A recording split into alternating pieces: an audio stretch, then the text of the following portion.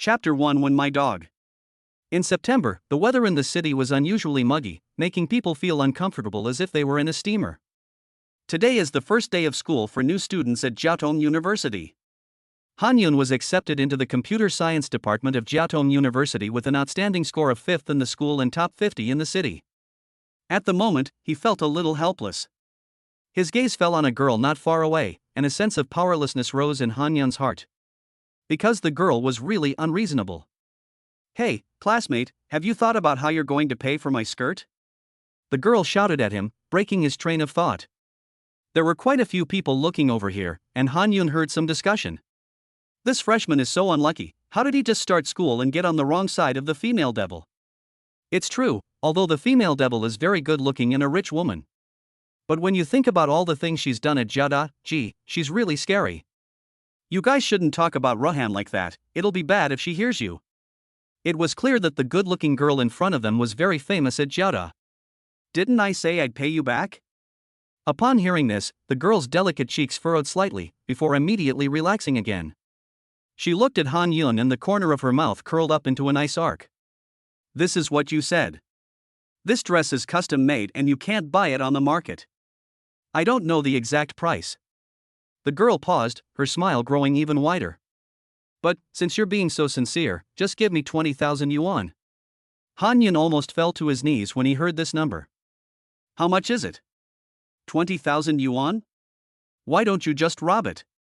For the first time, he experienced what it meant to make a mistake that would haunt you forever. The time was half an hour ago. Han Yun had just finished checking in, and was now walking comfortably on the Jiaotong campus, holding a can of Coke in his left hand and pulling his suitcase with his right. Jiaotong University is truly a prestigious university in the country, and the learning atmosphere is actually so strong. Han Yun secretly praised it, and he noticed that every student who passed him was holding books in their hands and carrying bags on their backs. What's more, in the shadows under the willows and on the benches, you can see people reading books. Suddenly, there was a commotion in front of him. "Look, it's the female devil coming, quickly stay away from her."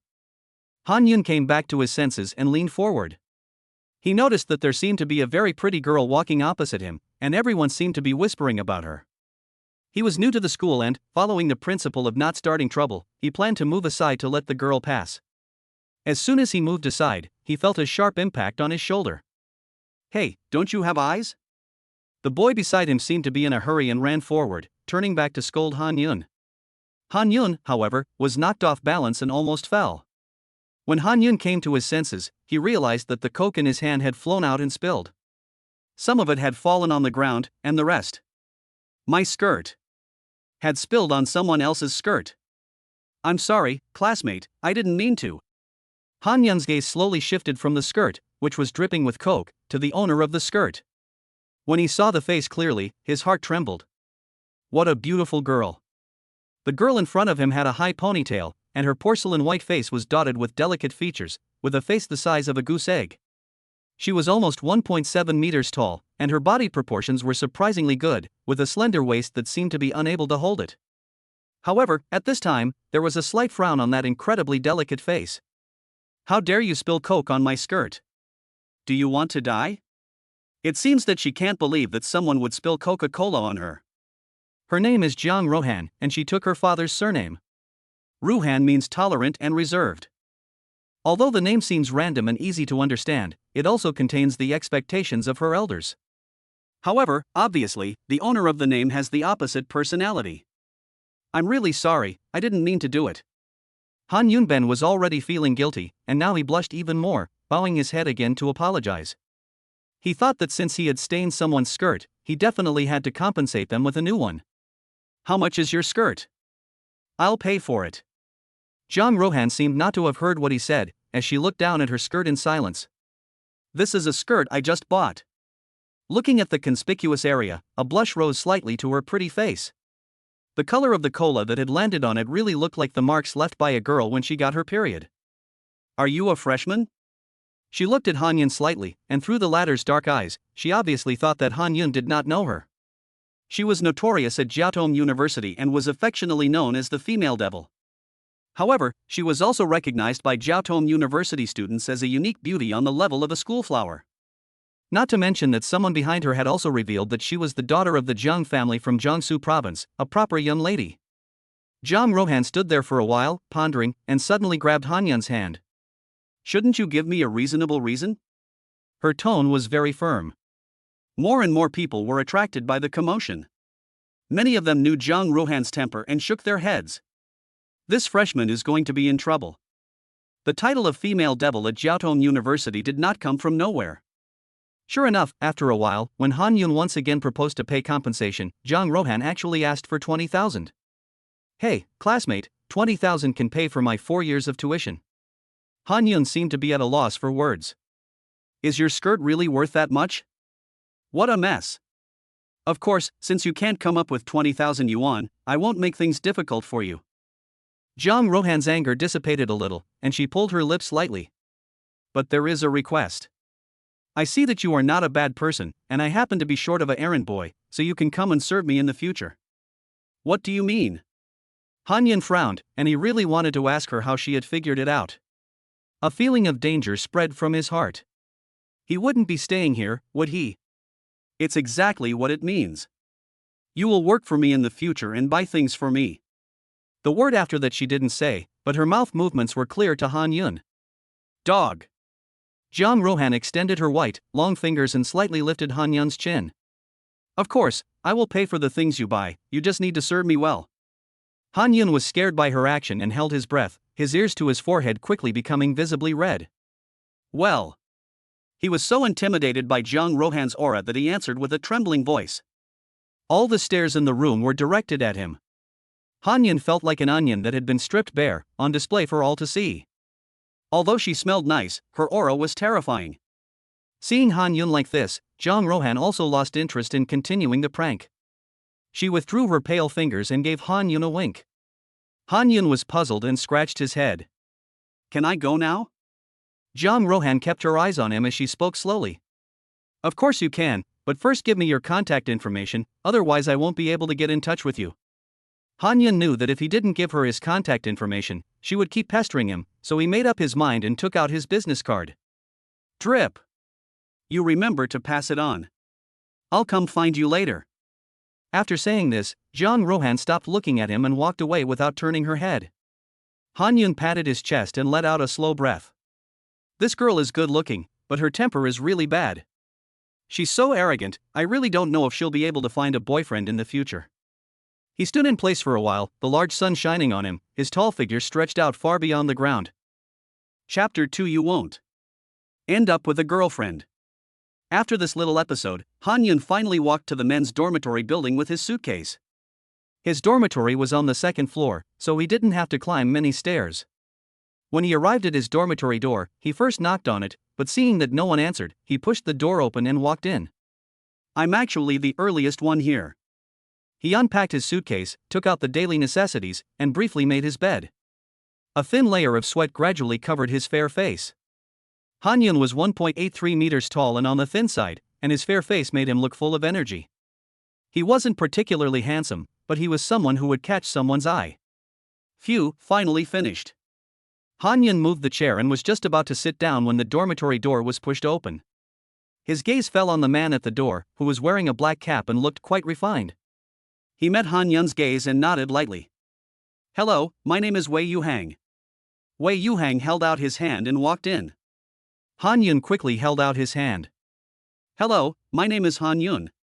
The two exchanged brief greetings, and Wei Yuhang went to make his bed. Han Yun then sat down. He opened his phone and WeChat. His eyes scanned the read unread message in the contacts list. He clicked in and agreed to the application. Han Yun clicked on the profile picture. What caught his eye was a young girl in a long black dress, slightly bowing her head, with long flowing hair. Her swan-like neck was incredibly white, and just the left shoulder was showing a black strap, giving her a somewhat charming look. At first glance, Han Yun recognized the girl as Jiang Rohan.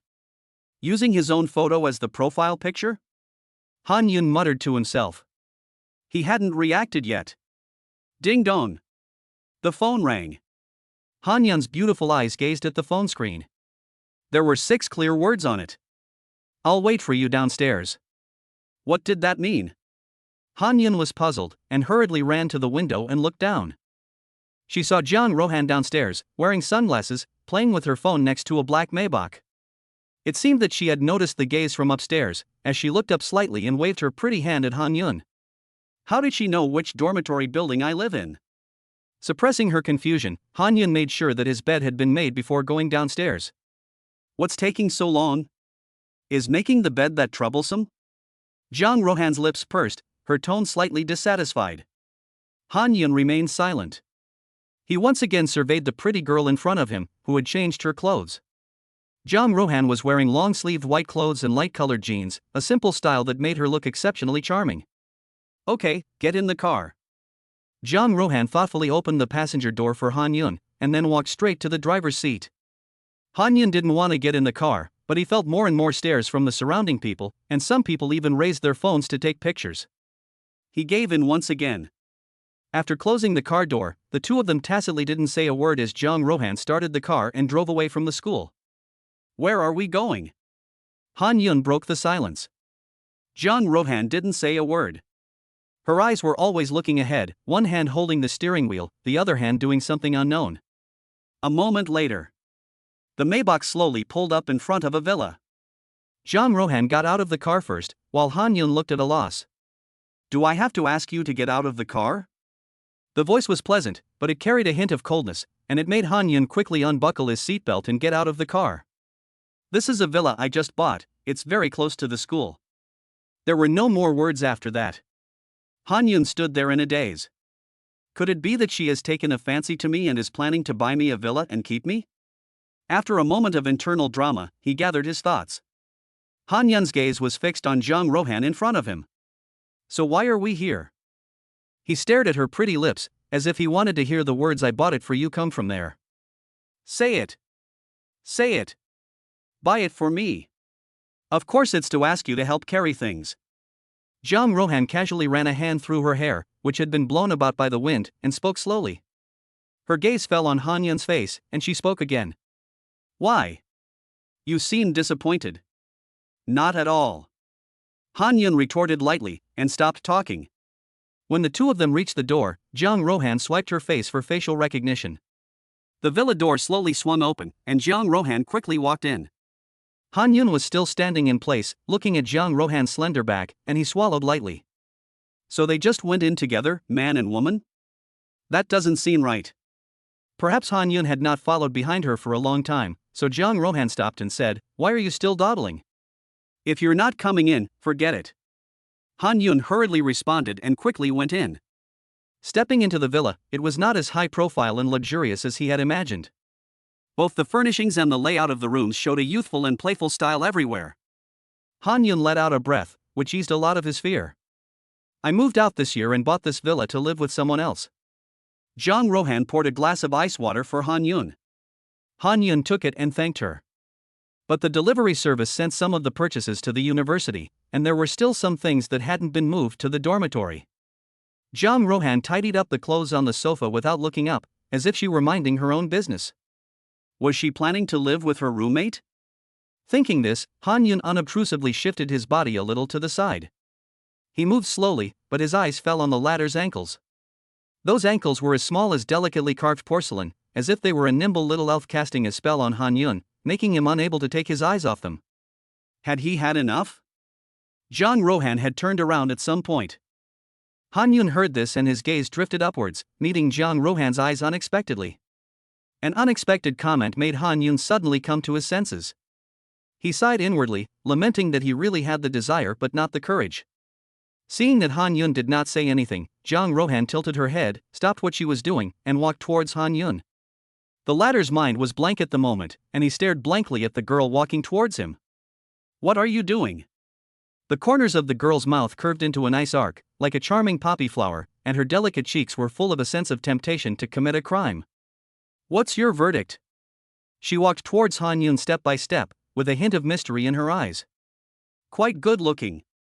Han Yun suppressed the heat rising in his heart and responded with a stiff voice. Oh?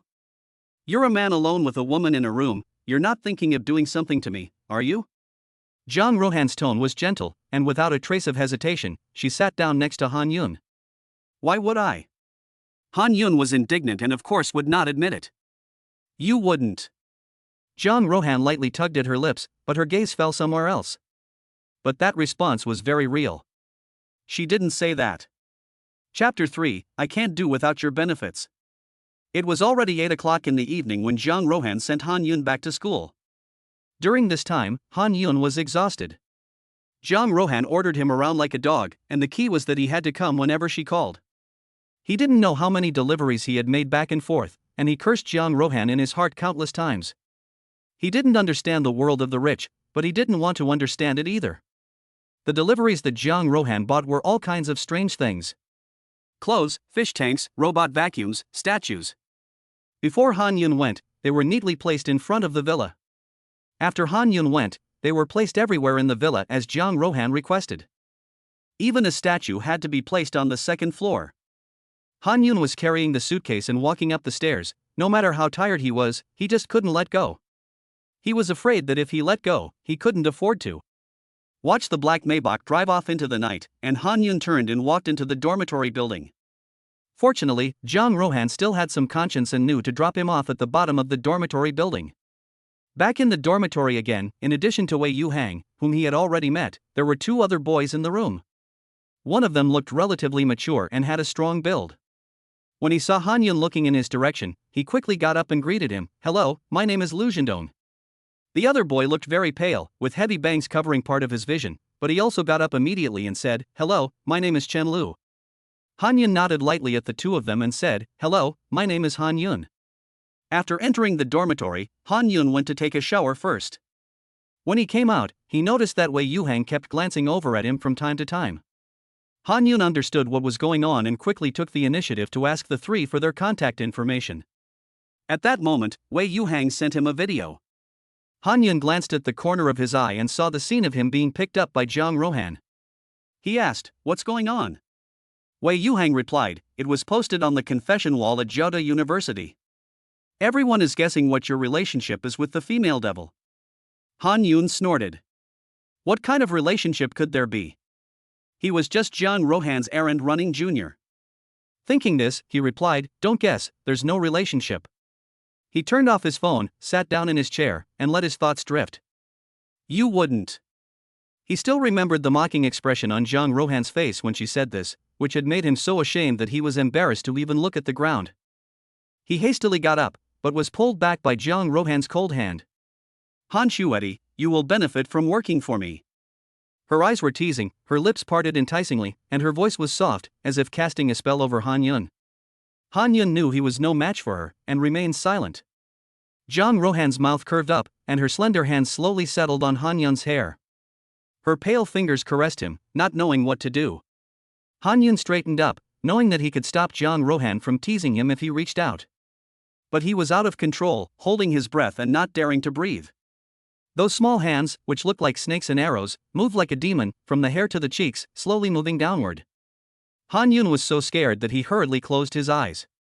The next second, the expected thing did not happen. "What are you doing? You don't really think I want that, do you?" The girl seemed to have him fixed, and seeing him tense to the breaking point, she suddenly felt funny. Han Yun opened his eyes, and his dark eyes reflected the face that was getting closer and closer to him. He saw Jiang Rohan slowly come up to his ear, speaking in a soft voice. "But if you behave, it's not necessarily the case." Han Yun's heart was like a roller coaster, going up and down non-stop. Such a bold statement, and yet it could be said so calmly by such a pretty girl. Han Yun felt that he must have been poisoned, and that everything was now an illusion. No wonder she was called a female devil. After coming into contact with her, Han Yun felt that she would definitely eat someone and never spit out the bones. In a panic, he fled from the sofa and from the realm she controlled. Behind him came the sound of Jiang Rohan's laughter, as beautiful as a silver bell. But that laughter made Han Yun's hair stand on end. When Han Yun opened his eyes, he saw darkness. He had felt tired after sitting on the chair for a while last night. He went to bed in a daze and fell asleep without even checking his phone. He felt around for the phone next to him and glanced at the time. It was 5:30 in the morning.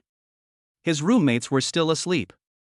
The curtains were closed, and the dormitory could only be vaguely seen in outline. Han Yun turned on his phone again, feeling that the light was particularly blinding, so he quickly turned it off. He took a moment to compose himself, rubbed his eyes, and then turned on his phone again. Gradually adjusting to the light, Han Yun saw that there were unread messages in WeChat. Without thinking, he clicked in. Female devil, picture. It was a selfie of Jiang Rohan, obviously retouched and most likely taken a long time ago. In the photo, Jiang Rohan was dressed very boldly, a red long-sleeved dress with suspenders fluttering in the wind, bright like flames. She was barefoot, her clean and attractive little feet stepping on the beach, even more charming. Looking up the line of sight, the ravine was beginning to take shape, and it seemed like an abyss, one that would make a person drown. Han Yun zoomed in a little and looked at the details more closely. It's huge. This refers to Han Yun's big question mark. The photo was posted just after 11 last night. Was this a deliberate attempt to keep him awake? Han Yun let out a slow breath and saved the photo without a trace. He tapped his finger on the screen and replied to the other person, "What do you mean?" He then turned off his phone and went back to sleep. 2 hours later, Han Yun woke up on time. He rubbed his throbbing temples and couldn't believe he had such an absurd dream in just 2 hours. He dreamed that at Jiang Rohan's villa, he pinned Jiang Rohan to the sofa, and then... Cough cough, not suitable for children. After getting out of bed and washing up briefly, his head was still foggy. "Brother Yun, you're up so early?" Han Yun just stepped out of the bathroom when he saw Lu Zhendong, who had just returned from outside and was wearing a tracksuit. "What's this?" Before Han Yun could finish speaking, Lu Zhendong explained, "I have the habit of jogging in the morning. If I don't jog in the morning, I feel uncomfortable." "Is there really such a person?" Chen Lu also interjected, "I think Brother Zhendong has developed a compulsive disorder." Everyone laughed and remained silent. "I'm starting military training tomorrow, it's so hard." Chen Lu was frowning as they walked to dinner. Military training is a compulsory course that every university student has to take, and even if you take a leave of absence, you will be forced to make it up afterwards. Except for exemption. "It's okay, maybe you'll meet your moonquake during military training?" Han Yun said half-jokingly. "What do you mean?" The three of them were puzzled. They had only heard of crush, but not moonquake. Han Yun looked up slightly, and a figure seemed to appear in his mind. He spoke slowly, saying that it was said that there were more than 1,000 moonquakes on the distant moon every year. The moon trembled lightly, but people on Earth were unaware. He paused. "As if at the moment you stood in front of me, my heart was also trembling, but you would never know." He had been told this word by someone else. That person told him after the college entrance exam, "It's okay, Han Yun. Thank you for appearing in the 3 lowest points of my life. The seed you planted with all your care and attention, which no one thought would grow, has now broken through the ground and sprouted. It is now flourishing and has grown into its own spring. It is just a pity that it is desperately trying to grow upwards, as if using all its strength to grow and breathe in the fresh air, wanting to see the young person who planted it with their own hands. But it was too late. I like you, Han Yun. Even though the regret is set in stone, I still want to tell you these words that are hidden deep inside my heart. But it's okay. I'll be very satisfied if I can hear you say that you like me too. Han Yun. You must be happy." Chapter 4, I Miss You So Much. In the cafeteria, Han Yun received a reply from Jiang Rohan, just 2 words, benefits. He pulled the corners of his mouth. What a benefit. It seems like he thought of something else, so he quickly looked down and took a sip of kanji. "Have you all bought your military training uniforms yet?" Wei Yuhang usually seems to speak very little, he is one of the quieter types. At the moment, when he spoke, the 3 of them nodded. "I bought it from a second-hand group on Jiada University. The previous year's student should be delivering it to me later." Lu Zhendong spoke indistinctly, biting into a steamed dumpling. Han Yun and Chen Le both succumbed to the fox-like tricks of the seniors when they were applying for their campus cards. They spent 150 yuan on a card and a set of military training uniforms delivered to their door. After eating and drinking their fill, the 4 of them set off home. New students at Jiaotong University have 2 days of orientation, and today is the 2nd day. So now the 4 of them have nothing to do.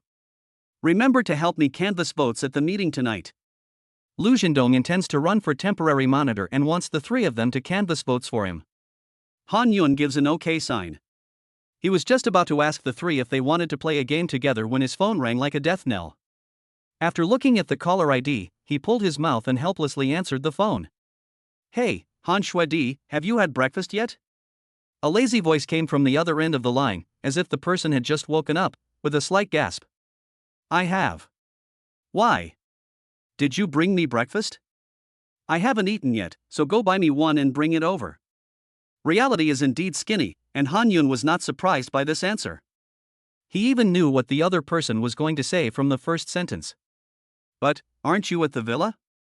It's so far away, how can I deliver it to you? Han Yun's heart faltered at the thought of having to deliver it to the villa. The other person seemed to have anticipated his response, and with a slight twitch of the lips, said slowly, Because I missed you so much, I stayed at the dormitory yesterday. Zhang Rohan's words killed the mood. Han Yun hung up the phone and let out a small sigh. He kept telling himself to stay away from the female devil. Stay away from the female devil. But he was afraid that the other person would call again or come directly to the dormitory to block him. I have something to do, I'll be going out for a while. Han Yun said to the three people and walked straight out of the dormitory. The phone rang again with a message tone. He opened it and read. Female devil, I want to eat the shumai from restaurant 3. Remember to buy 2 baskets and 2 cups of purple sweet potato porridge. Pig. Han Yun secretly marveled at how much she could eat. He had never been to restaurant 3, and the navigation app on his phone showed that it was still a kilometer away from his current location. Han Yun felt that Zhang Rohan was very difficult to please. He had only soiled one of her dresses, and she had actually asked for 20,000 yuan. It was obvious that she knew he couldn't afford it, and that's why she was so sure he would pay. What's more, so many people saw it, and someone might have filmed it. Even if he wanted to renege on the debt, it was unlikely. You need only 3,000 yuan to open a case. If you want to blame someone, blame yourself for being in the wrong. He felt aggrieved, and his body felt even more aggrieved. After finally arriving at restaurant number 3, he had no idea where to buy shumai. After running into more obstacles, he finally bought the food, and then Zhang Rohan's voice came over the phone again. I said, my turtle can climb faster than you, and you're taking forever to buy lunch. Zhang Rohan's tone was full of dissatisfaction, and she had obviously been waiting a long time. What's the rush? I'll be right downstairs in front of your dormitory building. Get ready to come down now. Han Yun had a very good personality, but he couldn't stand being bossed around like that, and his tone of voice had obviously become impatient. He was really unlucky to have such a granny for a roommate. What a loser. Zhang Rohan snorted. After hanging up the phone, she looked at herself in the mirror. Her superior facial features were still attractive even without makeup. She had tied her hair into a bun, her fair skin was exceptionally smooth, and her beautiful eyes looked like stars beneath her long eyelashes. She was worthy of the title of School Flower of Jiaotong University. If people didn't know what she had done, they would definitely have many admirers running to please her. Pepe, our breakfast will be here in a moment. Zhang Rohan put down the mirror and pounced on the girl next to her who was still putting on her makeup, twisting into a ball. Let me see if yours has gotten bigger. There were only 2 of them in the whole dormitory. Wang Pepe was her only best friend and roommate at Jiaotong University. In their words, they were like 2 peas in a pod. However, Wang Pepe's popularity was much better than Zhang Rohan's. They stopped playing around, and Zhang Rohan's arrogant lips parted slightly, still not as big as mine. At this moment, Wang Pepe blushed shyly. Just now, in the panic, Zhang Rohan's hand actually slipped into her shirt, and her small hand gestured and lightly squeezed before going out. Just as she was about to speak, Zhang Rohan pushed open the door and walked out. When she arrived downstairs in the dormitory, her eyes fell on Han Yun. Hey, Han Shuedi, why are you sweating so much? Zhang Rohan spoke deliberately, trying to provoke a reaction in Han Yun. Here's your breakfast. Han Yun didn't respond, but handed Zhang Rohan the bought shumai and kanji. The latter gave him a meaningful look and reached out to take it. I'll transfer the money to you later. You've worked hard. Her tone slowed, and the corners of her mouth curled up. Feeling the still warm shumai in his hands, Zhang Rohan's mood suddenly improved. Seeing that Han Yun was taking his time leaving, she asked, What's wrong? Is there anything else? Han Yun shook his head.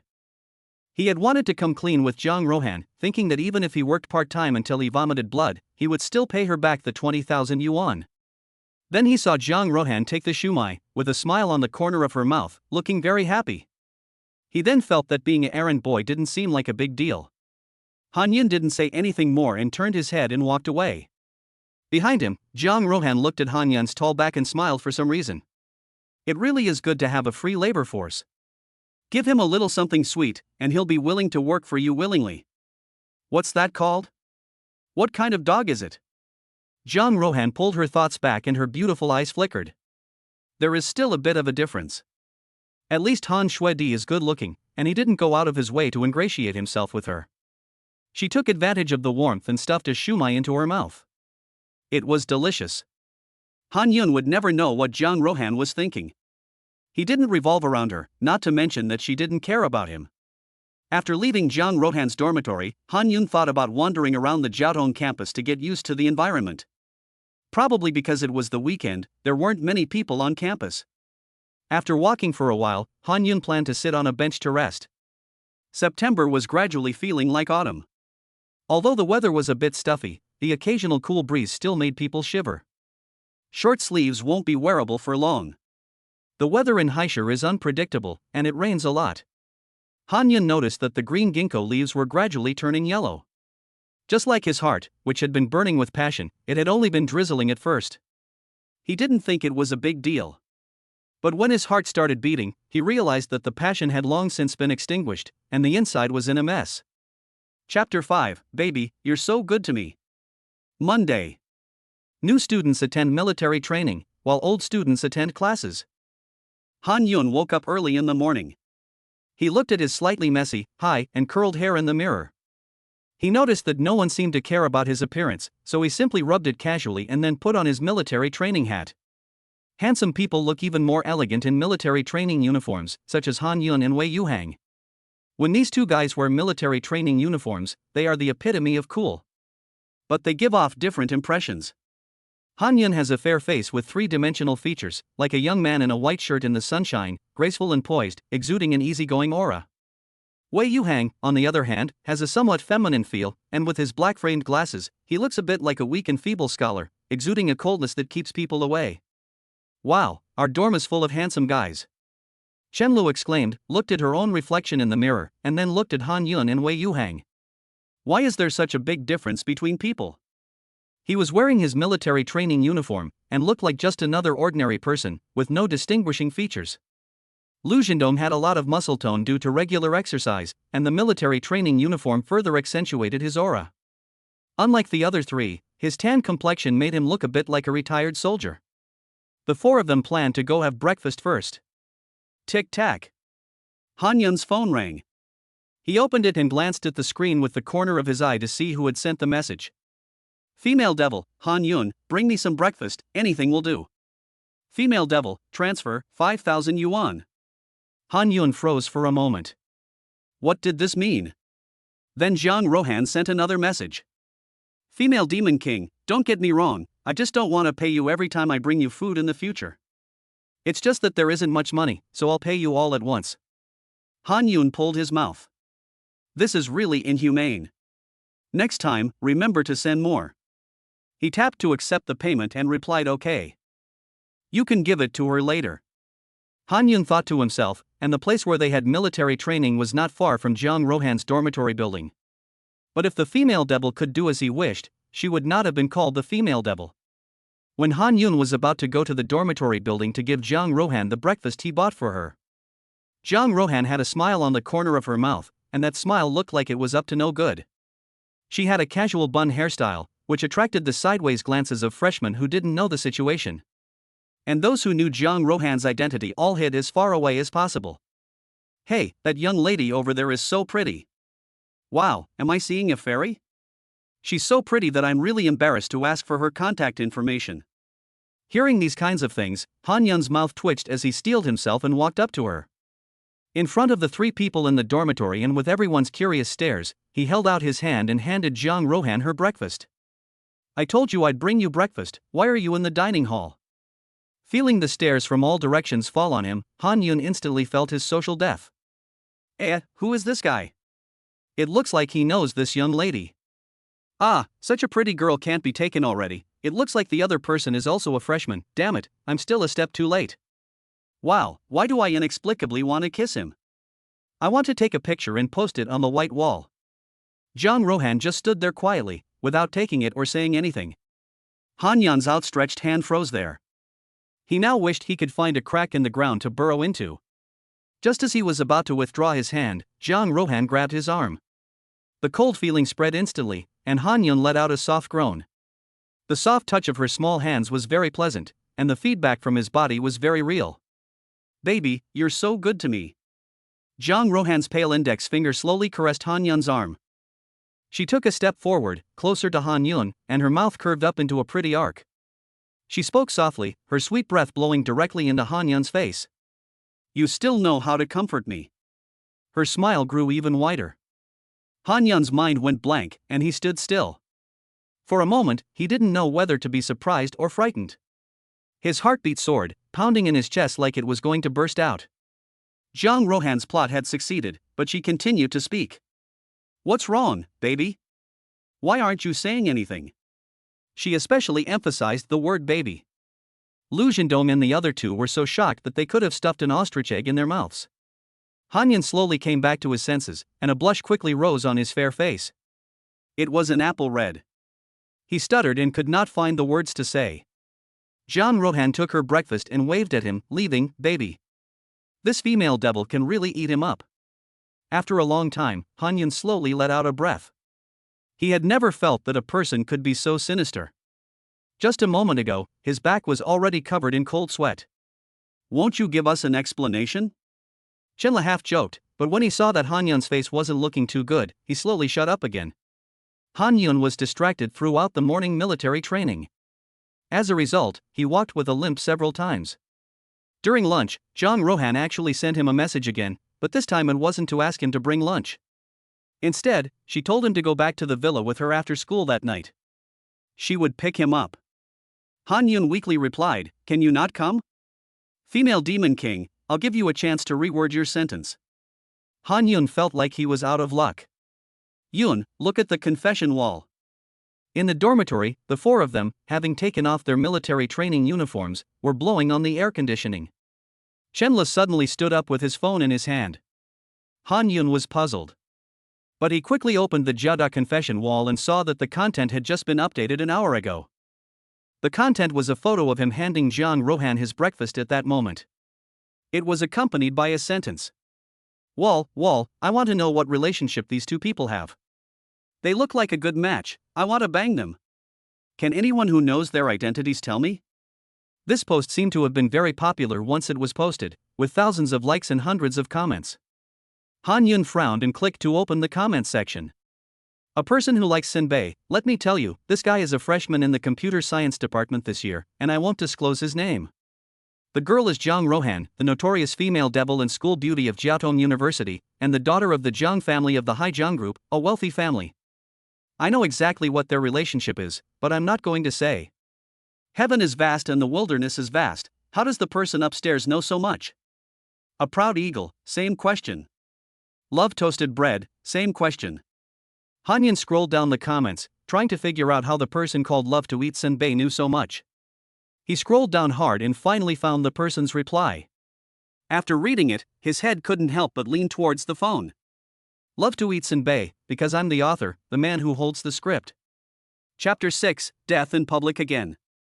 After finishing military training in the afternoon, Han Yun had barely made it out of the track and field stadium when he saw Zhang Rohan wearing sunglasses and a mask from afar. Don't ask how he knew, but the black Maybach was just too conspicuous. "Get in the car." Seeing Han Yun walking over, Zhang Rohan pulled open her lips, and those two short words seemed to carry an air of command. Han Yun saw this and had no choice but to obediently get into the car and take the passenger seat.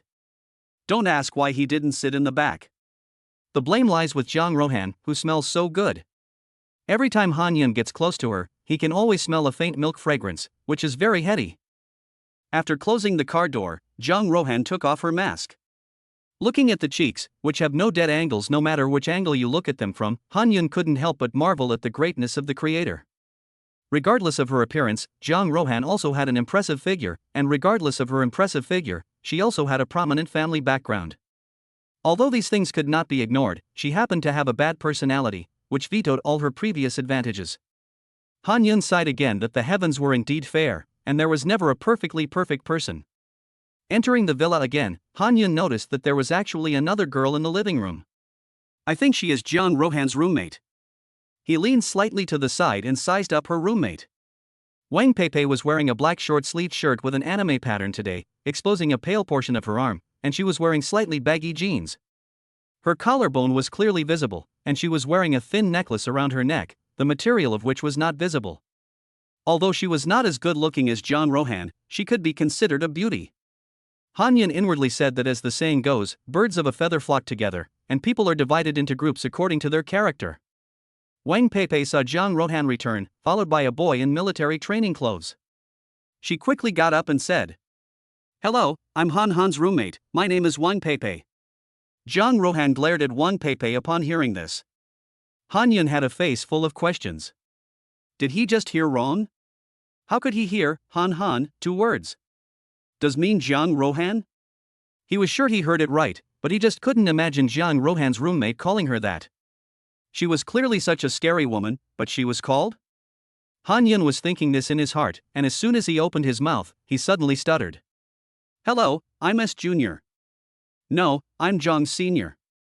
It didn't sound right no matter how he introduced himself. My name is Han Yun." In the end, Han Yun simply and concisely said these 4 words. Wang Peipei stopped talking and covered her mouth, laughing secretly. Jiang Rohan looked at the 2 of them with a domineering air, smiling but not really smiling, and said, "I didn't come here to listen to you 2 making jokes and laughing, but to get you to work." Wang Peipei looked at Jiang Rohan suspiciously when she heard that she had to work. "Work? What work can I do? The other day I helped you carry the vase, but it fell down the stairs and broke. Last night you told me to clean, but I broke the mop." Wang Peipei widened her eyes and shook Jiang Rohan's arm. Han, can you bear to make me work?" Jiang Rohan felt speechless. "How can you say that? That vase cost me thousands of dollars and I specially had it airlifted back here, but you smashed it before it even had a chance to warm up." She paused and added, "But we can only move in here if we clean up quickly." Jiang Rohan hadn't considered hiring someone to clean up the furniture. It was just that she felt that since she was going to live here for several years, she would have to set up the furniture herself in order to feel comfortable. Of course, if Han Yun knew this, he would curse Jiang Rohan in his heart for being a real female devil. He really is just a brick in her hands, to be moved wherever she needs him. Han Yun noticed that the 2 were singing in unison, kicking the heavy task of moving things to him, and immediately said, "Don't worry, Wang Shuejie, I'll take care of it." Wang Peipei immediately said excitedly, "Han Shuedi, you really are a sparrow eating a cricket, a bird eating a cricket." Han Yun touched his nose and then scratched his head embarrassedly. Wang Peipei is much more humane than Jiang Rohan. After an hour and a half and a few twists and turns, Han Yun finally got everything outside the villa into place. He sat on the sofa and let out a slow breath. "Shouldn't be anything left now, right?" Jiang Rohan nodded lightly in agreement. Tonight, she and Wang Peipei planned to stay here. They had already applied to the school for day student status. Han Yun was exhausted. He had already spent the whole day in military training and had done some physical work in the evening. He gently raised one leg, slowly rubbed his foot, then switched to the other leg and rubbed the other foot. This scene happened to fall into Jiang Rohan's eyes. "Uncomfortable feet?" Jiang Rohan looked at Han Yun's plimsolls and knew without thinking that after a day of military training like this, his feet must be very uncomfortable. Han Yun nodded. Jiang Rohan didn't say anything else, and got up to get something from her room. At this time, Wang Peipei took the initiative to talk to Han Yun. Han Yun's attention was not on Jiang Rohan, and he didn't see what she put in his bag at first. Thinking about it, he will ask her on the way back later. "Hey, wake up, your drool is going to get all over my car." Han Yun opened his eyes slightly and met Jiang Rohan's gaze. He felt like he had just fallen asleep when he was woken up. "Really, it was only a 10-minute walk, but you fell asleep. You're so weak, why don't you go see a Chinese medicine doctor?" Jiang Rohan lightly tugged at her lips, her mouth still sharp. Han Yun gradually woke up, said thank you, got off the bus, and walked into the dormitory building. The next day, after standing in military posture for the whole morning, Han Yun felt as if his legs had a mind of their own. It was as if they no longer belonged to him. The 4 of them trudged towards the dining hall, dragging their tired bodies and limping along. Han Yun carried his bag on one shoulder. Suddenly, it felt as if his shoulder had been tapped, and he looked back. In front of him was a girl he didn't know. At the moment, her expression seemed to be a little shy. Chen Lu and the other two saw this and hurriedly moved aside. Han Yun's eyes fell on the girl.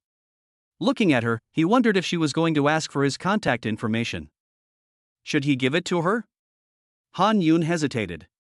After a moment's thought, he spoke to the girl. Sorry, classmate, I can't give you my contact information because I haven't decided yet. The girl dropped her sanitary napkin. Han Yun continued talking to himself, and it took a moment for his reflex arc to settle before he reacted. Ha? What did you say? The three people who had overheard the conversation on the side, along with Han Yun, who was dumbfounded, stared at each other. Seeing that Han Yun didn't hear her clearly, the girl pointed her finger at the few little angel pads not far away and spoke shyly again. I said, classmate, your sanitary napkin fell on the ground. Dead silence. This time, Han Yun heard her clearly. He pointed exaggeratedly at himself. Meaning, are you sure it's mine? Seeing his confusion, the girl said in a sweet voice, classmate, your zipper is open and the sanitary napkins inside have fallen to the ground. I saw it with my own eyes. Who would be kind enough to stuff sanitary napkins into his school bag? He was made to feel shame in public again. It really was a disaster for him. Chapter 7, The Kept Gigolo. In the restaurant, Han Yun took a mouthful of rice. The memory of the social death kept reappearing in his mind. He was extremely embarrassed at the time, and after stammering a thank you, he felt very guilty as he ran to the floor to pick up the little angels. Looking back, he never expected Lu Zhendong and the other two to have already left him. Han Yun complained endlessly, and had no choice but to go to the restaurant alone. He picked up a piece of spicy chicken, and the hot feeling stimulated his taste buds. Suddenly, he had an epiphany from the burning sensation of the spice, and remembered that Jiang Rohan had stuffed something into his bag last night. Then I didn't think about it, I fell asleep in the car. Han Yun picked up another piece of potato, held it in his mouth and sipped it, enjoying the delicate and crunchy texture. He picked up the phone next to him and after a moment of hesitation, he sent a message to Jiang Rohan. Han Yun, Jiang Shuajie, did you stuff a sanitary napkin into my bag last night? It wasn't long before the other person replied. Female devil, what do you think? Is it useful? Han Yun read it again, rubbed his eyes, and made sure he hadn't misread it. Han Yun? Female devil, don't you have a pad in your shoe? Sanitary pads in shoes absorb sweat and are comfortable, commonly known as the feeling of stepping in shit. Han Yun suddenly realized, so that's what it meant. Then he couldn't blame Jiang Rohan for teasing him again. Turning off his phone, Han Yun let out a heavy breath. He suddenly felt that Jiang Rohan was quite nice. Perhaps seeing that he didn't reply for a long time, Jiang Rohan sent another message. Devil woman, don't think too much, don't be narcissistic, don't be self-absorbed. Han Yun's wave of positive feelings for Jiang Rohan just disappeared in his heart. He swallowed the last bite of rice and put the tray in the recycling bin. There was military training in the afternoon, so he went back for a nap at noon. Han Yun felt that he needed to buy a means of transportation, otherwise relying on him to walk would sooner or later exhaust him. The Jiaodong campus is huge, and the shortest route from their dormitory to the various teaching buildings is over a kilometer.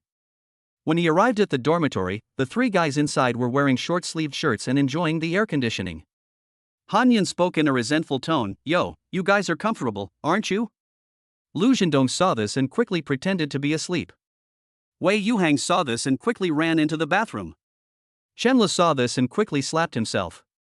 Yes, that's right, he gave himself a hard slap, and there was even a red mark left on his face. Brother Yun, it's not that we weren't waiting for you, it's just that we were really hungry, the weather was so hot, and global warming meant we had to move our position first. It was a highly valuable monologue. Han Yun had a lot to say, but he was stopped by the slap. He waved his hand to indicate that he would not hold them responsible. Brother Yun is so generous. Brother Yun is so powerful. Brother Yun is so awesome. Han Yun looked at him in disbelief. Are you trying to get into the Guinness Book of World Records? You can really swear. Shenle laughed and scratched his head. Han Yun climbed straight into bed and felt so comfortable. What could be more comfortable than a good night's sleep in an air-conditioned room? But Han Yun didn't fall asleep. To be precise, he was awakened by the buzzing sound of his phone vibrating in his sleep. He opened his eyes with a headache, feeling that his phone was like a time bomb. Usually, nothing happens, but at any time it could explode. The female devil is calling. Should I answer or not?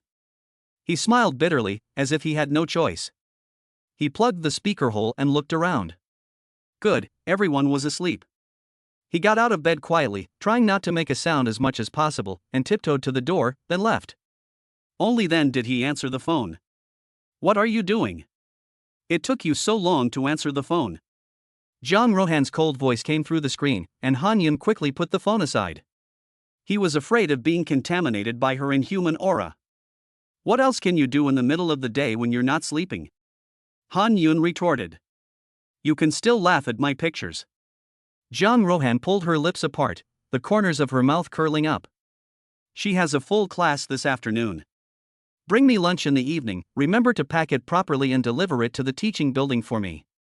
She didn't care about Han Yun's feelings at all, talking to herself as if she were stating the most ordinary thing in the world. I'll send you the location later, don't go to the wrong classroom. Han Yun put a hand on his forehead, speechless. He really wanted to argue back. The daughter of the Jiang group, the richest family in the country, who would rather eat the school cafeteria's food than the delicacies outside. But when the words came to his lips, he only said one word. Okay. Military training ended in the afternoon. Han Yun said goodbye to the three of them. You go ahead and eat, I have something to do. Lu Zhendong teased, you're not going to see your little demon girl, are you? Now everyone at Jada is saying that Han Yun is the gigolo that Jang Rohan is keeping. Han Yun let out a bitter laugh. He really wanted Jang Rohan to be his. That way, he would be set for life. What's wrong with being rich? He went to the third cafeteria and bought a small steamed bun, a shumai, and 2 cups of black rice porridge. The food here really tasted good, and Han Yun had eaten here several times. Looking at the location of the class that Jang Rohan had sent him via text message, he saw that it was still a few hundred meters away. It should still be in session. Freshmen usually dismissed from military training at 5:40 p.m., and class at Jiaotong University ended at 6 p.m. He was bored and decided to go to the teaching building to wait for Jang Rohan. Finally, the bell rang at 6 o'clock, and the whole floor was abuzz with excitement as the army of students heading to the cafeteria for dinner began to pour in. Han Yun had been waiting for half a day under the teaching building, and although there were almost no people left in the stairwell, he still didn't see Jang Rohan coming down. Just as he was about to send her a message, he saw Jang Rohan send him a message, come upstairs. He had no choice but to go upstairs, but he didn't see her anywhere. Where was she?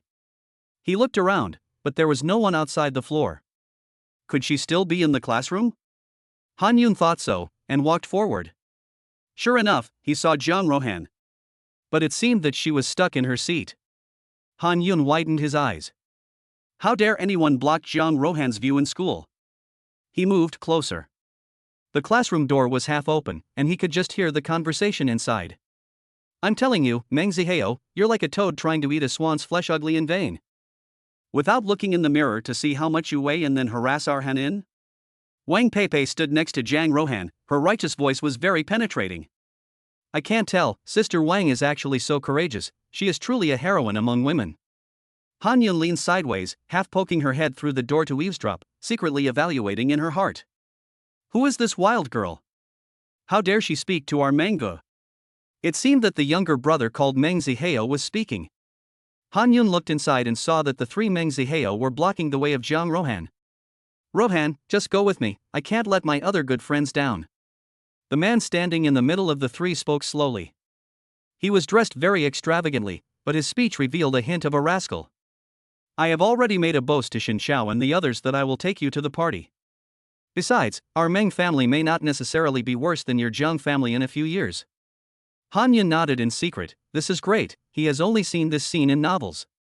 Jang Rohan's eyebrows were slightly furrowed at the moment, with an angry expression on her face.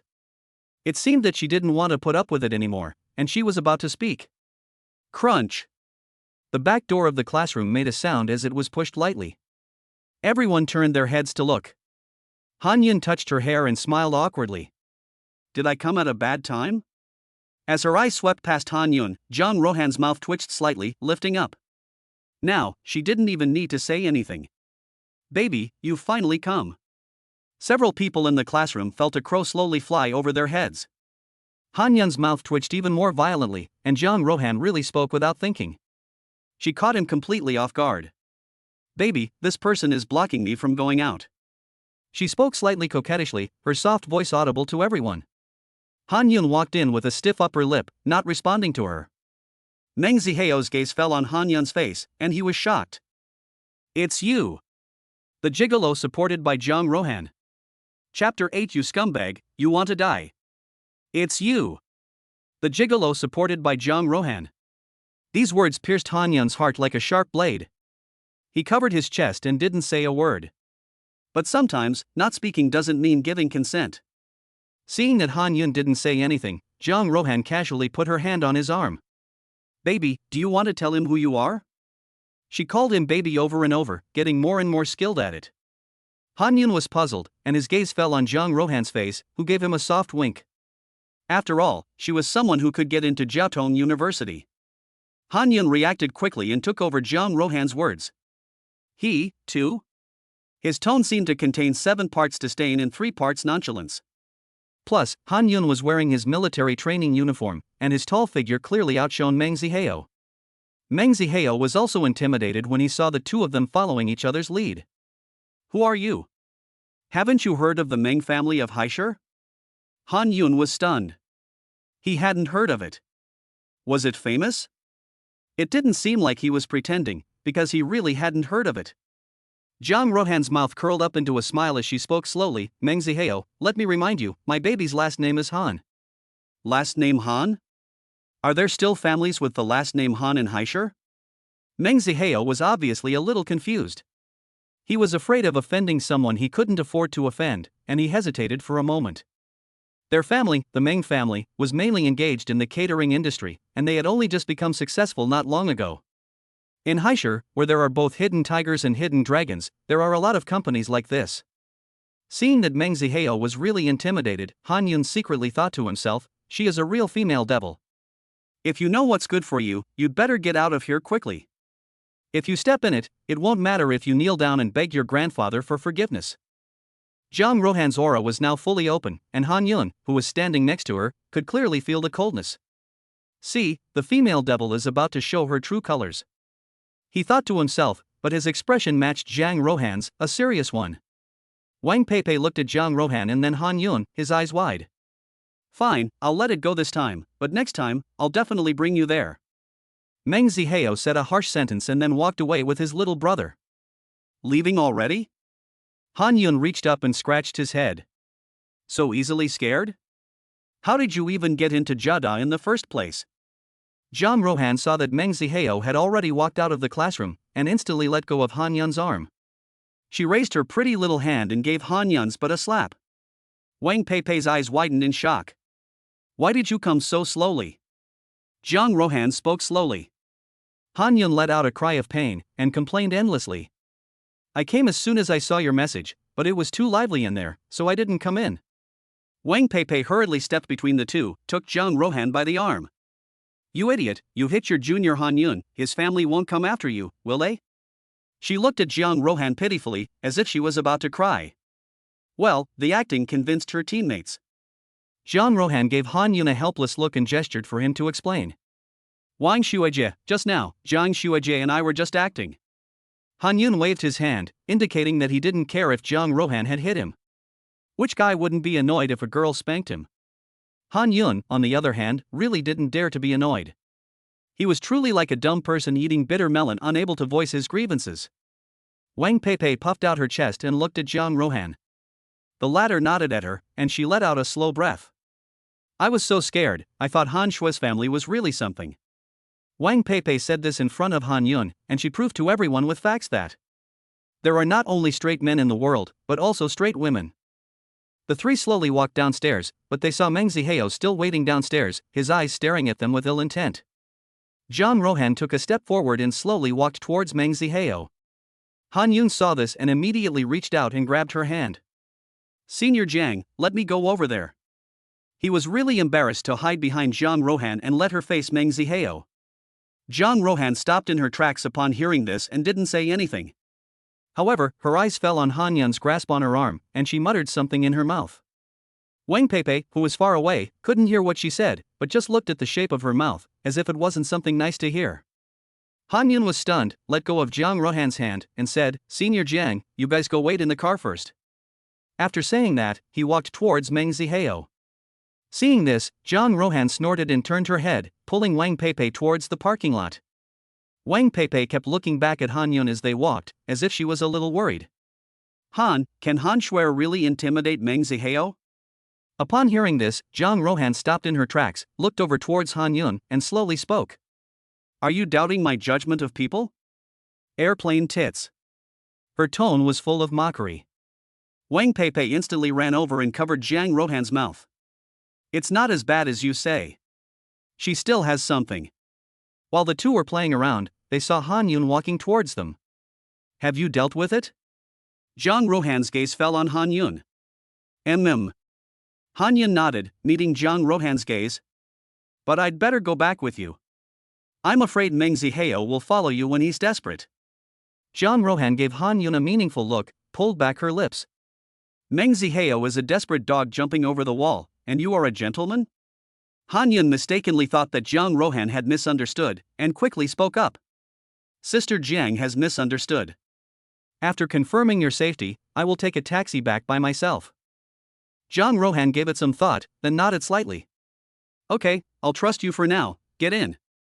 With Wang Peipei this time, Han Yun felt embarrassed about sitting in the passenger seat, so he opened the back door and got in. After seeing that he was sitting comfortably, Zhang Rohan slowly started the car. In front of the villa, the black Maybach slowly stopped. Wang Peipei got out first, followed by Han Yun. Zhang Rohan made sure that the windows were up and then pulled the key to get out as well. Looks like you were worried for nothing. During the entire drive, they didn't see Meng Zihao following them. A cool breeze swept by, and Zhang Rohan ran a hand through her hair. She looked at Wang Peipei and said, Peipei, you go in first, I'll take Han Shui back to school. Han Yun saw this and quickly waved his hand. No need, Zhang Shui, I'll take a taxi back myself. It's only about 20 renminbi to take a taxi from here back to school. Zhang Rohan's eyebrows lifted slightly, and she said without any preamble, what's with all the nonsense? Han Yun was silent. She was a real female devil, and her temper had changed really quickly.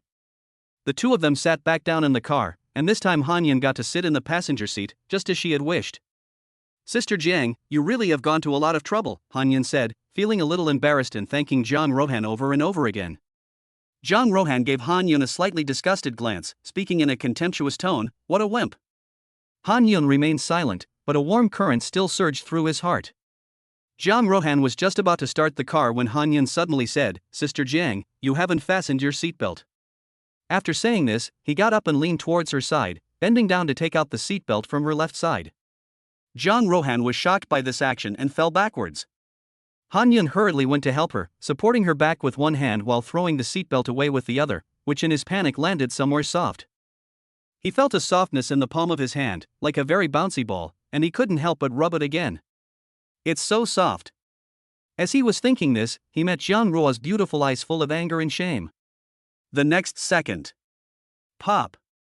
In the silent car, this sound was crisp and loud. Han Yun was hit in the face, and for a moment, the sound of ringing in his ears filled his brain. He felt a warmth in his nostrils, as if something had flowed out. It was almost like lightning, everything happened too fast. It was so fast that Han Yun's reflex arc did not have time to completely transmit the sensation in his palm to his brain before he received a slap.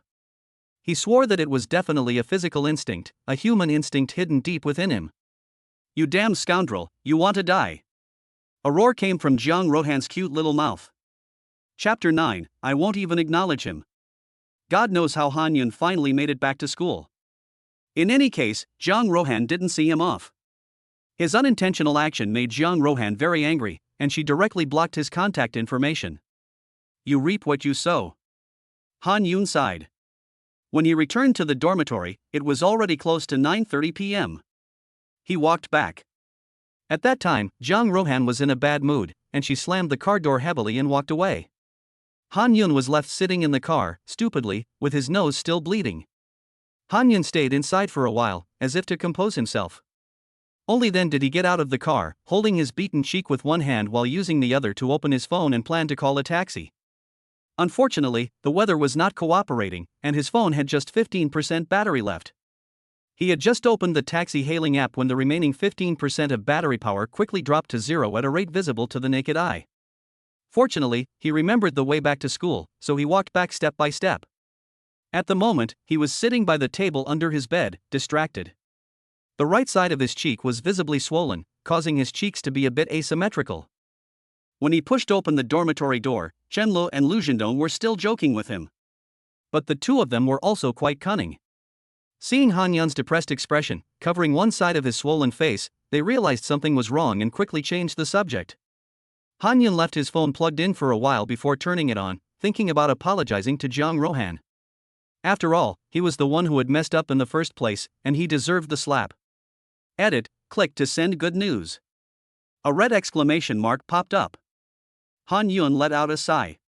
He would apologize to her in person when he saw her again. He thought to himself. He washed up and went to bed. Before going to bed, he took 2 anti-inflammatory pills. Han Yun couldn't sleep for a long time, probably because his face was still swollen. Until the next day, when he woke up with heavy dark circles under his eyes.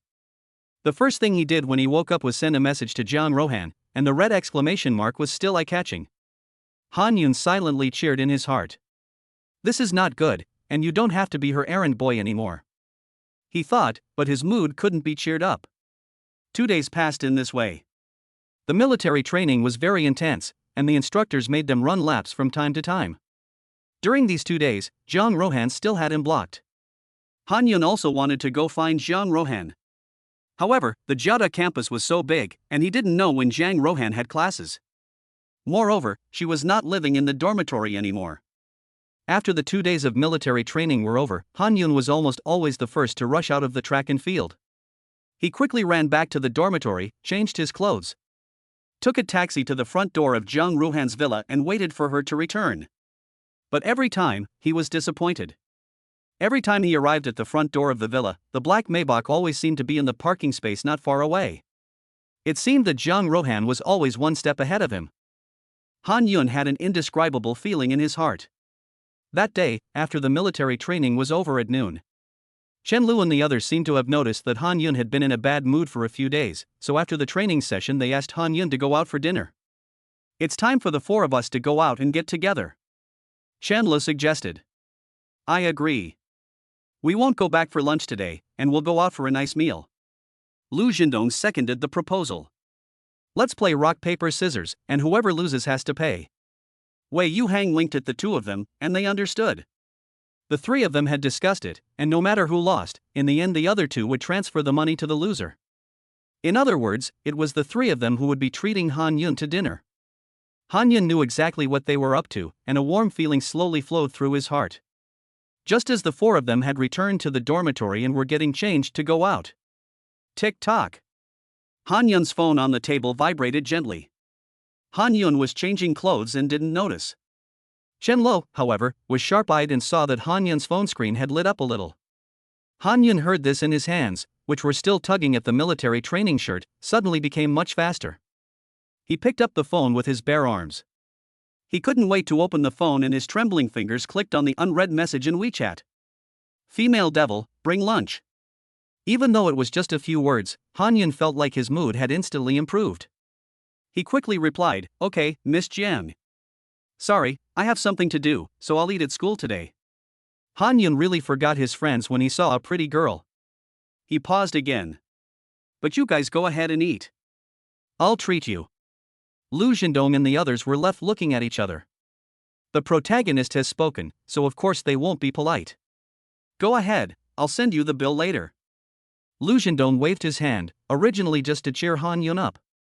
Looking at the latter's mouth, which was almost up to the sky, anyone could tell that Han Yun was in a good mood. Han Yun said okay and rushed out the door. He ran into the cafeteria and quickly bought 2 lunches. Han Yun is very perceptive. Usually, when Jiang Rohan asks him to bring lunch, she is also secretly asking him to bring Wang Peipei's lunch. At this point, he realized that he forgot to ask where to deliver the lunch. He sent a message to Jiang Rohan again. Han Yun, Senior, where are you now? The other person replied immediately. Female devil, in the dormitory. Han Yun understood. Jiang Rohan's dormitory building was a bit far from here, and he had to walk for about 10 minutes. Han Yun, I'll be right there, you guys will have to wait a little while. Looking at the words on the screen of her phone, Jang Rohan snorted. Snorted. In fact, she had originally planned to ignore Han Yun from now on, but every time she drove back to the villa these past few days, she could always see Han Yun waiting in front of her villa. He couldn't get in, so he just stood there waiting, and when he got tired of standing, he squatted on the ground. Wang Peipei was tempted several times to get out of the car, but Jang Rohan held her back. They got out of the car and went into the villa only after Han Yun had left. He needs to be taught a lesson. That was Jang Rohan's explanation to Wang Peipei. Wang Peipei didn't know what Han Yun had done to anger Jang Rohan, but even if she did, there was nothing she could do. Having spent so much time with Jang Rohan, she knows better than anyone else the terrible temper she has with outsiders. Once before, someone had confessed their love for Jang Rohan with roses. But Jang Rohan actually drove her Maybach directly at the person and rammed into them. The people around them, who were still jeering, fled in all directions. Wang Peipei witnessed the whole thing with her own eyes. Han Shui, why did you let him bring lunch again? At this moment, she couldn't help but be curious. According to Jang Rohan's personality, she would never take someone back who had been blacklisted. Han Yun seemed to be the first exception. Jang Rohan blinked her beautiful eyes, pursed her lips slightly, and pondered for a moment before slowly saying, "Probably, he still owes me money and doesn't want to waste such free labor." Wang Peipei was speechless. She secretly thought to herself, "If you want free labor, forget about your status as the Honorable Jiang family's eldest daughter. You just need to yell at school, and there will be free laborers lining up from here to the school gate." Jang Rohan was looking down at her phone at the moment. Han Yun had sent her a message a minute ago, saying that he had already arrived downstairs at the dormitory. Wang Peipei saw that Jang Rohan was looking down with her head bowed for a long time, so she came up to her. She happened to catch a glimpse of the message sent by Han Yun in the corner of her eye. "Oh, Han Shui is already downstairs. Why don't you hurry down, Han Shui? It's so hot outside, don't let Han Shui get heatstroke." Upon hearing this, Jang Rohan slowly looked up, her tone flat and unhurried. She wanted to tease him a little more. He was weak, and some sun exposure would do him good. She paused, feeling a little arrogant inside. Besides, who let him touch other people's things so casually? If it weren't for his pitiful appearance, I wouldn't have bothered with him. Chapter 10. Are you really short of money? When Jang Rohan walked downstairs, Han Yun had already been waiting for 10 minutes. It was a beautiful day, and there were many people hanging out their quilts outside the dormitory building. Han Yun didn't dare to go near, and could only look at the stairwell from afar. He guessed that this was Jang Rohan deliberately making him wait. But since he had already come, he would look a bit stupid if he couldn't see her again. Finally, he saw from a distance a girl with an umbrella and a mask walking towards the stairs. He didn't even need to think to be sure that it was Jang Rohan. The girl's aura alone was already a good way for him to identify her. Seeing this, he hurriedly walked up to her. "Senior Jiang, this way." He held up the lunchbox towards Jang Rohan, who also seemed to notice him and walked towards him. "Where's the food?" Jang Rohan pulled back her lips in a short, firm sentence. Han Yun reached out his hand.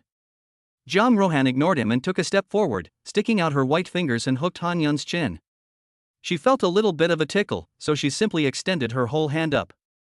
With 4 fingers against Han Yun's chin and her thumb gently placed at the jaw, she lifted Han Yun's entire face slightly. Han Yun was more than 10 centimeters taller than her, and her line of sight just happened to be able to see Han Yun's jaw.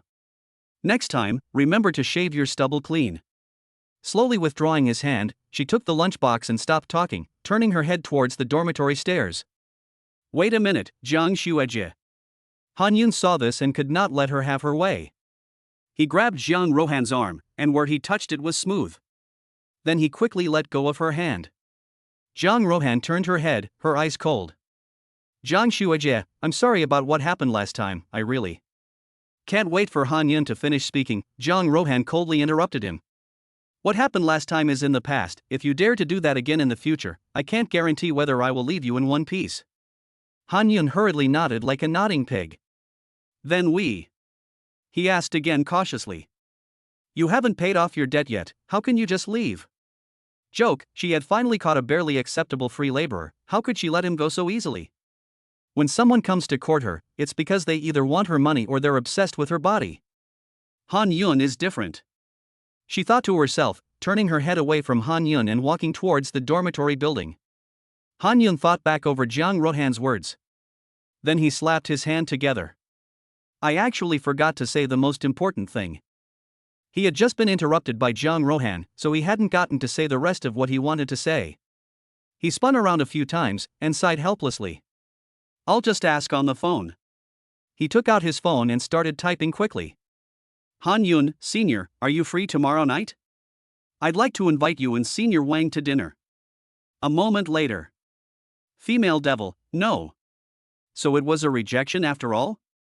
Han Yun had wanted to formally invite Jiang Rohan to dinner alone to properly apologize. But Jiang Rohan has already let it go, and he, being a man, should not be petty. Han Yun scratches his head. Sister Jiang is not going to bite. But Sister Wang can. As early as the first time he met Wang Peipei, they exchanged contact information. However, the two have not yet exchanged a single word. Han Yun thinks about it and thinks that this method is feasible. He immediately finds Wang Peipei's contact information and sends a message. Han Yun, Miss Wang, are you free tomorrow night? I'd like to invite you and Miss Jiang Rohan to dinner. Wang Peipei almost replied immediately. Wang Peipei, sure. Han Yun, but Miss Jiang said she's not free. In the dormitory, Wang Peipei stared at her phone, then casually asked, are you free tomorrow night? Jiang Rohan was watching a video and didn't even look up when she heard him say, yes, what's up? Nothing, Han Shuer wants to take us out to dinner. She told him the truth. No. Oh. She said, and nodded. Wang Peipei, Han said she's not going. Han Yun shook his head helplessly. Han Yun, okay. Since tomorrow was Friday, Jiang Rohan and the others didn't have classes on Saturday or Sunday. He felt that the two of them would definitely go back to the villa after class tomorrow, and if they wanted to make another appointment, they would have to wait until next week, so he spoke up rashly. He expected to be rejected. With that in mind, he returned to the dormitory. There was no need to go to military training in the afternoon, so they checked their rooms. Lu Zhendong spoke to him. Do you need someone to be there? Han Yun asked curiously. In theory, yes, but our dormitory should be fine. Lu Zhendong patted his chest. Han Yun asked curiously, why? Shenle hurriedly said, you forgot, Brother Dong is the temporary monitor. Han Yun touched his head, almost forgetting about this. At that time, Lu Zhendong asked them to canvass votes, and before they could speak, more than 40 people in the class actually voted for him. Han Yun nodded, patted Lu Zhendong on the shoulder, and said, Brother Dong, I'm going out this afternoon, but don't worry, I'll definitely tidy up the house before I go. Lu Zhendong had just accepted Han Yun's kindness, and he, Chen Lo, and Wei Yuhang spent more than 100 yuan on dinner. Han Yun paid the bill again. Go out with peace of mind, Han Laudi. Han Yun planned to find a part-time job. He found that everywhere in Haishur was good, except that the cost of living was too high. Inside Jiada, he could not see much of it, but once he left the campus, he was surprised to find that a bowl of noodles could cost more than 30 yuan. Especially in the area near Mingzhu, the prices were even higher. He knew that the milk tea shop near the school entrance seemed to still be looking for part-time college students. He wanted to go and have a look. As soon as the manager of the milk tea shop heard this, he immediately gave the go-ahead. You can try packing milk tea this afternoon. If you think you can keep it up, then come work here. We're always hiring. So Han Yun simply put on his work clothes and tried to pack the milk tea. This job seems simple, but it's not. It's fine when there are few orders, but once it gets to the end of class time, the orders surge, and there's simply too much to handle. Han Yun is experiencing this situation right now. It's now 6:10, and the university has already finished classes. Han Yun looks at the endless stream of students at the entrance to the university and inwardly groans. His hands are tired from all the work. The orders just keep coming in, and he can't keep up. Just then, a familiar figure enters the entrance. Han Shui Di? Wang Peipei seems a little unsure. As she gets closer, she seems to recognize the face, covers her mouth, and runs out. Han Yun's eyes flashed with surprise. The world is so small. A moment later, Wang Peipei walked in, holding Jiang Rohan's hand.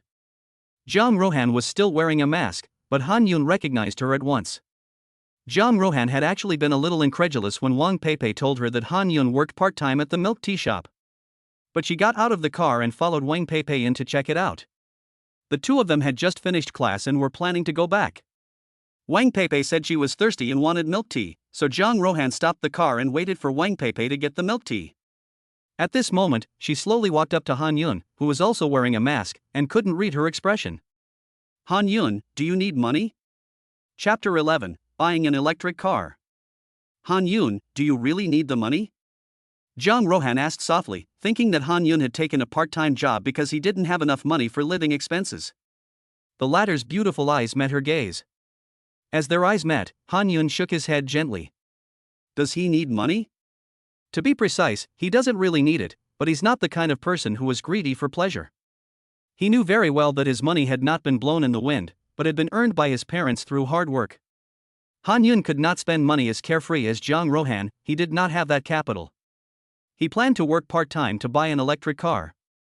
For Han Yun, there were many things that urgently needed to be done, and he could not stop to take in the scenery along the way. Senior Jiang, did you come to buy milk tea?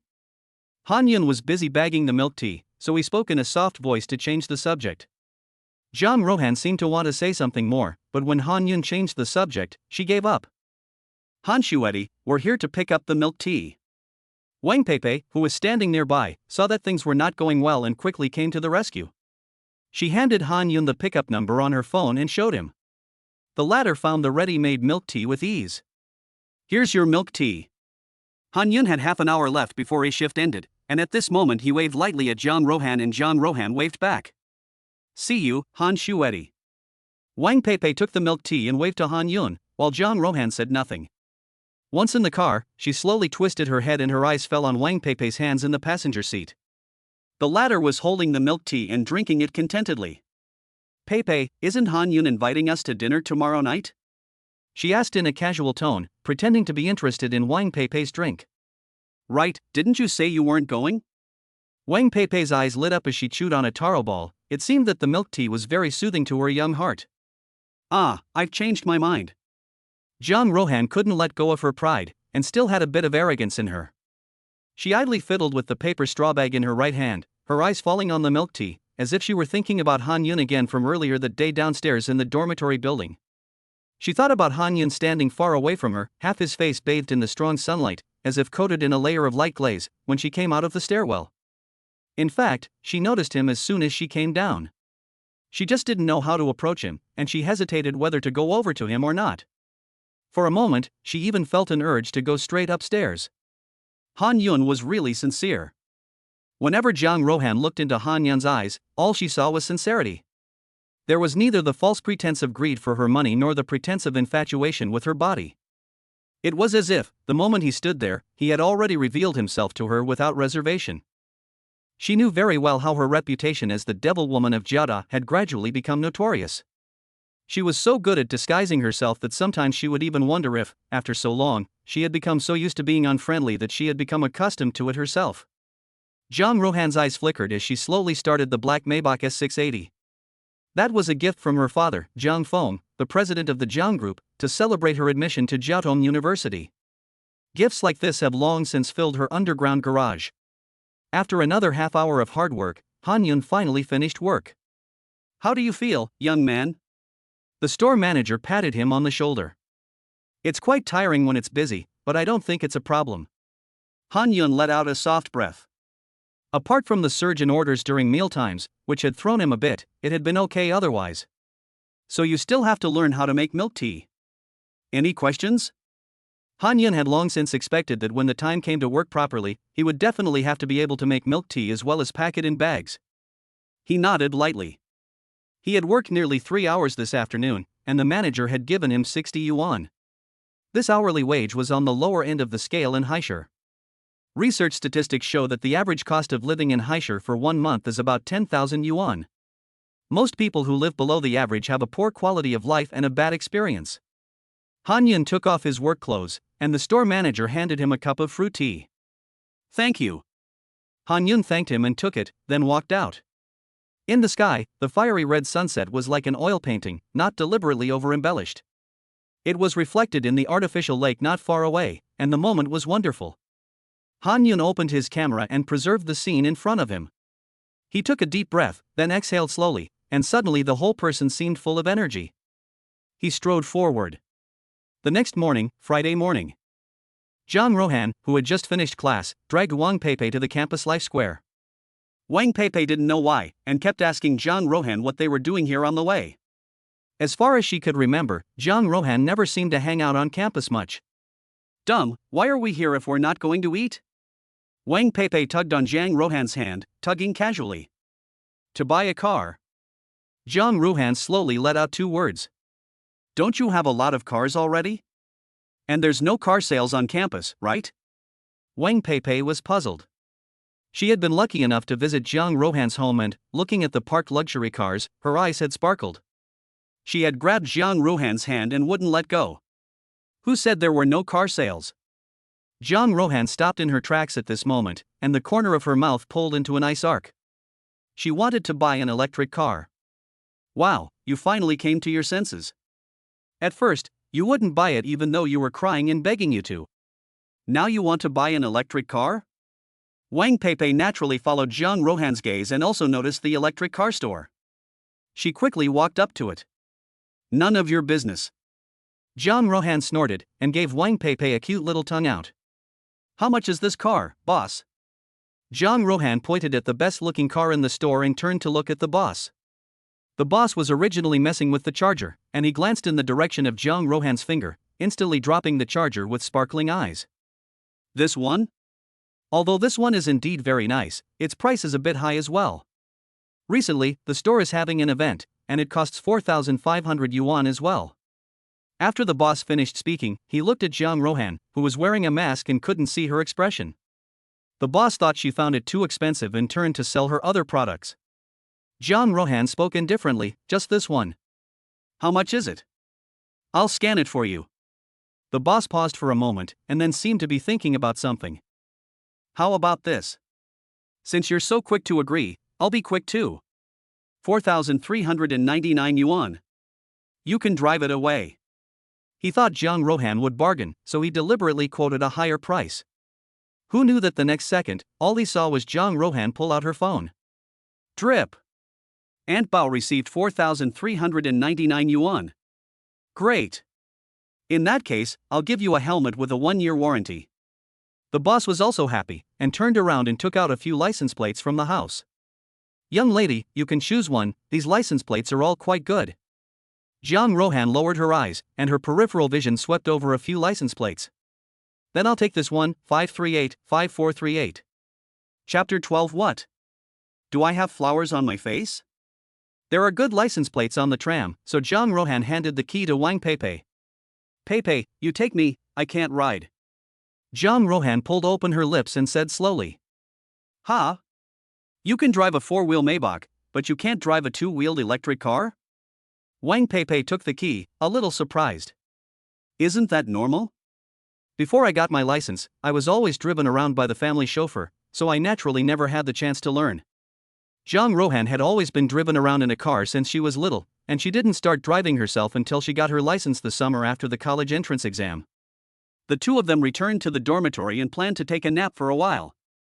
As soon as Jiang Rohan sat down, she took off her mask with one hand, because it was a bit stuffy to wear it in the hot weather, to be honest. But wearing a mask has a few advantages. One is sun protection, and the other is concealing flaws. By concealing flaws, she means concealing her flawless appearance. In her own words, she conceals her perfect appearance so that no one can tell what she looks like. She opens her phone, her slender fingers gliding over the screen, and then slowly closes it. Pepe, tell Han Yun that I'm free tonight. Wang Peipei was eating snacks when she let out a ah and pursed her lips, speaking indistinctly. Why didn't you say how many you were sending? Jiang Rohan looked away, not meeting Wang Peipei's gaze. Me? He's worthy? She pretended to sound aloof, but in reality she was feeling all kinds of awkward. She always felt that she couldn't bring herself to ask, because in the past it had always been other people asking her, and she had never asked anyone. Oh, okay. Wang Peipei patted the snack residue on her hand, pulled out a piece of paper, wiped it clean, and took out her phone. Wang Peipei, Han Shui, Han said she is free in the evening. Do you still consider the dinner invitation you made earlier? Han Yun was lying on the bed watching videos. He immediately replied, yes. He will only start his part-time job next week, from 6 to 9 p.m. Han Yun opens his phone calendar. Military training will only end in 5 or 6 days, and it will be inconvenient for him to go to his part-time job during that time. It is a long walk from his dormitory to the school gate. His plan to buy an electric car is getting stronger. Han-yoon rolls over and thinks for a long time. He still doesn't know what to treat Jang Rohan and Wang Peipei to for dinner.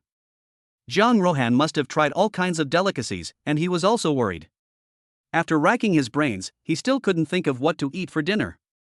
Why not just ask? No, Han-yoon, that's not sincere, and it makes you look like a straight man. After a moment of internal drama, he let out a breath and decided to ask the other 3 guys in the dormitory later. What, you're taking the girls out to dinner? Chenla jumped to his feet first. Han-yoon had just asked what they should normally eat when they took a girl out for the first time. Chenla had only heard the word girl as he cut to the chase. He had been single for 18 years and couldn't sit still any longer. Lu Zhendong raised his hand and placed it on his chin, as if he was thinking about it too. He often took people out to dinner, but when it came to taking girls out, he was also embarrassed to say that he had been single for 18 years.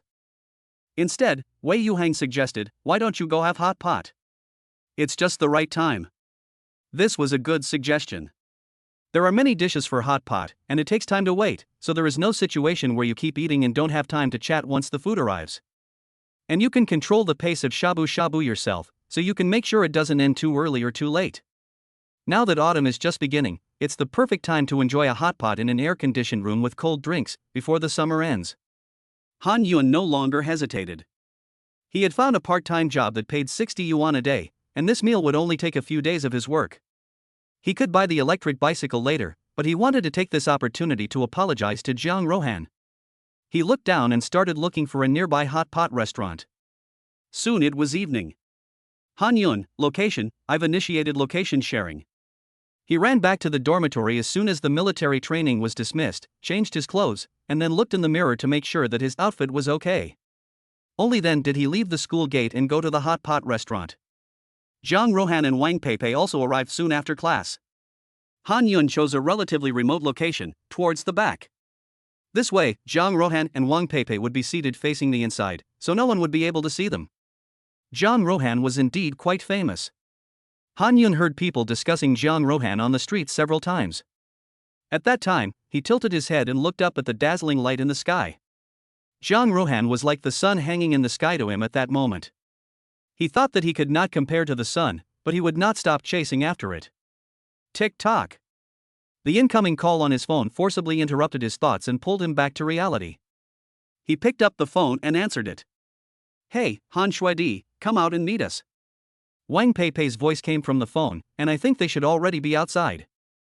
Han-yoon stood up and went out to greet them. Outside at the moment.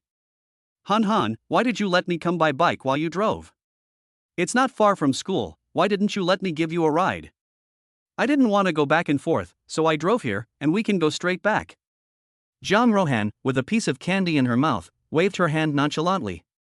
Wang Peipei blinked her eyes, as if she wanted to say something else, but Han-yoon happened to walk out at that moment. Oh, Miss Jiang, Miss Wang, please come in. Han-yoon very gentlemanly blocked the door with his body, letting Jang Rohan and Wang Peipei go in first. It smells so good, and it's air-conditioned inside, so comfortable. Wang Peipei exclaimed as she entered, as if she was already enjoying herself. I'm glad you're happy, Miss Wang. Jang Rohan remained silent. Han-yoon leaned over and helped the two of them rinse the cutlery in hot water. What would you like to drink? Han-yoon asked. I'll have an ice-cold Coke, a Sprite, and some ice cream. Wang Peipei held up her hands playfully. Han-yoon nodded, and her gaze shifted to Jang Rohan. All right. She spoke softly, and it seemed like she had put on light makeup on her delicate cheeks, which looked very good. Han-yoon looked at her, and his Adam's apple rolled up and down. What? Is there something on my face? Jang Rohan spoke lightly, her words carrying a hint of coldness, as if the temperature in the room had suddenly dropped several degrees. Han-yoon smiled, a blush spreading across his fair face. He quickly ordered a few bottles of cold drinks, and the three of them chose their dishes again. During the meal, Jang Rohan seemed to remember something. She put down her chopsticks, reached into Wang Peipei's pocket, and took out a bunch of keychains. There was a cute little pink lamb on the keychain. She casually handed it to Han-yoon. By the way, when we go back to the villa later, could you please drive the electric car back to school? Han Yun took it and didn't take it seriously. He planned to apologize to Jiang Rohan, but she stopped him. She had already said that she would not hold him responsible. After the three had eaten and drunk their fill and packed up, Han Yun went to pay the bill. As he walked out the door, Jiang Rohan pointed at the electric bicycle, and Han Yun followed her white fingers. The body of the electric bicycle seemed to be a custom-made sticker, and the combination of several colors was very nice. Plus there were some cute patterns on it, making it a true beauty among electric bicycles. You can ride it first in the future, Pepe, and I don't need it. Jiang Rohan lifted her lips in a carefree manner. Ha? Senior, what do you mean? I can't accept such a valuable thing. He didn't know how Jiang Rohan could tell that he was going to buy an electric bicycle. Don't think about it too much, I just want you to bring me lunch faster every day in the future, you're always dilly-dallying, it's so annoying. Han Yun's heart warmed, and Jiang Shuajie, you are so good to me. Upon hearing this, Jiang Rohan raised her pretty little hand and gave Han Yun's but a sharp slap. I already told you not to think too much, and you're still being self-absorbed. Her tone revealed a hint of anger. Han Yun quickly stopped talking. Chapter 13, I've come to bring you warmth. On Saturday, the military training for new students was in full swing. Jiang Rohan was lying on the comfortable, soft bed in the villa, rubbing her sleepy eyes. She gently lifted her long eyelashes and let out a warm breath. It was Saturday, so what should she do? She fumbled to find her phone next to her and gently opened it. There were no messages. It was full of pop-up ads. She got up, got out of bed, and poured a glass of warm water. She gulped it down, smacked her lips, and went to see if Wang Peipei had woken up. Peipei, are you awake? I'm coming in. She stood at the door to Wang Peipei's room and knocked gently. There was no response. It seemed that she hadn't woken up yet. She turned her head and muttered, let's solve the problem of breakfast first. There was bread and milk in the fridge, and she could fry some eggs. After she had done all that, she knocked again on Wang Peipei's door. This time there was an answer. Han-chan, wait a moment, I'll get up in a minute. Wang Peipei's voice sounded like a murmur, as if she had just woken up. Jiang Rohan pursed her lips slightly. Peipei, let's go shopping later, okay? She was going out to buy some things. Okay. Wang Peipei seemed to be getting dressed, and there was a rustling sound coming from inside. Jiang Rohan stuck her head to the door and opened a crack. Wang Peipei was facing away from her, slipping her shoulder straps on, apparently changing her underwear. Jiang Rohan leaned over the crack in the door and had a clear view of the scene inside. She raised the corner of her mouth, and before the girl inside had a chance to change, Jiang Rohan pushed open the door and ran in. Han Yun was experiencing the highlight of his life. He was pushed by the three people in his dormitory to the front of the military training team, and then, amid the jeers of the instructors, he was forced to stand on the tall stage. Looking down at the densely packed students in green camouflage military training uniforms filling the entire track and field, he was very nervous. Hello everyone, I'm Han Yun from the first computing class. Please follow my instructions. His right hand holding the microphone was trembling slightly, but the crowd below was far away and couldn't see it at all. 10 minutes earlier. You've been training for a few days now, so you should show us the results. Therefore, after discussing it, the instructors from our companies have decided to gather everyone together for a morning of unified training. The head military training instructor stood on the stage, his voice resounding with power. Next, we need to find a freshman to straighten our ranks. Because for this unified training, all company instructors will enter the ranks to supervise, so the scope of the ranks is almost all instructors and students except for the head instructor. There are definitely many bold students who will seize this opportunity. Han Yun was still chatting with Chen Lo, and he saw their instructor walking towards Lu Zhendong, the two of them talking about something. Class monitor, this is such a good opportunity, why doesn't someone from your class go? The instructor looked at Lu Zhendong with a smile on his face and said half-jokingly. Normally, he makes his students run laps a lot, but now that there is a chance for a role swap, he hurriedly came over to stir up trouble. Instructor Wang, why don't I recommend someone for you? Lu Zhendong twisted his head and glanced over at Han Yun. In the dormitory, Chen Lu is a social terrorist. Wei Yuhang is a real social phobic. He was the temporary monitor, but he didn't want to go on stage. So he just walked out of the line with an evil smile, ran up to Wei Yuhang and said something. Next, Han Yun just saw the two of them walking quickly towards him. At the same time, he was making small gestures at Chen Lu next to him. Then he was picked up by the three of them and pushed to the front of the line, after which the three of them hurriedly ran back. Seeing him being carried to the front, the group of instructors in front of them also hurriedly teased Han Yun. Boys are the most easily impressed by hot-blooded people or things. I saw a few instructors over there joking around, looking at Han Yun with teasing glances. Han Yun gritted his teeth and resolutely walked to the stage. Attention! At ease!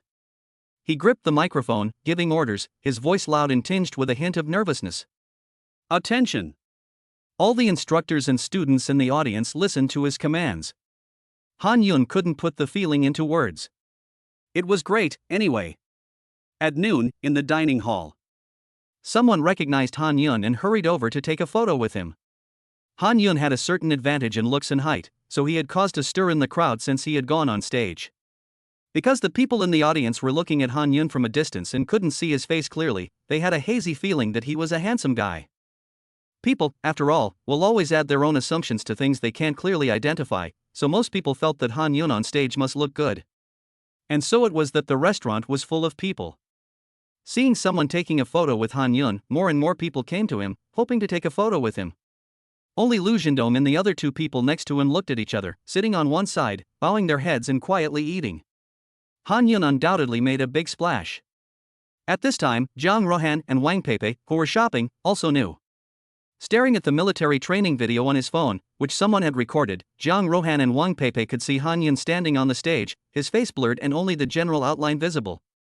He was giving orders, and the students below obeyed. Quitting the video, Jiang Rohan lightly tapped open the photo that had been sent along with the video.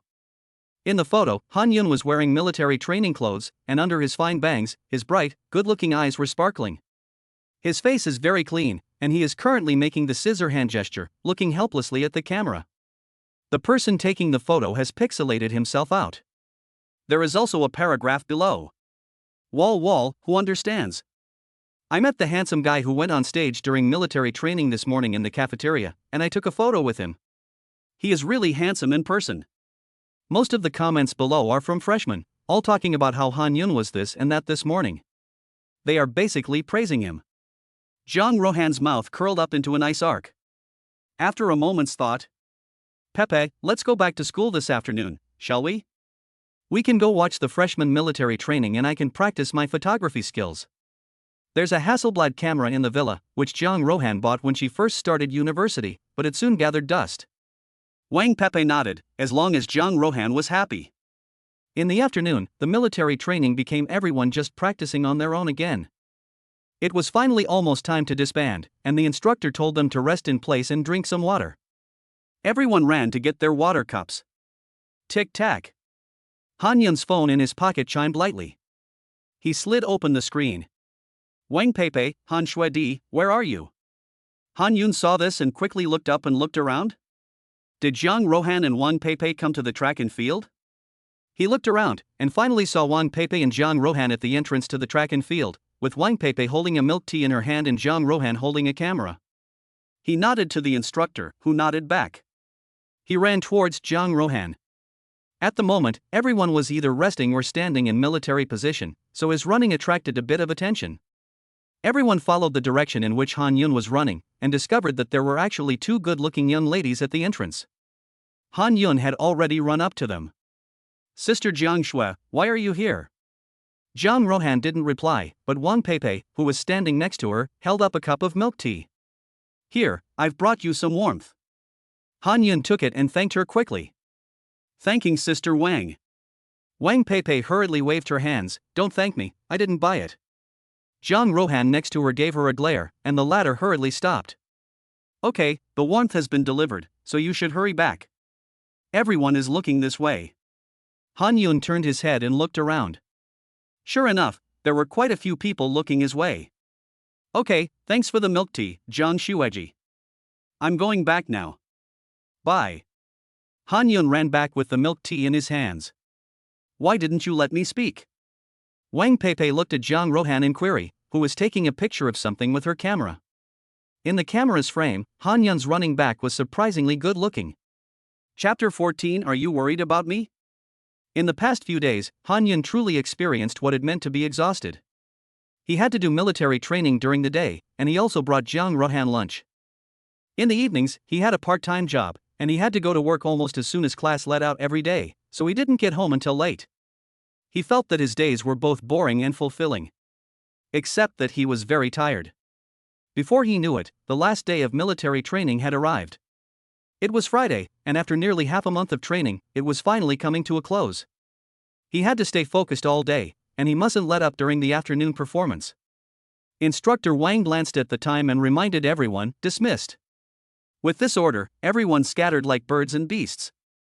Instructor Wang looked at the scene in front of him and quickly pinched his eyebrows.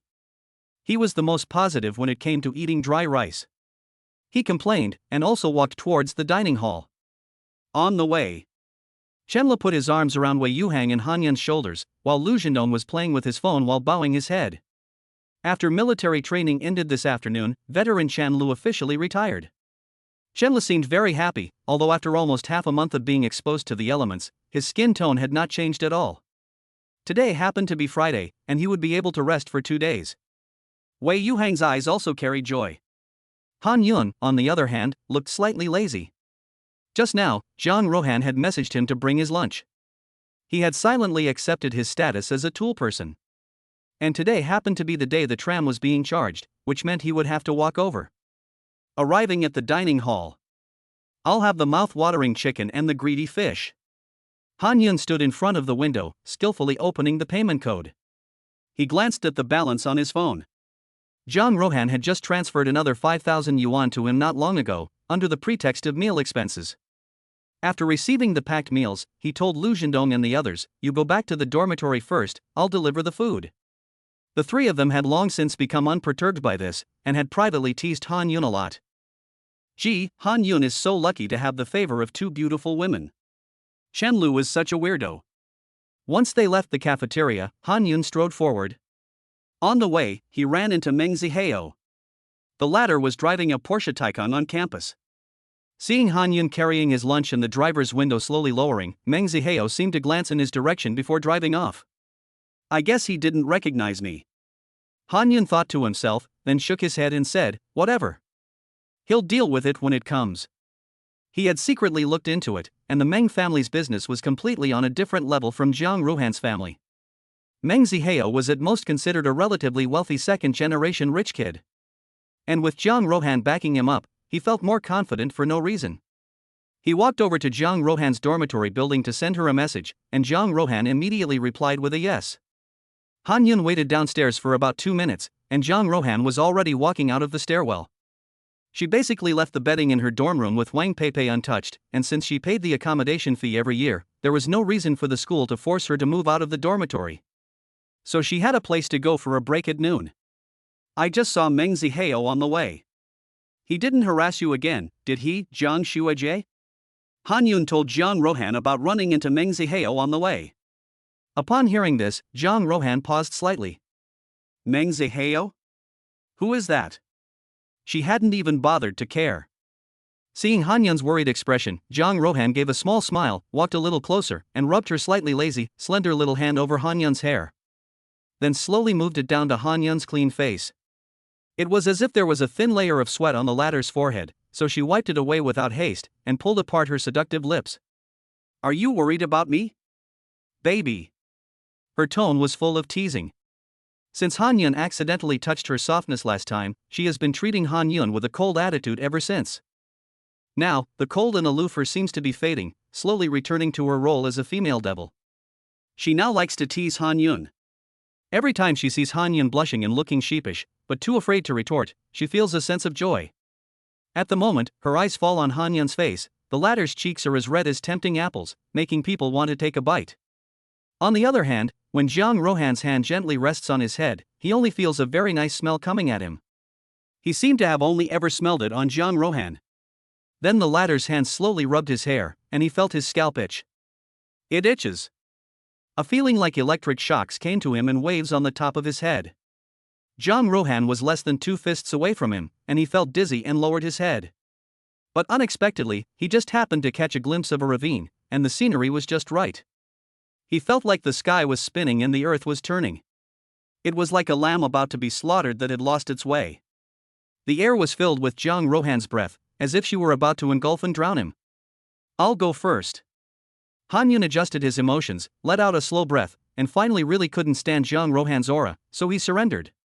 He walked away without even looking back. It was as if he had made some kind of decision. In the afternoon, the military training performance officially kicked off. First, the school leaders gave a speech, and the long speech made the students in the audience drowsy. Now I announce the official opening of this military training performance and commendation ceremony for new students. Finally, with the sound of a whistle, each company methodically began the performance. We won first prize. Just after the awards were announced, Instructor Wang was holding a plaque in his hand, and on it was written in bold letters, "First prize for military training for new students." Everyone cheered. Immediately afterwards, Lu Zhendong gestured to a few boys in the class. They took out a cake that they had prepared long ago without haste. As soon as Instructor Wang cut a piece off, someone started to smear some cream on him, and in an instant, the whole place became a mess. They smeared cream on each other, played around, and enjoyed their carefree youth. After saying goodbye to the instructor, the four of them returned to the dormitory. They took off their military uniforms, lay down on their beds, and promptly fell asleep. At 6 o'clock, Han Yun's alarm clock rang on time. He opened his eyes drowsily. Halfway through, he seemed to hear Lu Zhendong making a phone call, and then it seemed like he hurriedly went out. "Get up quickly, wash your face, and go to your part-time job," he thought to himself, and slowly got out of bed. The other two were still sleeping. Tick-tack. The phone rang once. Han Yun, who was washing his face, wiped his hands, unlocked the screen, and glanced at it briefly. He didn't need to go to his part-time job today. It turned out that the manager of the milk tea shop had told him that the shop would be closed this afternoon to restock. But since he was already awake, he simply decided to go out for a walk. Jiang Rohan hadn't sent him a message, so he didn't need to buy her dinner. Han Yun left the dormitory building and walked towards the location of track and field number 1. The track and field was very lively at the moment. There were people playing football, playing badminton, and chatting on the ground. He really liked this atmosphere and was about to walk towards the inside. Unexpectedly, someone next to him stopped him. "Your name is Han Yun?" Chapter 15. Don't mess it up for me. "Your name is Han Yun?" A voice interrupted Han Yun's footsteps. He looked towards the source of the voice and saw a boy facing him. The boy was wearing a sports quick-drying suit, with a sweat-absorbent bandana tied around his forehead. His skin tone was tanned, and he obviously studied sports. "Yes, what can I do for you?" Han Yun asked himself if he had ever seen this person before, but since he knew his name, he must know him. The boy slowly walked towards him. "My name is Mai Jingchao, I am the head of the Student Union Supervision Department. I want to remind you of something." Han Yun touched his nose, a little curious. "What is it?" The other party called his name so vaguely, he didn't know him, and he said he wanted to remind him of something? "Stay away from Jiang Rohan," Bai Jingchao said in a low voice. "I don't care what your relationship with Jiang Rohan is, she can only be mine, and no other boy is qualified to be with such an outstanding girl." Bai Jingchao spoke to himself, as if he didn't care about Han Yun at all. Han Yun heard this and shrugged his shoulders, thinking that it was nothing. It turns out that he is someone who admires Jiang Rohan. He didn't linger, and strode into the track and field. Behind him, Mai Jingchao saw that Han Yun ignored him, and a sinister look flashed in his eyes. Saturday. The morning sun shone through the window and fell on the ground, and there seemed to be the sound of unknown insects flapping their wings outside the window. The dormitory was extremely quiet. Han Yun turned over comfortably, glanced at the time, and planned to take a nap for a little while longer. He had to work part-time at the milk tea shop this afternoon. Since it was Saturday, many people from Jiaotong University were out having fun, so the manager told him to come at 3 p.m. He was now getting better and better at making milk tea. After a brief wash, he tidied up his clothes and left the house. "Auntie, I'd like a pan-fried bun." Han Yun found a seat and placed the pan-fried bun down before going to buy a bowl of congee. There weren't many people eating breakfast this early. Han Yun planned to go to the school library in the morning to read. Classes would officially begin the following week, and he wanted to preview the textbooks in advance. Since the college entrance exam, he had hardly studied seriously. When he arrived at the library, he needed to scan his face to enter. Han Yun found a quiet place and held the borrowed C programming textbook in his hands. He planned to start with the theory and then consolidate his knowledge with practice. There were many students around, all studying quietly with their heads bowed. Jiaotong University is truly a prestigious university, and the learning atmosphere is quite good. Many people even started queuing up before the library opened, and they studied until it closed in the evening. Han Yun flipped through the textbook, and he felt that he had been a bit hasty. Computer science is obviously inseparable from computers, and he should have brought his laptop to the library. A lot of the code in the book needs to be practiced to be fully mastered. He was patient and flipped back through the pages, finally deciding to leave the library. He understood most of the theoretical knowledge just by scanning it with his eyes, and he was just waiting to put it into practice. When he came out, Han Yun glanced at the time and realized that only 3 hours had passed. He had woken up at 7:30 that morning, and it was now almost 11 o'clock. Han Yun felt as if a whole day had passed. He really wasn't cut out for studying. He shook his head and laughed at himself. "You?" A familiar voice sounded behind him, and Han Yun didn't need to turn around to know who it was. Outside the library, Chenlu was dressed like he was here to study, with a pair of gold-rimmed glasses, looking much more scholarly. "I was just about to go in and look for you. Why did you come out?" Chenlu hurried over when he saw it was really Han Yun. He had only just woken up an hour ago. He had been so engrossed in reading a novel in bed last night that he didn't go to bed until 2 a.m. When he woke up, he found that he was actually the only one in the dormitory. He quickly sent a message asking where everyone had gone. As it turned out, only Han Yun had seen the message and promptly replied that he was studying in the library. "I'm done studying." Han Yun patted his head, indicating that the knowledge had been installed in his brain. "Awesome." Chenlu quickly chimed in, "But what are you going to do next?" Han Yun shrugged helplessly and slowly spoke. "Going back to the dormitory." At this moment, Han Yun's phone rang. "Female devil, Han Yun, are you at school?" Han Yun, "Yes, what's up?" "Female devil, I have a delivery, can you go and pick it up for me?" Han Yun, "Okay." Female demon king, pickup code. He turned his head to Chun-Lu again, "I'm going to pick up a delivery, do you want to come with me?" The latter shook his head. He had just left the dormitory, and Han Yun would definitely go back to the dormitory after picking up the delivery. Seeing this, Han Yun patted Chun-Lu on the shoulder and said, "I'll go then." He took out the electric bike key and rode away. On the other side. "Hanin, what was it you were muttering about buying the other day?"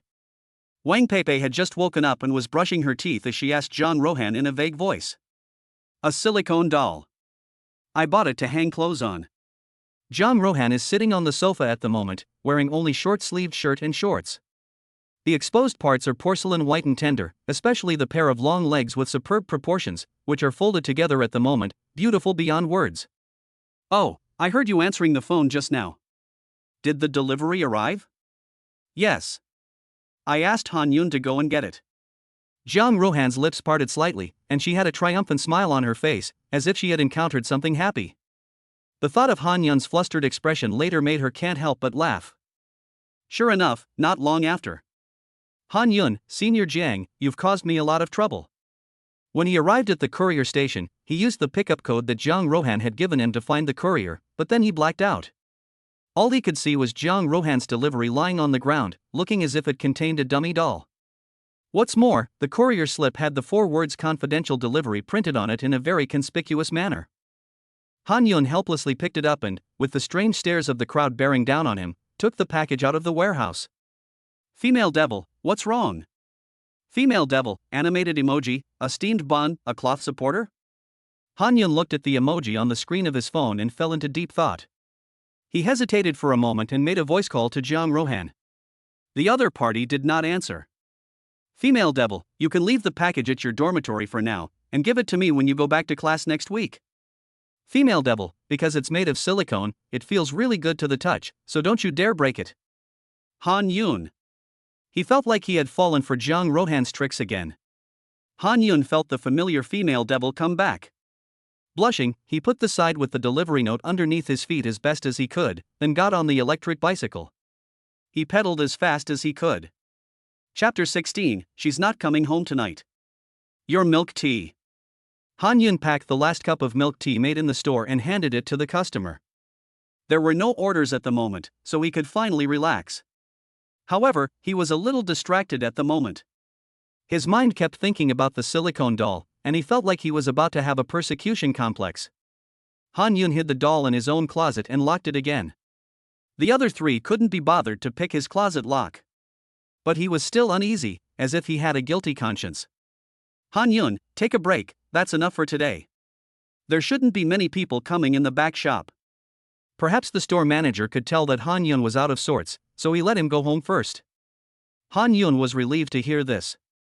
When he returned to the dormitory, Lu Zhendong was not there, Chen Lu was playing games, and Wei Yuhang was chasing after a fan. He sat in a chair, but his mind drifted far away. My dear daughter, why haven't you come home to see us lately? Zhang Rohan looked at the screen of her phone, a little speechless. She was having a good video chat with her mother, Shin Shuero, when Zhang Feng appeared out of nowhere. Dad, I plan to go back home to live tomorrow. On the screen, Zhang Feng pretended to be sad and wiped his eyes, as if there were tears on them. That's unfortunate, tomorrow your Uncle Chen has a meeting I have to go to, I'm afraid I'll be back late. Shin Shuero hurriedly pushed Zhang Feng away, you're so talkative, if you really missed your daughter why didn't you cancel the dinner meeting? All you do is hang around your stupid company, you don't care about the feelings of the two of us. She even pretended to grab Zhang Feng's ear. Zhang Rohan covered her mouth and laughed secretly when she saw this scene. She felt that she had completely inherited Shin Shuero's excellent genes. Whether it was appearance, temperament, or personality. Okay, it's late now, I'm not going to video chat with you, go to bed early. Shin Shuero said and was about to hang up the phone. Unexpectedly, Zhang Feng thought she had hung up the phone and hurriedly came over, speaking sweetly. My dear wife, go take a bath quickly. As the ancients said, a spring night is worth 1,000 in gold. And, I'll be down there in a while. He leaned in toward Shin Shuero. The next second, he looked at the phone screen with a vacant stare. Scared, Zhang Rohan quickly hung up the phone. Dad really is something, saying anything. Zhang Rohan's pretty face turned slightly red, and she buried her face in the quilt. The large room was now filled with pink bubbles. I wonder if Pei Pei is asleep. She thought about going to Wang Pei Pei's room for a while to adjust her emotions. With that in mind, she walked out barefoot. The two rooms were next to each other, and Wang Pei Pei was still watching a drama. Pei Pei, are you asleep? I'm coming in. Zhang Rohan knocked gently on the door. No, come in. Zhang Rohan pushed the door open and froze. Wang Pei Pei seemed exceptionally relaxed at the moment, wearing only a close-fitting tank top and shorts. She was wearing headphones and eating snacks. Seeing this made Zhang Rohan's mouth water. She pounced on her like a hungry wolf. Let me have a bite. No. Then I'll bite your little buns. Wang Pei Pei surrendered and gave up her snacks to Zhang Rohan. A moment later. Humble, why are you in my bed? The situation was looking good. I'll sleep here with you tonight, you can't sleep alone in such a big bed anyway. Zhang Rohan was very assertive. When they were still living in the dormitory, the two of them sometimes slept together. And they liked to chat about some taboo topics. In this regard, it can be said that Wang Pei Pei has corrupted Zhang Rohan. Because the former seems to know a lot about these things, every time she talks to Zhang Rohan about those lewd things, she can make Zhang Rohan blush for a long time. Okay then. Wang Pei Pei surrenders. She is a little sleepy now. I'm going to wash up. I just had a snack, I'm going too. Don't you come over. Hey, little sister with the flat chest, prepare to die. Han Yun's soul drifted into the closet at this moment, and he was always afraid that the mannequin inside would be discovered. It made him feel like he was having a spiritual encounter with the doll. In fact, what Zhang Rohan bought was an ordinary silicone-textured mannequin. But sometimes, the most compelling language is often straightforward. Zhang Rohan directly and clearly said that she bought a silicone mannequin, and the rest is actually all up to Han Yun's imagination. I'll give it to my senior tomorrow. He thought to himself, after all, the longer he kept this kind of thing, the more uneasy he felt. He touched his phone, but ultimately didn't send a message. Forget it, I don't need the closet for a while anyway. He paced slowly to the bathroom, washed up briefly, and went to bed. The next day, the weekend. Pepe, I'm not coming back tonight, if you're scared to be alone, just come back with me. Zhang Rohan packed her things, put on sunglasses and a mask, and put on a dark blue denim fisherman's hat. It's fine, I'm not afraid, so go home and rest assured. Say hello to your aunt and uncle for me. Wang Peipei waved his hand, and the last time she stayed at Jiang Rohan's house left a huge shadow on her. Jiang Rohan heard this and said no more, gently started the car, and drove away from the villa. Behind her, Wang Peipei blinked her eyes, turned around, and walked in. Wang Peipei, Han Shui, Han is not at the villa tonight, so please bring the doll she bought. After a while. Han Yun, are you sure? Wang Peipei, absolutely. Han Yun, thank you, Wang Shuejie. Wang Peipei turns off her phone and hums a tune. I'll make you pay for bullying me last night. I'll destroy your plan to trick Han Shuejie. Jiang Rohan had planned to let Han Yun bring the dummy doll to her after school tomorrow afternoon. She just needed to be a little late, about 10 minutes. Ha. But that plan was obviously going to go down the drain. Time quickly came to evening. Han Yun rode his electric bicycle back to the dormitory like a beast, eager to get home from his part-time job. Phew, no one's here. Han Yun let out a sigh of relief. He found a large, sturdy cardboard box, opened the closet carefully, and placed the delivery inside. After doing all this, his heart finally completely let go. Next, he quickly took a taxi to find Wang Shuejie. He rode the electric bicycle, placing the cardboard box at his feet, with his legs in the air. After parking the bicycle, Han Yun's taxi arrived just in time. After all the trouble, he finally arrived at Jiang Rohan's villa. He sent a message to Wang Peipei, who came out to let him in. Han Yun bought a silicone doll? Let me see. Wang Peipei was a little curious, and she pried at the delivery with one hand. Han Yun's face turned red. He had only just started to speak when Wang Shuejie and Jiang Shuejie bought something not decent. Splat! Wang Peipei tore the delivery bag open, and the two looked at the fake doll inside, wide-eyed. Han Yun inwardly, it turns out to be an ordinary dummy, except that it is made of silicone. Han Yun, what on earth were you thinking? Wang Peipei inwardly, damn, it's really just an ordinary doll, so boring. Although I knew it already. You can put the dummy in Han's room. Wang Peipei lost interest and didn't want to touch the dummy anymore. But if Jiang Shuejie finds out, will she kill me? Han Yun hesitated a bit. What's there to be afraid of? She doesn't know, so I'll just say I put it there if she asks. Wang Peipei hurriedly encouraged Han Yun, adding, and she's not coming back to sleep here tonight, so it's fine even if you sleep in her room. Chapter 17, you two are accomplices. It doesn't matter if you sleep in her room. Han Yun tugged the corners of his mouth and stood still. Perhaps seeing that he was still hesitating, Wang Peipei ran over and pushed Han Yun. Han Yun stumbled to the door of Jiang Rohan's room. He adjusted his breathing, as if he had made a certain decision. After all, Jiang Shuejie is not coming back tonight, and I'll just leave after putting my things away. He thought to himself, and pretended to push the doorknob of Jiang Rohan's room. What are you two doing sneaking around in front of my room? A pleasant voice suddenly came from behind, startling both Han Yun and Wang Peipei. You scared me. Han, didn't you say you weren't coming back to stay tonight? Wang Peipei patted her chest and was breathing heavily. I said I wasn't coming back, and you planned to lead a man into my room. Looking for, provoking, and exciting? Jiang Rohan almost said the last three words word for word. She wasn't planning to come back tonight, but she didn't know that two annoying people would come to the house this afternoon. In the resplendent hall, the antique charm was evident everywhere. Under the magnificent revolving chandelier that radiated a soft light, Shin Shuero and her three guests were sitting on the sofa chatting. Oh, I didn't know you were coming this afternoon. Please forgive me if I haven't done enough to entertain you. Shin Shuero smiled and spoke slowly to the three people across from her. Not at all. We were rude to drop in unannounced, so how could we let Mrs. Shin treat us so well? The woman in the middle of the three quickly laughed and chimed in. It seemed that the woman was well maintained, with not a wrinkle on her skin, radiant and her face full of smiles. Yes, Mrs. Shin has already given us a lot of face by not blaming us. The man next to the woman also chimed in. He was wearing a suit and looked quite formal.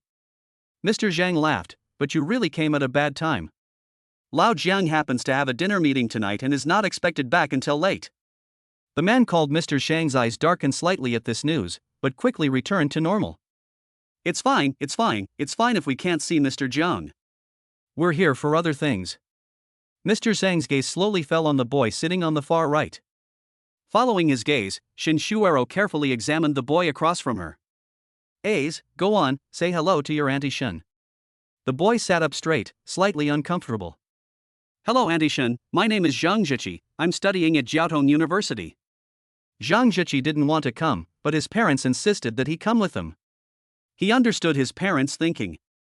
His family was currently facing some difficulties, but if they could become affiliated with the wealthy Zhang family, then those problems would naturally be solved.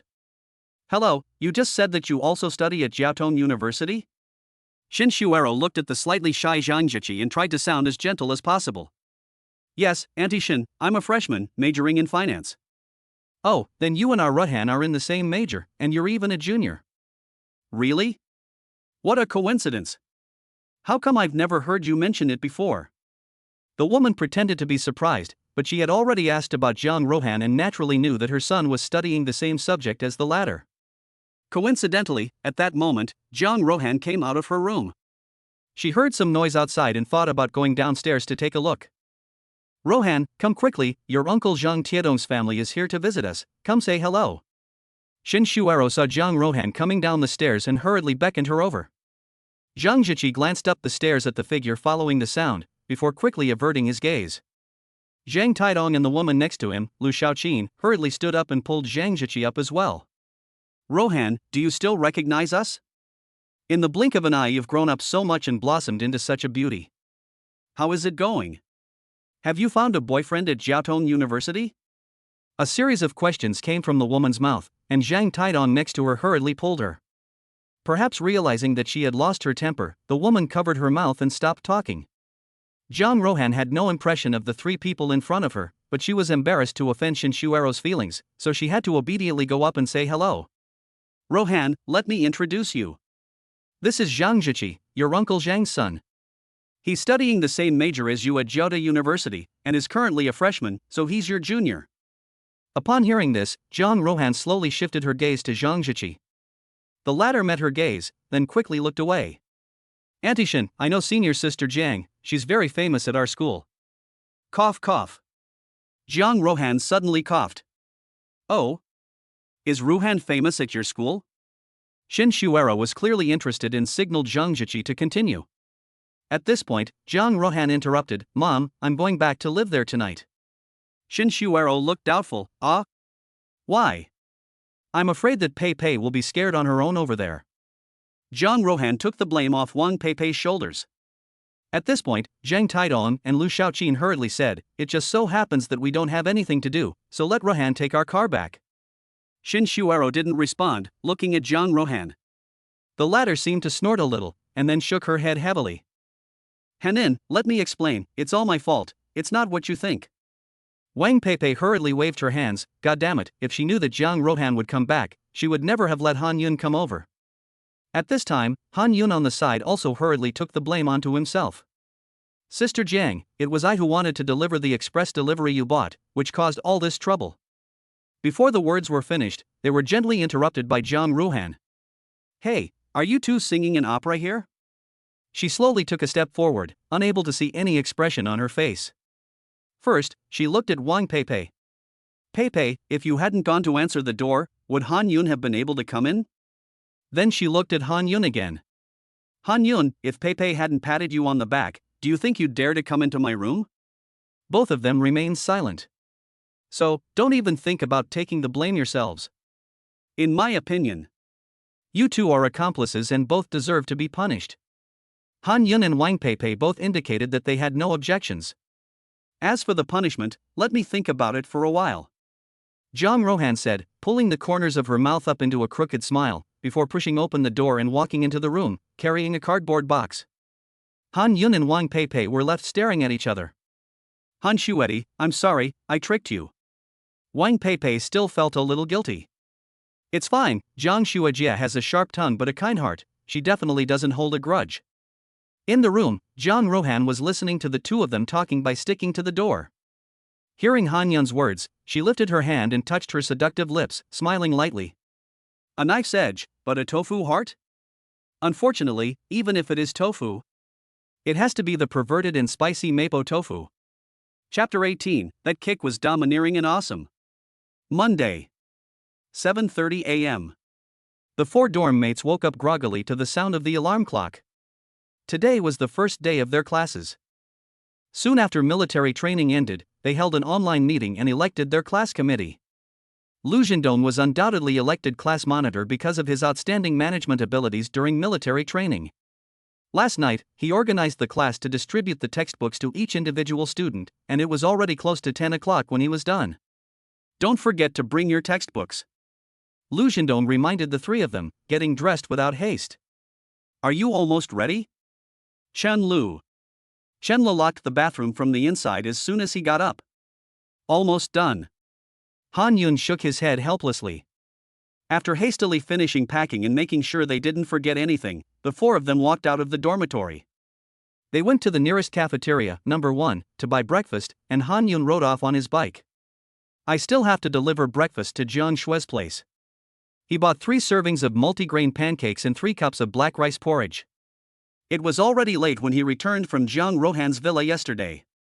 He sent a message to Jiang Rohan asking if she wanted breakfast delivered. Female devil, isn't everything you don't ask for just nonsense? Jiang Rohan has a fixed parking spot for her car, and Han Yun knows where it is. He just needs to deliver the food there and wait. To be honest, he is a little anxious inside. After all, if he is late for the first class, it will always be bad to leave a bad impression on the teacher. Jiaotong University requires freshmen to arrive in the classroom 10 minutes early, and there will be students from the Student Union's supervision department who will specifically check for lateness. Finally, his eyes fell on the black Maybach not far away, which drove over at a leisurely pace. Han Shuedi, good morning. Wang Peipei, sitting in the passenger seat, greeted Han Yun. Good morning, Wang Shuejie and Jiang Shuejie. Jiang Rohan was reversing the car into the parking space at the moment, her eyebrows slightly furrowed as she kept adjusting the direction in her hands. Han Yun, didn't you say you wanted to arrive at the classroom 10 minutes early? She finished parking the car and her beautiful eyes wandered over Han Yun. You're going to be late, so hurry up and go. There seemed to be a hint of command in her tone, a little bit harsh. Senior, here's your breakfast. Han Yun handed the food to Wang Peipei. He hurriedly sped off in the direction of the teaching building.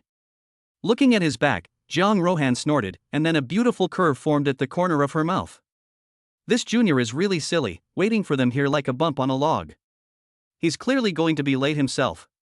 Han Yun twisted the handlebar of the bicycle to the end, and the strong wind blowing in his face blew his hair into a mess. He glanced at the time, 8:05. 5 minutes to spare. He gritted his teeth, parked the bicycle as soon as he arrived at the teaching building, and ran quickly upstairs. The senior next to him looked at Han Yun in surprise, bit into his bun, and slowly walked upstairs. Finally, at 8:10, he happened to run to the floor where the classroom was located. His gaze looked towards the classroom doorplate, and just happened to be at the entrance to the classroom. Unexpectedly, just as he was about to go in, he was stopped by a wheat-skinned arm. Classmate, you're late. Han Yun looked at the person. He saw a smile on the latter's lips and an evil intent in his eyes. It's you. Han Yun recognized this person. It was Mai Jingqiao, who had stopped him outside the track and field. Mai Jingqiao held up his name tag, which read Student Union Supervision Department. It's not even 8:10, so why are you saying I'm late? Han Yun argued, the other person was obviously trying to mess with him. At this time, there were almost no people outside the floor, except for some rustling and a few footsteps. In the stairwell. Han, why did I just hear Han Shue's voice? Wang Peipei, eating a pancake, scratched her head. Just now, when she was walking upstairs, she seemed to hear Han Yun talking outside. Are you sure? Jiang Rohan's foot, which was about to step up, slowly let go. I don't know. Why don't we go and have a look? We've still got a few minutes to spare. Han Yun had to thank Wang Peipei for this. Jiang Rohan remained silent, gently lifted her leg and started to walk downstairs. Wang Peipei hurriedly followed. Sorry, the school rule is to arrive 10 minutes early, but I also have a rule. When the time is up to the minute, even if it is in this minute, it is considered late and a violation of the rules. Although Mai Jingqiao is the head of the Student Council's Supervision Department, generally, violations such as being late or absent must be handled according to the rules set by Jiaotong University. What he did was an abuse of power. Seeing Han Yun's thoughts, Mai Jingqiao gave a faint smile. Sorry, I've done the same thing before, but I'm still standing in front of you, aren't I? He waved his hand and patted Han Yun on the shoulder. Just promise me you'll stay away from Jiang Rohan, and I won't hold your tardiness against you. He had used the same tactic before on people who had tried to woo Jiang Rohan. This way. Jiang Rohan had been at the corner of the stairs during their entire conversation. She had asked Wang Peipei to turn on the voice recording function on her phone, so that they could record the entire conversation. Until she unexpectedly heard her name, she instantly felt like she was set on fire, with a ball of fire in her heart, and walked straight out. Mao Jingqiao was still talking when he turned his head and saw Jiang Rohan walking towards him, and quickly greeted her. "Good morning, Jiang." Jiang Rohan looked at him with cold eyes. "My name is Mao Jingqiao, from the Student Union Supervision Department. I wrote you 5 love letters last year, haven't you forgotten?" Jiang Rohan's footsteps showed no sign of stopping, but rather, they quickened. She had absolutely no recollection of Mao Jingqiao. When she first arrived at school last year, she had received many love letters, and she didn't remember any of them. The love letters she received were also burned directly on the track and field, attracting a lot of attention. "I don't care what department you're in, you're so arrogant." All I saw was Jiang Rohan directly kicking Mao Jingqiao in the body, and the latter, unable to steady his feet, stumbled and fell to the ground. There was a lot of commotion outside, and many people ran to the classroom door and peeked over to see what was going on. Han Yun, on the other hand, was wide-eyed. He had just witnessed Jiang Rohan's kick to Mao Jingqiao. That kick was domineering and overflowing with power. Wang Peipei seemed to have not yet recovered from the shock and was frozen in place. Jiang Rohan pretended to kick again, and Han Yun hurriedly stopped her when he saw this. At this moment, her face was full of anger. Seeing that Han Yun was blocking her, she lightly pulled the corner of her lips. "Get out of the way, Senior!" Han Yun shouted. It would be bad if this caused a big scene today. Wang Peipei finally woke up from her daze at this moment and hurriedly came over to hold Jiang Rohan back. "Don't bother with this kind of person, silly." Jiang Rohan stood still, her chest rising and falling for a long time, before snorting. "If I find out next time that you are targeting other people because of me, we'll see about that." Jiang Rohan snorted, the anger in her eyes slowly dissipated, and the anger on her pretty face slowly subsided. She turned her head and walked upstairs. Wang Peipei made an apologetic gesture towards Han Yun and followed her. Han Yun nodded slightly, and he also turned sideways and walked into the classroom. Only Mao Jingqiao was left behind. He covered the place where Jiang Rohan had just kicked him, slowly got up on the ground, and wore a smile on his face. Based on the principle that a black fan is also a fan, Mao Jingqiao laughed. "At least she finally paid attention to me." Chapter 19: Jiang Rohan's thoughts. When he entered the classroom, Lu Zhendong asked him anxiously, "What's going on?" He had just heard a loud noise outside the door, and then Han Yun walked in. This undoubtedly made him the target of everyone's attention. "It's nothing, just a small problem." Han Yun sat down and took out the teaching materials. This class was on C programming. The teacher soon came in, briefly introduced himself, and then started teaching them. Time flew by. "Okay, everyone go back and review what I covered today. That's it for today." As the bell rang, the class dispersed. Han Yun and his classmates only had one class in the morning. "Yun, let's go back to the dorm and play some games?" Shenle put his arm around Han Yun, but it was obvious that the latter's mind was elsewhere. Han Yun had sent a few messages to Jiang Rohan during class, but none of them had been answered. He sent another message to Wang Peipei. The other person replied immediately, "Don't worry about Han Shui, Han is in a good mood. If you really don't feel at ease, you can come and have a look in our classroom." Han Yun asked for the classroom and planned to take a look. After all, the whole thing had started because of him. He went to the door of Jiang Rohan's classroom and walked in quietly through the back door. He sent a message to Wang Peipei. The latter was talking to Jiang Rohan in the second row, glanced at her phone and then turned her head. Han Yun raised his hand and greeted her. Han, behave yourself in class later." She touched Jiang Rohan's shoulder in a mysterious manner. "What's wrong? I've already finished studying this course." Jiang Rohan was messing with her tablet, and it looked like her mood had not been affected. "You should turn around and take a look." Upon hearing this, Jiang Rohan glanced behind her, and her gaze happened to meet Han Yun's. She was taken aback. She quickly turned her head back around, muttering under her breath, "Why is he here?" Jiang Rohan naturally saw the message Han Yun sent her, but for some reason she didn't want to reply. The way she had behaved this morning when buying Jing Chao had reminded her of some very unhappy things from the past. Once upon a time, she was just like any other girl. She had her own social circle, loved to chat with her best friends about gossip and ideals, and had a great time every day. Jang Rohan thought she would always be like this. It wasn't until she started junior high school that her budding adolescence gradually began. It was like biting into an unripe green plum, sour but slightly sweet. Jang Rohan knew she was good-looking. But she never used it as a capital to show off. She often told herself that she wanted her looks to be the least impressive of her many advantages. In fact, she really did achieve that. She had excellent grades, a good family background, and a lively and cheerful personality. She was clearly such a dazzling girl in the crowd, but she was gradually isolated and rejected by friends who used to get along well together. They called her a vixen. They called her a flirt. It was just because everyone they liked her. Jang Rohan felt as if the more outstanding she became, the more they disliked her. She gradually withdrew inwardly, often fantasizing alone, when would this kind of life end? From then on, she was like a hedgehog cornered to the extreme, raising its quills without reservation, not only stabbing others but also itself. She began to learn to pretend, to put on an aloof appearance. She became arrogant and domineering, unfeeling. But who knew that she had not been like this before? Fortunately, she was admitted to Jiatong University and met Wang Peipei. She often felt that Wang Peipei was an angel sent from heaven to save her. She still remembers when she drove the other two people in her dormitory away, breaking down and crying, thinking that she would never have friends again. Wang Peipei sat quietly next to her, and without tiring, handed her tissue after tissue. Even now, she has met Han Yun. She has discovered that even if she provokes Han Yun, she still cannot provoke the other person. It is because he does not have any thorns. He simply treats her as a friend, or an ordinary senior student. He is a very sincere person. That is the kind of affection she has longed for a long time. Whether at school or at home, outsiders treated her with ulterior motives, and their falseness made her sick. She cherished this hard-won sincerity. That was why she had kicked Bai Jingqiao angrily this morning. Was she angry?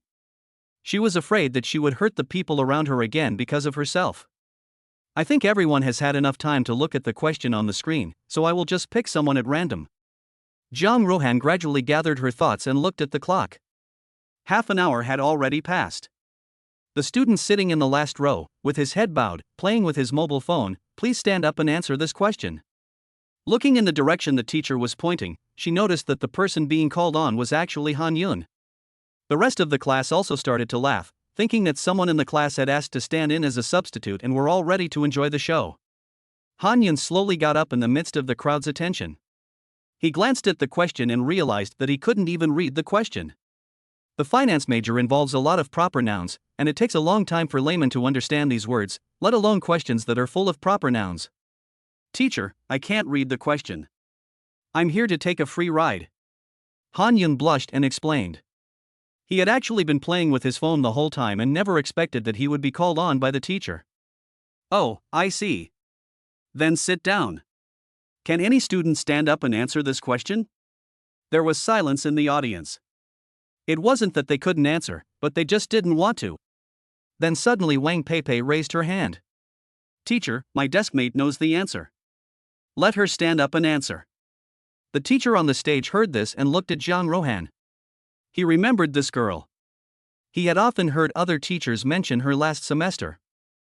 Seeing Wang Peipei's brazen behavior, Jang Rohan glanced at Han Yun without being noticed. She noticed that the latter's gaze seemed to be on her as well. After a moment's thought, she slowly stood up. She spoke very fluently about the topic, and in one breath said a bunch of words that Han Yun found inscrutable.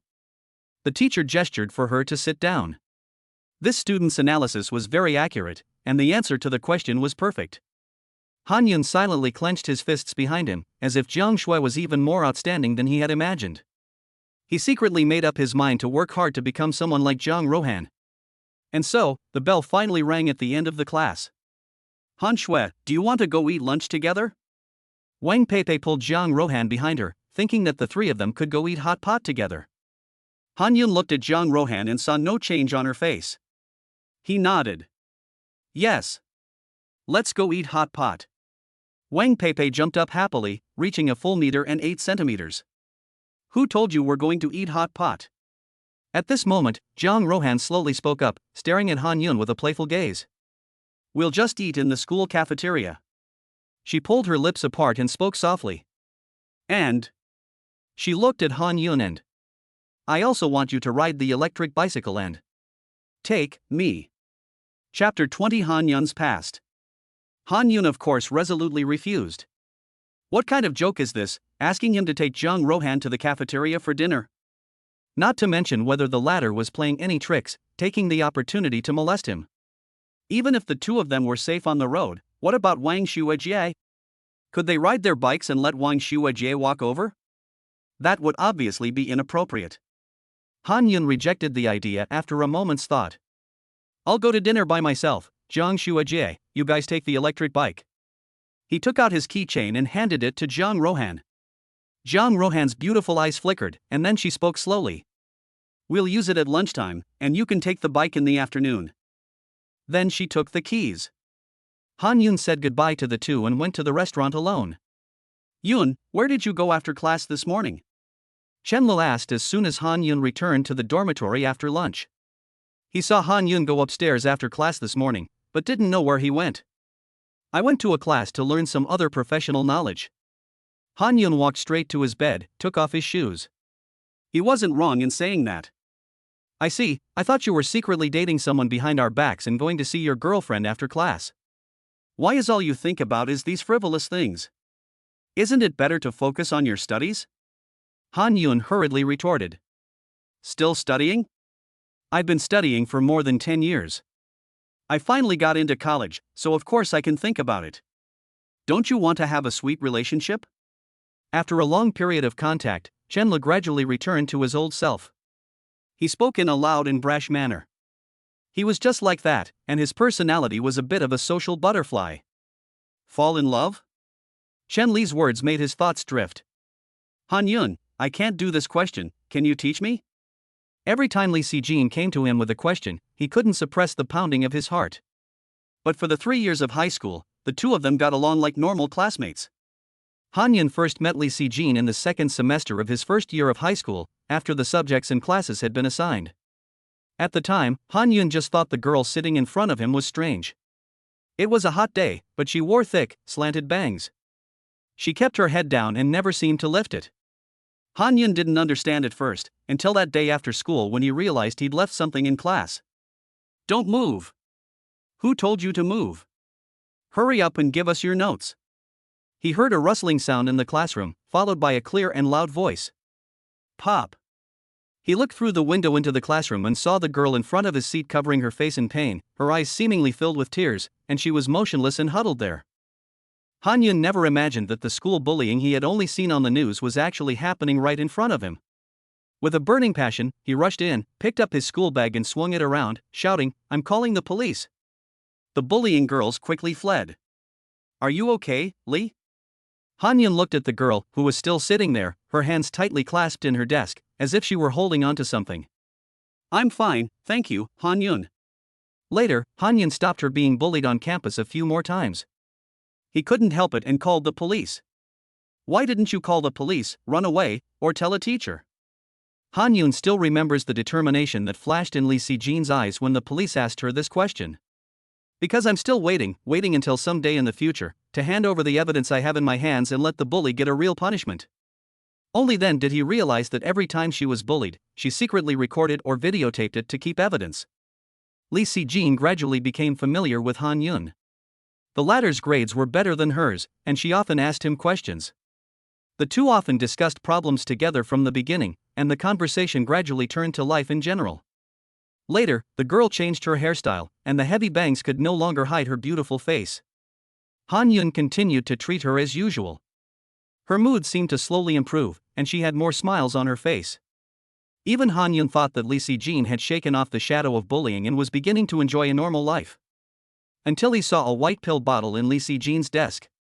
He searched it curiously and found that it was an effective medicine for treating mental illness. Li Sijin was suffering from depression. Her grades were inconsistent at first, but she would always laugh it off and study like crazy. She wanted to catch up with Han Yun. Li, we're in the same class again. In their second year of high school, the two were lucky enough to be in the same class again. At this time, the pace of the curriculum quickened, and everyone mechanically repeated the task of studying. Day after day. One evening after class, Han Yun stopped writing. Looking out the window at the beautiful sunset, he touched the girl in front of him with the tip of his pen. She stopped writing and turned to look at him, confused. "See Jean, look out the window, it's such a beautiful sunset." Li Si Jean looked out the window and her pen in her hand tightened in her hand. So it was that they reached their third year of high school, and the whole class geared up for the college entrance exam. The dull, depressing life made Li Si Jean's depression long-lasting. Her grades became more volatile, sometimes ranking in the top 5 in her year, and other times in the bottom 100. Han Yun, on the other hand, was always in the top 5 and never dropped out. Soon, the college entrance exam came to an end. After being depressed for a long time, they finally felt liberated. During the nearly 20 days before the scores came out, the two of them met up in many places, almost every day. Li Si Jean's face was full of smiles every day. Her depression was actually showing signs of healing. Han Yun accompanied her to the last review before the scores were released. When they saw the review results, the two of them jumped with excitement. "Han, thank you so much." She looked at him, and her eyes were once again filled with tears. This time, they were tears of happiness. Han Yun accompanied her after the college entrance exam and handed the recorder to the police. At the moment, they were both adults, and the perpetrator should be punished by law. They imagined the future together and looked forward to tomorrow. Until the college entrance exam scores came down. Han Yun had an excellent score without any surprises. But unfortunately, Li Si Jean's score was a few tens of points lower than she expected. She would not be able to go to the same university as him after all. "It's okay, Han Yun. I like you. But it's obviously a bit late to say so now. Be happy, Han Yun." She cried her heart out the day she confessed her feelings to Han Yun. Struggling to hold back her emotions, Han Yun slowly embraced her. She was determined to repeat the year. Han Yun encouraged her, and sadness spread through his heart. He could clearly feel that.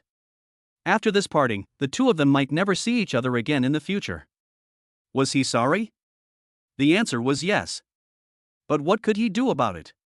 He still had to pick up his emotions and continue to walk unwaveringly on the path of his life. The East has passed, but the West is not late. He could only stride forward. Chapter 21, Love You, Dad. After 2 afternoon classes, Han Yun went to find Zhang Rohan and took the electric bicycle with him. He rode it to the milk tea shop outside Jiaotong University. After a week, Han Yun was getting more and more comfortable with his part-time job, and he had almost memorized the various milk tea mixes.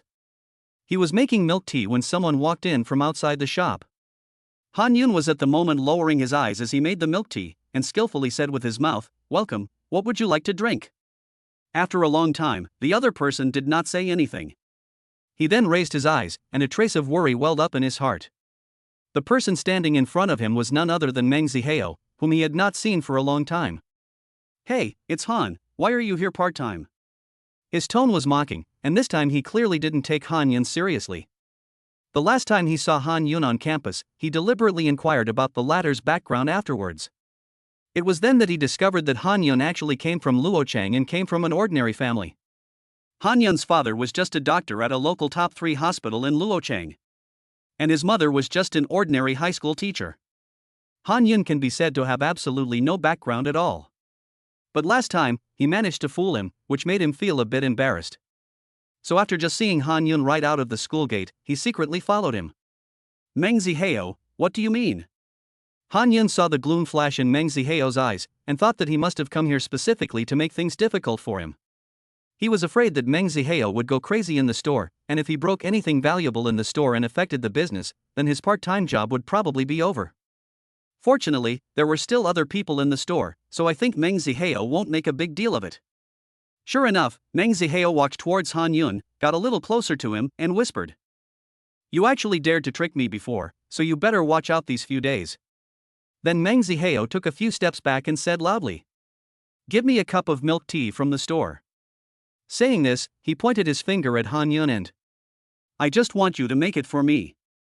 The store manager and the other clerk could clearly see that Meng Zihao had deliberately come over to start trouble, and they quickly spoke up. "Classmate, can you finish all that milk tea?" Upon hearing this, Meng Ziheo's arrogant mouth curled up. Why so much nonsense? What do you care how I drink it?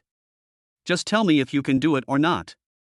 Han Yun's eyes flickered, as if he was thinking about something. Seeing this, the store manager hurriedly said to Han Yun. Han Yun, don't agree to him, he is obviously targeting you on purpose. There are dozens of types of milk tea on the menu, and it will take at least an hour for you to finish them all by yourself. And even if we don't sell it to him, he can't do anything about it. Han Yun didn't know if he had heard this, and his gaze fell on Meng Ziheo's face. The other person's ugly face made him feel very uncomfortable. I'll make 1 cup and you pay for 1 cup. Han Yun spoke slowly. The store manager was about to speak when Han Yun interrupted him quickly. Don't worry, manager, I know what I'm doing. Meng Ziheo thought that Han Yun was afraid that he would not pay, and laughed out loud. Don't worry, not to mention just a few cups of milk tea, I can even buy this milk tea shop. Han Yun heard this and, without panicking, picked up the cup and quickly made the first cup of milk tea according to the ratio. Classic pearl milk tea, 10 yuan. Classic grass jelly, 12 yuan. Taro pudding with mango, 13 yuan. Meng Ziheo scans the QR code to pay. Han Yun makes 3 cups in a row without stopping. Next up is the shop's hidden milk tea. Han Yun takes an empty cup and adds a little black pearl to the inside to make it look more appealing. She then adds about a third of green tea and the same amount of milk. At this moment, the milk teacup looks a dark green with a hint of black. Han Yun then poured a little mango sauce into the milk tea. This is called Bai Yang, and it costs 15 yuan a cup. Meng Ziheo didn't react at first, and he just felt that the name went well with the milk tea. Then Han Yun made another cup. About 70% of the cup was duck poop tea, 20% taro puree, and finally Han Yun sprinkled a little Sprite in. As the name suggests, it's mud, shit, sprinkled with Sprite. Meng Ziheo finally reacted. You little brat, are you messing with me? He was furious, and he didn't expect Han Yun to dare to scold him in such a way. Meng, I've made the milk tea, you have to pay, right? Han Yun spoke slowly with a smile. Okay, you little brat, just you wait and see. Meng Ziheo's eyes flashed with a sinister gleam. In front of everyone in the store, he was embarrassed to turn his face on the spot, but that didn't stop him from doing something behind his back. Meng Ziheo is generous, this cup of mud and shit is priced at 250. Han Yun pressed the corner of his mouth and added another stab. He thought that the wealthy senior should be able to afford it. Meng Ziheo's face turned green. If there weren't so many people in the store, he would have rushed up to Han Yun and punched him. He smiled, not at all, not at all. But he clenched his teeth as he extended his phone to scan the code. Han Yun, we'll see about this. He didn't even take the milk tea, and turned his head and walked away directly. Seeing this, the store manager hurriedly came over and said to Han Yun. Han Yun, for the next few days, don't come to the store. From the way the other person looked, he won't let this go. I'm afraid that after you leave the school gate, he will do something to you. For the next few days, after class, stay in the dormitory first and don't go anywhere. Hearing the store manager's words of concern, Han Yun's heart warmed slightly. If Meng Ziheo's matter is not resolved, it will indeed cause him a lot of trouble. But he wasn't worried. He had a powerful ally. Han Yun, is Jiang Shui here? She'll be here soon. Female devil, speak. Han Yun, Meng Ziheo just came to the store where I work part-time and caused trouble. Female devil, go ahead and kill him. Out of sight, out of mind. Han Yun. Han Yun smiled helplessly. He had already told Jiang Rohan what had happened. He got on his bike, put on his helmet, hummed a little tune and headed towards the traffic police station. He didn't believe that Jiang Rohan would just let this matter go. This way. Han, what were you doing just now? I called you several times but you didn't respond. Jiang Rohan was half lying on the sofa wearing a face mask and pajamas, holding her phone and busy with something. What? Why did you call me just now? Jiang Rohan shifted her body slightly. She had indeed not heard Wang Peipei shouting at her just now. It's nothing, just reminding you not to forget to hand in your homework tomorrow. Wang Peipei was lying on her back on the bed, propping up her 2 little white feet as she brushed up a short video. Oh, I see. Jiang Rohan responded perfunctorily. Suddenly, her phone rang. When she saw the incoming message, her bright red lips curved into a nice smile. The camera zoomed in, and she could be seen on her phone. where a message from someone named AAA Dad had been sent. The content was simple, okay. Jang Rohan tapped her slender fingers on the screen and sent a reply, "Love you, Dad." Chapter 22, Dormitory, where the older students are fragrant. That's it for today's class. Everyone go ahead and continue to preview the material. From the podium, the C language teacher adjusted his glasses and announced the end of class. The crowd below began to gather their things and head for the door. I really don't know what he was talking about, he spoke so fast and in a gibberish language. Chenlo walked with his hands in his pockets, nonchalant. Behind him, Wei Yuhang was looking down at his phone, while Lu Zhendong had left early to deal with class matters. Han Yun was idle and picked up the conversation. "That's because you weren't even listening, were you?" He was sitting next to Chen Lu but could see everything clearly. The latter was either playing games or watching low-fat mini videos during class. That look was really creepy. "There's no rush, it's only the first week, and there's that song that goes pretty well, isn't there?" Chen Lu paused, as if gathering his emotions. "I'm always a last-minute learner." "A last-minute learner?" Han Yun immediately distanced herself from him. Tick-tack. The phone rang. "Female devil, Han Yun, do you have a class later?" Han Yun scratched his head. "Han Yun, no, why?" "Female demon king, I'm going out shopping with Pepe later, and I need someone to carry things." "Female demon king, you look so handsome and delicate, you're perfect for carrying things." "Han Yun, senior, I suspect that you don't see me as a human being." "Female demon king, animated emoji, steamed buns, mudcloth supporter?" Han Yun looked at the emoji and smiled. Sometimes he feels that Jang Rohan is quite a contrast. He can't quite put her personality into words. Sometimes she's aloof, sometimes arrogant, sometimes funny. Whoever gets to fall in love with senior sister Jiang in the future will be very lucky. She's a combination of a domineering older sister, a charming demon, and a girl next door. She can switch between these personalities at will. As he thought this, he said goodbye to the two in front of him. He rode his little electric bicycle to go find senior sister Jiang. "How long has it been since we went out shopping?" Wang Peipei was leaning on Zhang Rohan's arm. The touch felt so soft that even she, a girl, couldn't help wanting to squeeze it a few times more. There were a lot of people outside looking at them. After all, it was hard not to notice two beautiful women together. "Not long, just half a month?" Zhang Rohan's slender hands supported her cheeks as she thoughtfully.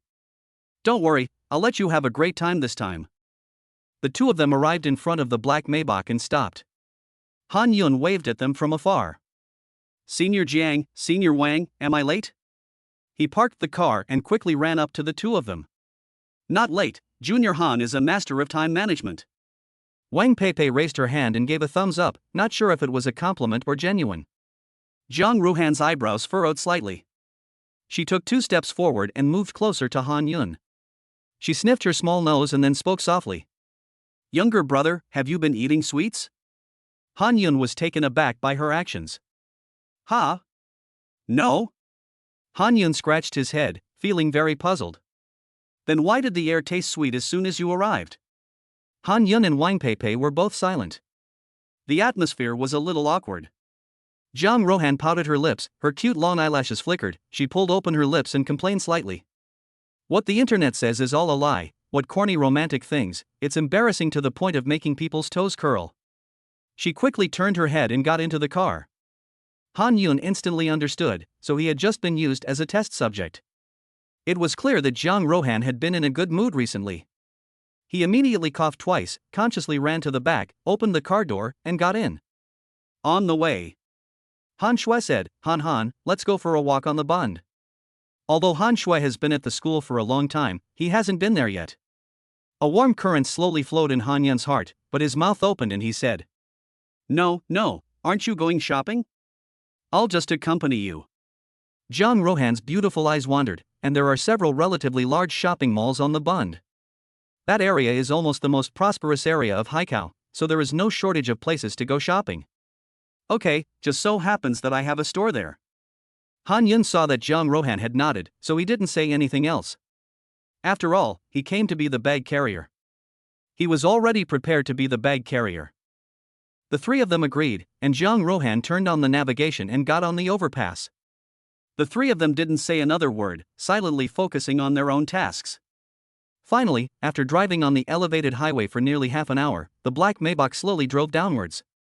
Soon, they arrived near the North Bund. Driving further ahead would mean heavier traffic, but they had plenty of time and could simply walk around. Finding a parking space, the three got out of the car. We are now at Telenkio Bridge in the North Bund, and the nearest mall is Raffles City. But there's not much to see there. So the three of them walk all the way along the Huangpu River towards the west. There are lots of shops along the way, and they go in to have a look whenever they see something interesting.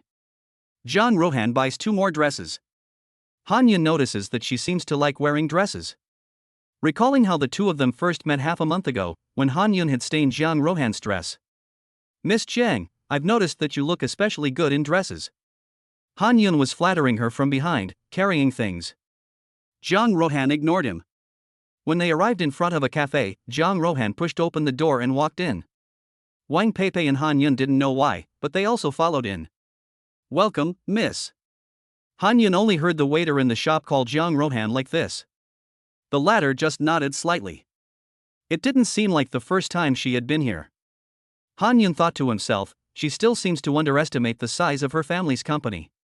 This cafe is located on Jiling Road, in front of the famous Bund, and there are at least 10,000 people passing through here every day. Han Yun can't imagine how much it would cost to buy 2 storefronts and open a cafe in such a prosperous location.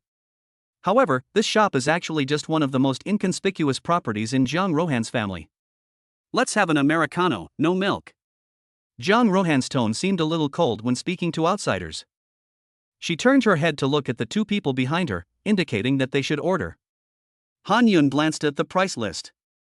Goodness, the cheapest one costs more than 50. The city is really expensive. "I'll have a cappuccino." Wang Peipei didn't know what to drink either. Han Yun glanced around. He didn't really like coffee. "Give him a soda." Seeing that Han Yun had been undecided for a long time, Jiang Rohan took the initiative to order for him.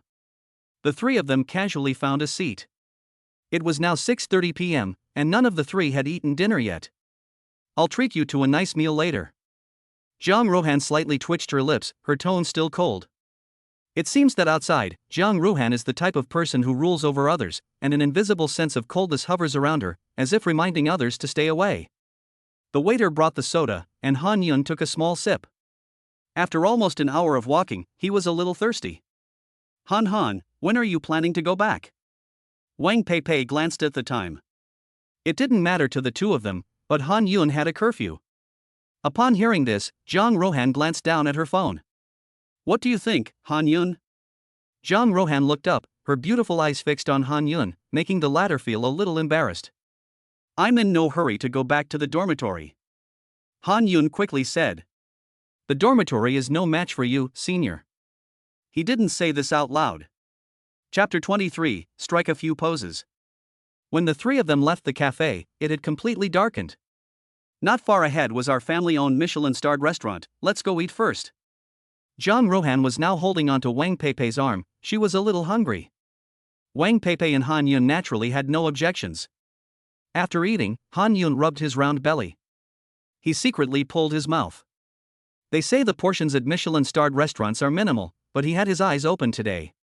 A serving of mashed potatoes could be finished in 2 or 3 bites at most, topped with a thick sauce and a sprinkling of pepper, but the presentation was a little more elaborate. Yet it dared to sell for more than 100 yuan. This potato was nothing but a potato, and it could be bought for just 1 yuan at the market. Do people in Haikal like this kind of exquisite but not cost-effective food? Han Yun couldn't understand it. Fortunately, Jiang Rohan took good care of him and put a lot of dishes on the table. She said she was full after just a few bites. Han Yun saw that she wasn't full, but he didn't want to eat more either. "Han Yun, I know you're not full. You're usually very sincere with others, so why are you being polite now?" Jiang Rohan spoke her mind, and exposed Han Yun's pretense. Wang Peipei, carrying around belly, said to Han Yun while holding a dish, "Han Shuedi, eat, these will go to waste if you don't eat them." After saying that, she ate with a big mouthful, quite unrestrained. Later, Han Yun gradually let go of himself as well. After all, there were only the 3 of them in the private room, and they had been spending time together for more than half a month, so he didn't have to be polite. After a while of resting after the meal, Jiang Rohan took out a black card from her bag and went out to settle the bill. Although it was her family's business, she still liked to pay for herself. "Miss, you can order whatever you like here and you don't have to pay." The restaurant manager was slightly embarrassed. He bent slightly and kept saying something to Jiang Rohan. Han Yun couldn't hear it, and he finally saw Jiang Rohan domineeringly slap the card on the table. Then he turned his head and walked away. Seeing this, he and Wang Pei hurriedly followed him out. In a panic, the restaurant manager handed the card to Han Yun. They left the restaurant. "Senior, here's your card." Han Yun hurriedly handed the card to Jiang Rohan, who was obviously a little angry and just glared at Han Yun without taking it. A slight chill emanated from her body, and Han Yun didn't dare get too close at the moment. "The lights are on over on Jinling East Road. Let's go over there and take a look." Wang Pei quickly spoke to smooth things over. "Let's go." Jiang Rohan opened her mouth slightly and only managed to say those two words. Han Yun looked at the crowd in front of him and the resplendent buildings along the road. The lavish lighting set the tone just right. Walking here gives one a feeling of the old Sea of Mars. Stay close together and don't get lost. Jiang Rohan walked in front, slightly pulling her lips, and said to the two people behind her, "Keep up, don't get lost." Wang Pei and Han Yun hurriedly nodded. Jiang Rohan's temperament stood out even in a crowd, and Han Yun didn't think she could get lost. Wow, look across at the pearl, the three-piece mirage is so tall. The night mirage, after the lights are turned on, shows prosperity everywhere. Wang Pei quickly took out her phone and took a photo. Although this was not her first time here, she didn't take any photos last time. She took a few more selfies before putting away her phone. Pausing, Wang Pei noticed that Jiang Rohan and the others had disappeared. "I told them to stay close, but they still got lost." "This way." "I told her to stay close, but she still got lost." Jiang Rohan was helplessly pulling the corners of her mouth, as Wang Pei was too active. Every time she goes out with her, Jiang Rohan has to constantly remind her not to wander off. "Jiang Xuejie, why don't we go back and look for Xuejie Wang? There are so many people here, I hope she hasn't encountered any danger." Jiang Rohan thinks for a moment, then takes out her phone and calls the other person. It's almost an instant connection. "Xuejie, how did you two get lost? I couldn't find you for a while." "I think you're the one who got lost," Jiang Rohan retorted, and then asked slowly. "Stay where you are, we'll come back to find you." "Oh, no, I have plenty of battery power left on my phone, you two go ahead and have fun, when you go back send me your location and I'll come find you." Wang Pei was sitting on a bench on the bund at this time, holding a bottle of just-bought drink in her hand. After hanging up the phone, she glanced hurriedly at the figure next to her. "There's no need to look for her, let's continue playing." Jiang Rohan hung up the phone and her eyes fell on Han Yun. She wasn't in a good mood, so naturally she had no intention of flirting with Han Yun. "Senior Jiang, take a picture of me, I want to share the prosperity of Haishur with my family," Han Yun said, and handed his phone to Jiang Rohan. The latter slowly took it. Their fingers touched, and they separated in an instant. "Then don't move, I'll take some more pictures for you." Jiang Rohan held Han Yun's phone, which still retained some warmth. She turned on the camera and pointed it at Han Yun. Her pretty face frowned slightly. "Don't just stand there like a log, strike a few poses." Han Yun heard this and slightly embarrassed, he touched his nose. Strike a pose? He only knows how to do the scissor hands and the thumbs up. Jiang Rohan couldn't bear to watch any longer. She quickly ran up to Han Yun, grabbed his little arm, and taught him a few good-looking poses. "Yes, that's it, hold it."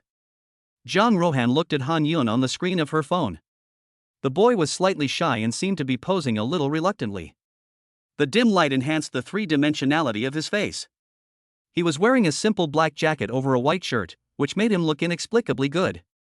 Handsome is a feeling. At the moment, Han Yun was able to embody this feeling. Jiang Rohan took several pictures in quick succession, then told Han Yun to change his pose, and she snapped away again. "Okay, these should be enough for you to post." Jiang Rohan's tone inexplicably turned a little cold, and she deliberately kept her distance from Han Yun. "What's wrong with Senior Jiang?" Han Yun was puzzled. Just now, Jiang Rohan was fine, but now she was giving him a cold face and even speaking much colder. It was as if she was unpredictable. The two of them strolled a little further, then returned the way they had come. On the way, Jiang Rohan sent a voice message to Wang Pei, but the latter didn't pick up. She thought something had happened, and hurried Han Yun along much faster. It wasn't long before Wang Peipei got back to her. Ha ha ha, I was having so much fun that I didn't see the messages on my phone. Are we going back now? At that moment, the environment on her side was slightly quiet, as if they were not even on the bund. Where are you now? Zhang Rohan pulled back her lips. Look up the river. Wang Peipei added with a hint of helplessness in her tone. Look at the ship with the lights on, slowly sailing. Upon hearing this, Zhang Rohan looked towards the Huangpu River. She saw that on the slightly dim Huangpu River, the ship with the letters DUREX shining brightly, with the letters reflected on the surface of the river, making it particularly conspicuous. I feel I need to say a few words about Zhang Rohan's personality. In school, she was previously ostracized by the girls and recklessly rejected by the boys because they had designs on her, which led to a vicious cycle that affected her later life. At home, her father Zhang Feng was so busy with work that the two of them hardly had any time to talk, and Zhang Feng rarely took her feelings into account. Only her mother Xin Shuera was never absent from her upbringing. So in a way, she lacks a certain kind of love. Therefore, when dealing with different people, she displays very different personalities. When dealing with Wang Peipei and Xin Shuero, she is just like an ordinary little girl, coquettish, vulnerable, quarrelsome, and disruptive. When dealing with Zhang Feng, she longs even more for her father's love, and Meng Ziheo's incident just happens to build a bridge of communication between them. When it comes to Han Yun, she currently shows more of the affection of an older sister towards her younger brother. Sometimes she teases him, sometimes she acts aloof, and sometimes she defends him. When it comes to other people, she pretends to be a female devil and puts up her guard. Chapter 24, Treat Me to a Big Meal Later. Zhang Rohan first dropped Han Yun off at school before going back to the villa with Wang Peipei. Oh dear, I'm exhausted tonight. Wang Peipei carried the groceries and sat down on the comfortable sofa. Are you not tired, silly? They were alone in the villa. Zhang Rohan took off her mask to reveal her fair complexion. She seemed a little upset, her bottom lip pursed up slightly, like a silly penguin, which was very cute. I'm not tired, I'm going to take a shower first. Wang Peipei thought that Zhang Rohan was still angry with her, so she hurriedly rushed up to stop Zhang Rohan. Honest, let me explain, it's not what you think. She waved her hands in a flustered manner, her brows full of anxiety. I didn't know that guy before, I just thought he was my type, that's why I got on the boat with him. Upon hearing this, Zhang Rohan stopped in her tracks, pinched her eyebrows. You're so simple, you're still helping someone count money even after you've been sold. No wonder Zhang Rohan was so angry, because when she took Han Yun to find Wang Peipei, the latter was on the ship playing truth or dare with a strange man. Wang Peipei had been drunk on a few cocktails and was high, almost taking off her clothes. Fortunately, Zhang Rohan and Han Yun arrived in time to stop her from continuing. I think you've sobered up enough. Go wash up and go to bed. Zhang Rohan said this and walked straight into her room. I wasn't drunk, of course I was sober. I was just hot-headed. Wang Peipei was still muttering behind me. Jiada, dormitory. Brother Yun is back. Han Yun almost thought he had gone to the wrong dormitory. Because in the dormitory on ordinary days, Chen Li's shouts of joy from playing games and Lu Zhendong's cheers from watching the game had all disappeared. What's going on here? Han Yun was puzzled. The tutor had just checked the dormitory and had not gone far. Han Yun understood. He had only met the tutor once, at the meeting before military training at the beginning of the semester. He had only heard that the other person was a graduate student at Jiaotong University who had just graduated 2 years ago and chosen to stay at the university as a tutor. They are only a few years older than him, so they should get along well. Is he really that scary? Yes. Han Yun scratches his head. Never mind, if he is scary, so be it. As long as he doesn't make any mistakes, the tutor basically won't care. He takes off his jacket and sits on the chair. Do you want to play a game together? Valorant? Chen Lo has seen Han Yun play it before, and Han Yun even encouraged him to download it afterwards. Lu Zhendong is also a Warcraft player. Wei Yuhang saw that all three were playing, so of course he installed it quickly after opening his computer silently. The four of them all have gaming laptops. It seems that no matter if they play games or not, boys like to buy gaming laptops. They follow the principle of better too many than too few. The four of them agreed and opened their computers one after the other. After about an hour of intense battle, Han Yun slowly put down the headset and exited the game. I'm not playing anymore, I'm going to wash up first. After washing up, he climbed into bed, propped up the pillows and leaned against them. lovey-dovey family. Han Yun, picture. Dad, your son looks very handsome in the picture. Mom, animated emoticon, thumbs up. Han Yun, I went to the Bund in Haishur today. It was very crowded there, and Haishur is very prosperous. I'm doing pretty well here. Han Yun's father, Han Xiaohua, has just finished work. He is a surgeon and often works overtime because patients sometimes have emergencies in the hospital. My son is getting more and more handsome. He really has inherited the good genes from both of us. Han Xiaohua takes off his jacket and sits on the sofa in the living room, next to Han Yun's mother, Li Huizhen. Go and shut up. The food is in the pot, go and heat it yourself. Li Huizhen is used to arguing with Han Xiaohua. In Han Yun's words, they are simply a pair of happy enemies. Han Xiaohua met Li Huizhen when they were at university. They have been in love for many years and have long understood each other's temperaments. They often say that spankings show affection and that only through spankings can one know whether one is loved. Han Yun also has a younger sister, in the second year of junior high school, but at a boarding school. In the family group, Han Yun continued to post a few more pictures. Han Yun, I came here with friends today to go shopping, and we ate a lot of delicious food. In the future, I'll let you two come and experience it too. Li Huizhen felt warm inside, and she and Han Xiaohua could see how filial Han Yun was. Mom, okay, I'm looking forward to that day. Han Yun had a brief chat with her, glanced at the time, reminded Li Huizhen that they should get some rest early, and then switched off his phone.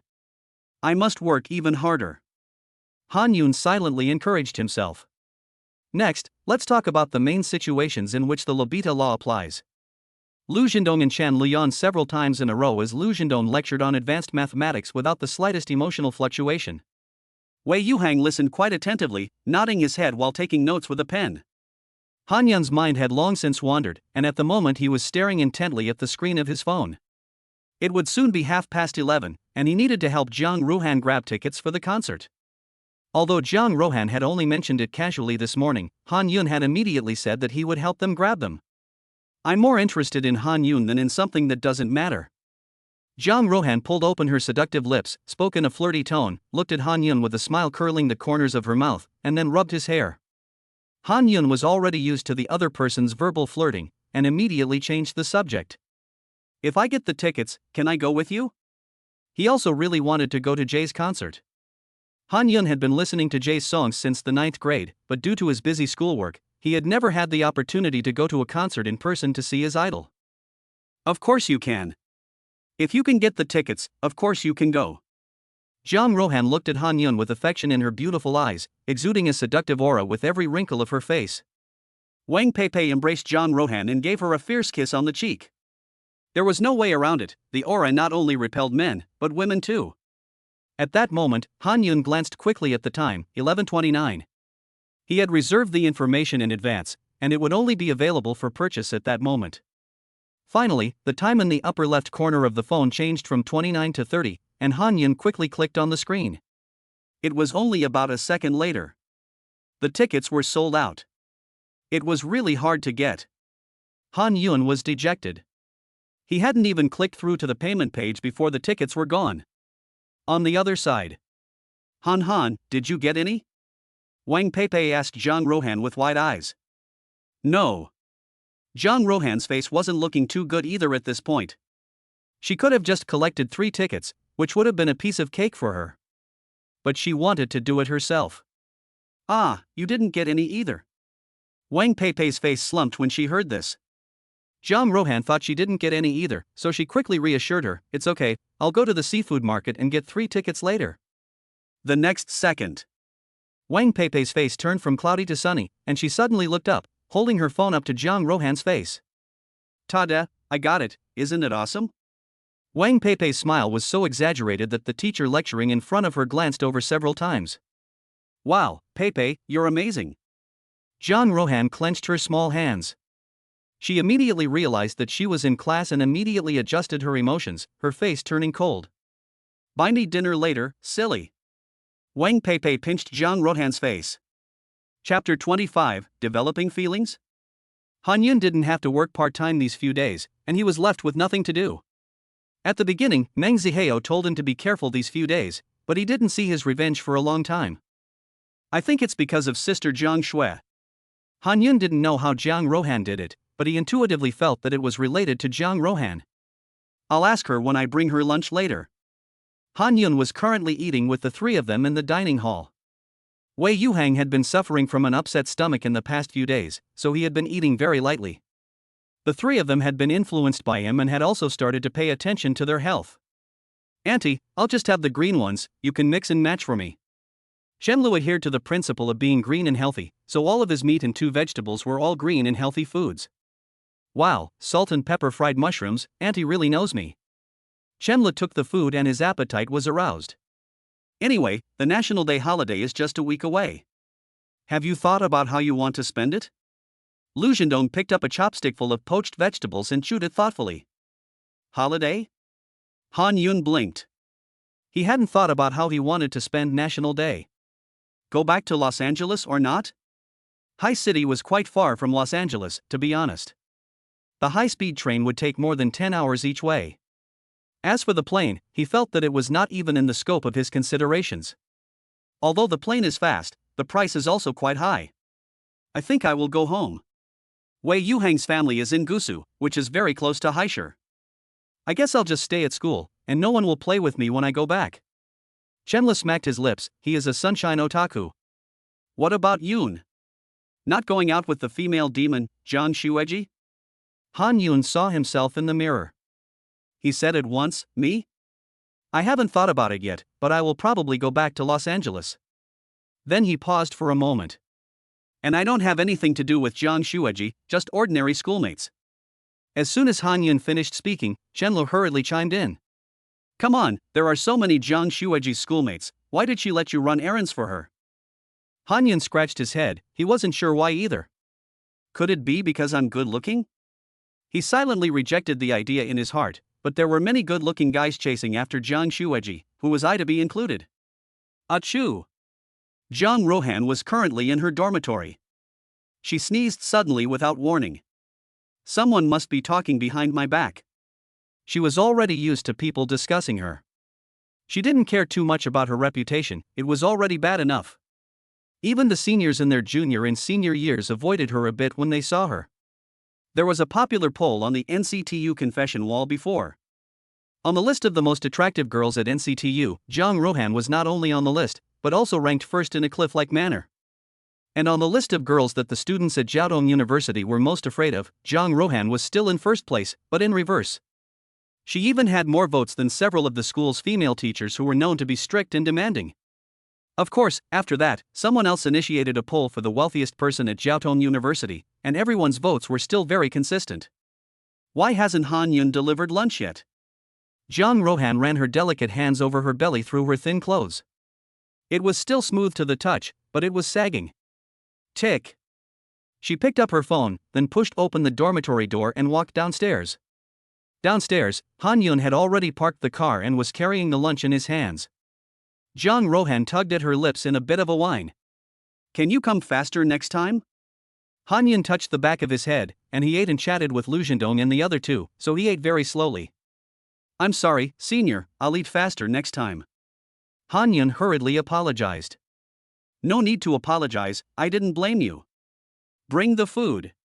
Jiang Rohan raised her eyebrows slightly, is she that scary? Senior, are you hungry? Nonsense, but how did you know? I heard your stomach grumble. Upon hearing this, Jiang Rohan suddenly wanted to tease Han Yun. Then ask it if it's hungry. Han Yun was puzzled and said doubtfully. How? Just kidding, how can the stomach talk? Jiang Rohan's eyebrows arched slightly, with a hint of mischief. Watch me demonstrate. Saying this, she placed her hand on her stomach and rubbed it gently. Little belly. I'm here. In a falsetto voice. Excuse me, are you hungry? I'm hungry, my lord. In a falsetto voice. Good, Eunuch Han has brought you some food, do you want to eat? Yes, I want to eat. In a falsetto voice, with a slowly rising pitch. Jiang Rohan's performance was spot on, and the sudden contrast made Han Yun laugh until tears came to his eyes. Senior, you're actually a funny girl. Han Yun laughed so hard that he had to cover his stomach. He looked at Jiang Rohan's flawless pretty face, which was looking at him with a smug expression. She raised one eyebrow at him.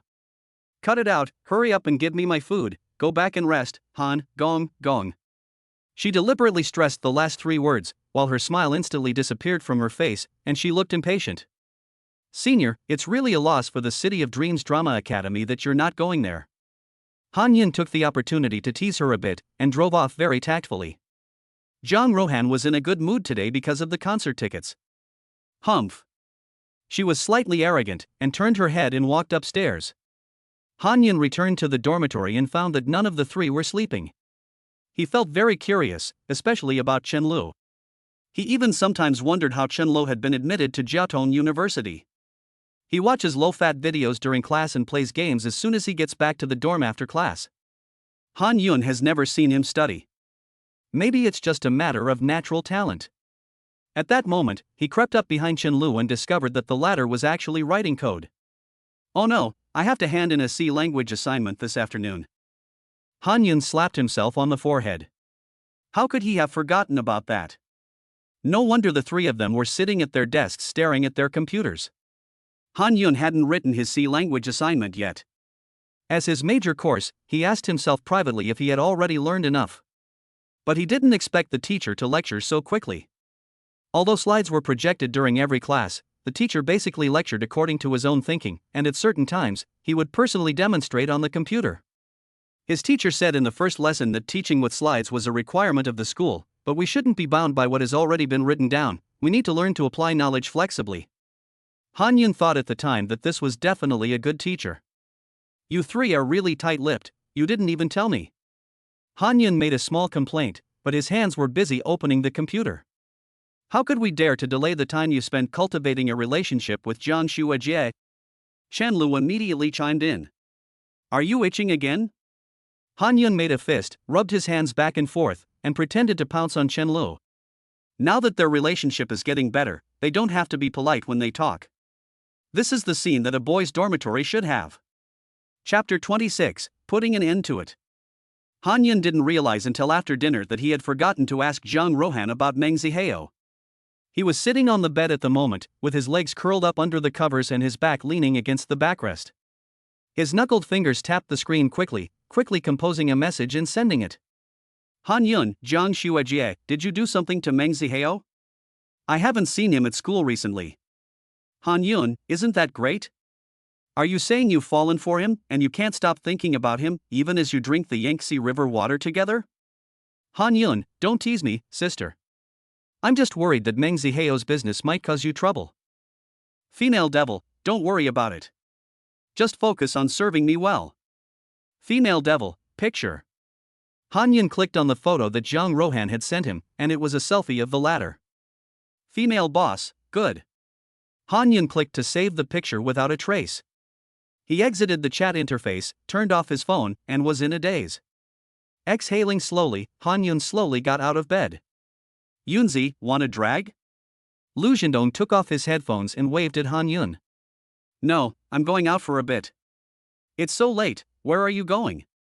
Lu Zhendong was puzzled, as there was almost no one outside now. Just going for a walk.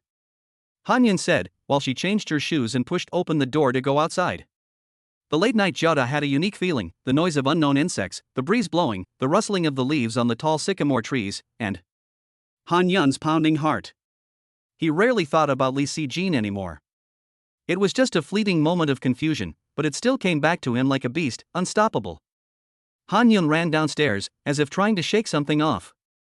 I wonder if she's doing well now. After a while, he seemed to tire of running, and his pace slowed down, until finally he was walking. Han Yun walked over to a bench by the roadside, and slowly sat down. The light from the street lamp and the bright moonlight slowly faded on him. He had just been thinking in bed, and in a trance a hazy figure slowly emerged in his mind. Han Yun gradually discovered that if he didn't deliberately think about it, he seemed unable to see that face clearly. What's wrong with me tonight? Han Yun muttered to himself, and he flipped open his phone to glance at the time. 10:21 p.m. Time to go back. He slowly got up and walked towards the dormitory building. Han Yun, don't sleep, the teacher wants you to answer a question. Chen Lu gently nudged Han Yun with his arm. Rubbing his eyes, Han Yun gradually came back to his senses.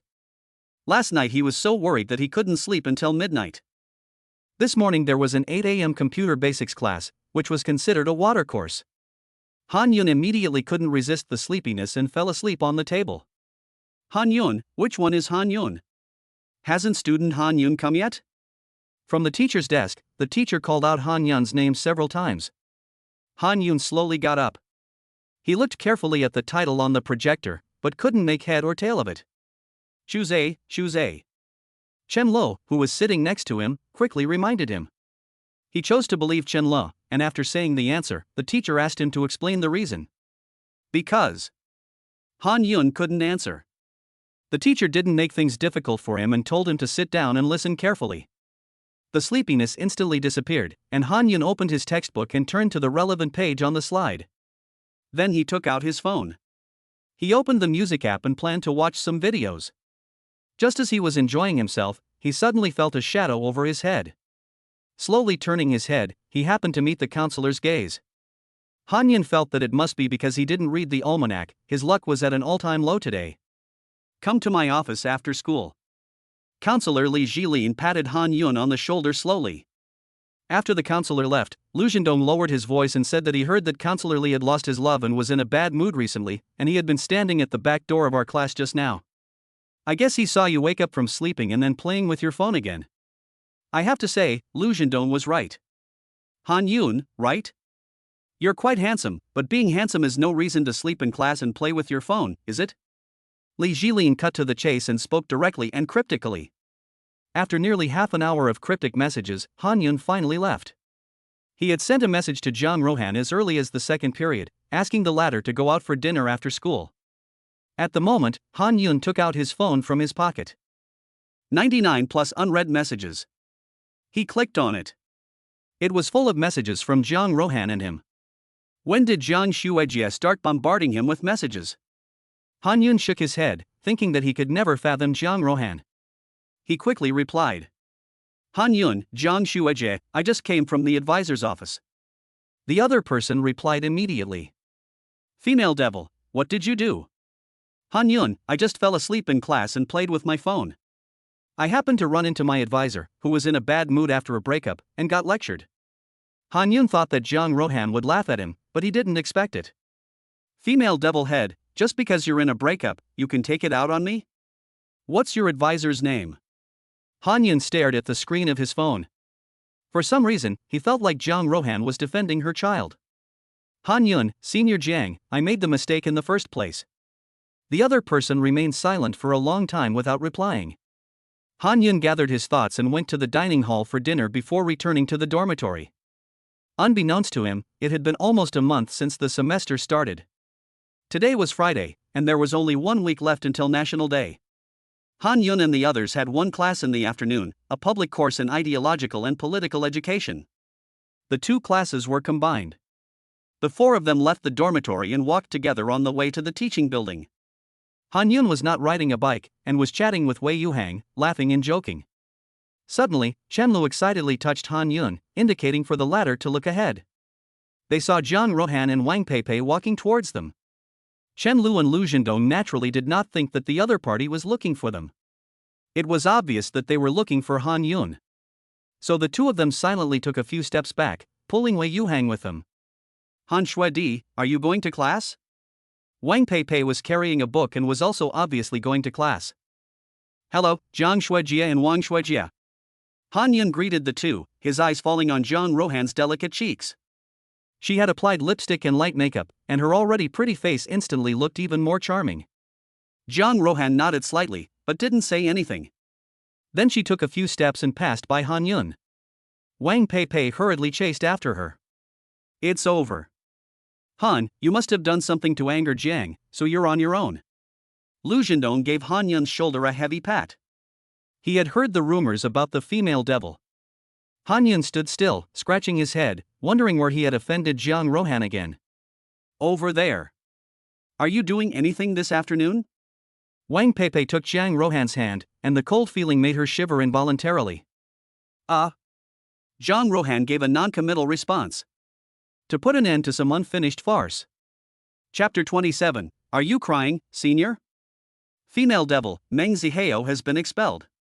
When Han Yun received the news from Zhang Rohan, the political theory class had just ended. When he had greeted them on the way, Wang Peipei had been holding a book. Han Yun had thought that Zhang Rohan was going to class. Senior Jiang is quietly doing great things. He put the textbook in his bag. Just as he was about to walk out of the classroom, his phone rang. Hello, Zhang Xuejie, do you want me to bring you dinner later? Han Yun was a little puzzled. Usually Zhang Rohan would just send him a message, and rarely recorded a voice message. No, I'll come back to school to pick you and Peipei up later, and we'll go out to dinner. Han Yun could feel through the phone that Zhang Rohan was in a good mood. Of course, he didn't dare to go against her wishes, and he quickly agreed. I'll ask my senior what's going on later. Suppressing his doubts, Han Yun quickly walked out of the classroom. As he walked, he pondered. Then I can go back to my part-time job at the milk tea shop, but suddenly Han Yun decided in his heart that he didn't plan to continue working part-time. He was afraid of any more accidents. I'm afraid of causing unnecessary trouble to others. On the other side of the street, Zhang Rohan was lazily sitting on a sofa in an upscale club in Haikao. The club was empty. Her beautiful eyes were sparkling, and if a student from Jiaotong University were present, they would definitely be shocked. Because at the moment, Zhang Rohan was actually as cute as a well-behaved little girl waiting for her parents at the gate after school. Although her eyes were fixed on her phone, her attention was always on the door of the back private room. Finally, the door at the back seemed to open slowly, and the sound of leather shoes echoed loudly in the otherwise quiet environment. Dad, I finally see you. I haven't seen you for almost half a month. Zhang Rohan quickly got up and threw herself into the man's arms. No one would have guessed that Zhang Rohan, the notorious female devil of Jiaotong University, was now lying in someone's arms, pouting, her eyes red and seemingly glistening with tears. Oh dear, my dear daughter, what's wrong? Why are you so aggrieved? Zhang Feng let out a sigh. He knew that he had never fulfilled his responsibilities as a father. He might be a good husband and a good leader, but he would never be a good father. He reached out and stroked Zhang Rohan's hair. Being embraced like this by his daughter made him feel as if all his daily fatigue had vanished. How could Zhang Rohan not long for her father's love? Every time it was her mother, Shin Shuero, who stood by her side as she lit the candles and sang the birthday song. And Zhang Feng, on the other hand, just kept on buying her those fancy cars, luxury clothes, and even just transferring money to her bank account every year. But I don't need any of that. Zhang Rohan suppressed her emotions, as if noticing that there were other people around. Secretary Wang, why don't you tell my daughter the details? Next to Zhang Feng, Secretary Wang took a step forward, bowed lightly, and then spoke. Miss, ever since I received the chairman's instructions a while ago, I have instructed my staff to look into Meng Zihao. It turned out that he is only the son of the director of a small catering company. Subsequently, we looked into his background and found that he actually has quite a dark past. Secretary Wang took out a stack of materials from the briefcase next to him. When he was in high school, he was detained several times for picking quarrels and provoking trouble and getting into fights with the crowd. He even had a lawsuit before. However, at that time, due to his age, the punishment was not heavy. We also focused on investigating what happened after he went to college and found that he often went to and from unsavory clubs. And even gathered crowds. The last few words Secretary Wang didn't say, but Zhang Rohan's beautiful eyes as she looked at the material gradually widened. These have already violated the law. We then obtained evidence of his crimes through channels and subsequently handed them over to the Public Security Department. Secretary Wang wiped his eyes and paused for a moment. Later, Jiada secretly expelled him from school. After all, such scum really disgraced the school's reputation. Zhang Rohan couldn't believe it. She clenched her small hands. At first, she just thought that Meng Zihao was just a spoiled second-generation rich boy. After all, among the people who had chased after her, many had wealthy families. But she never expected the other person to be so naughty. Fortunately, Han Yun didn't end up getting into trouble. She turned her beautiful eyes slightly, and she considered herself to have successfully protected the people around her. Zhang Feng looked at Zhang Rohan's stunned little face and felt quite emotional. The night Zhang Rohan sent him a message, he immediately arranged for Secretary Wang to investigate overnight. The next morning, Meng Zihao was arrested and detained. However, seeing a police car on campus was not considered a rare thing, so many people did not care. After all, Meng Zihao was not well known at Jiada. Zhang Feng attached great importance to his daughter's safety, so when he heard that someone had threatened her, he couldn't wait to go to Jiada and find Zhang Rohan.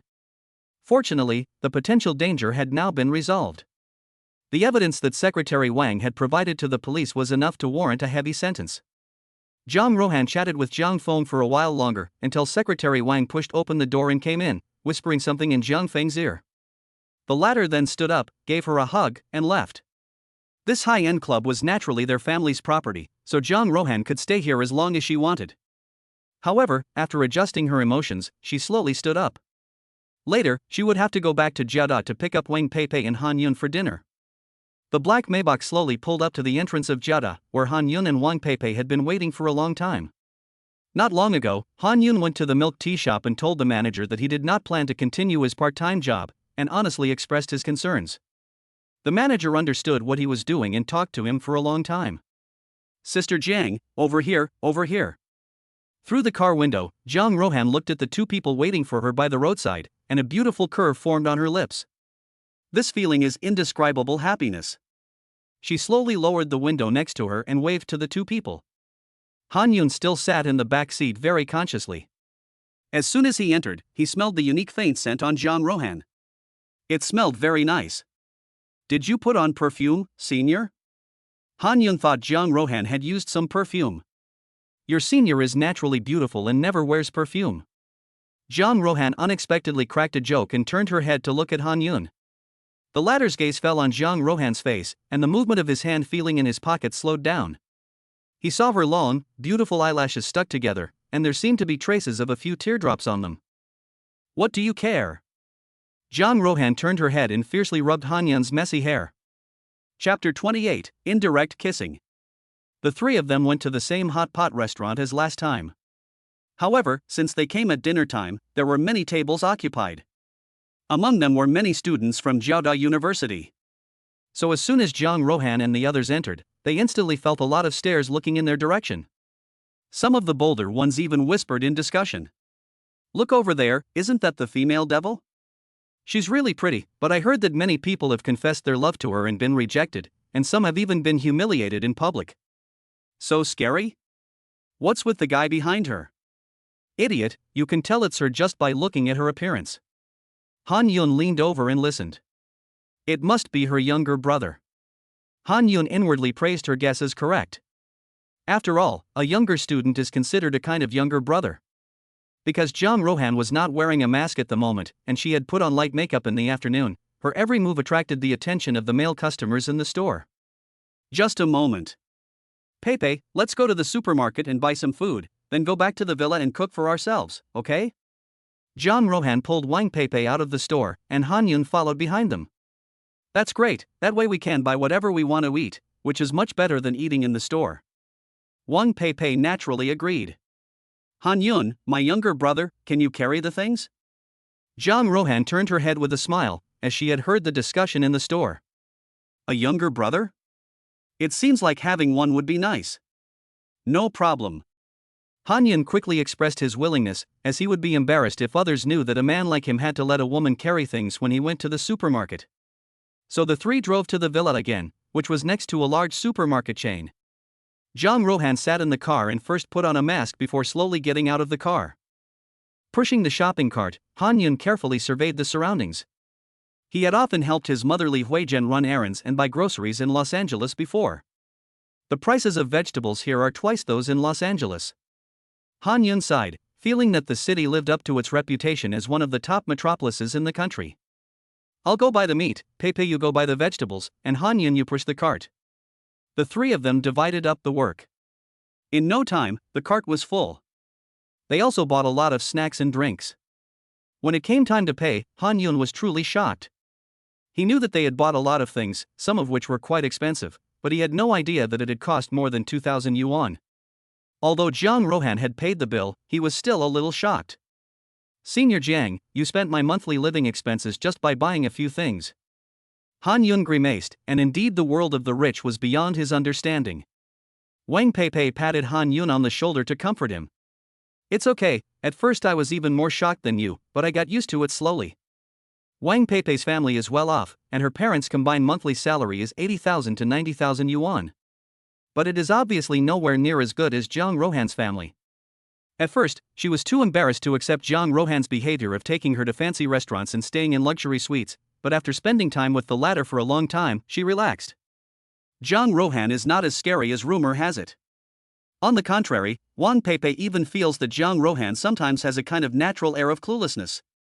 It's just that she comes from a good family and has been raised too high up. Park the car.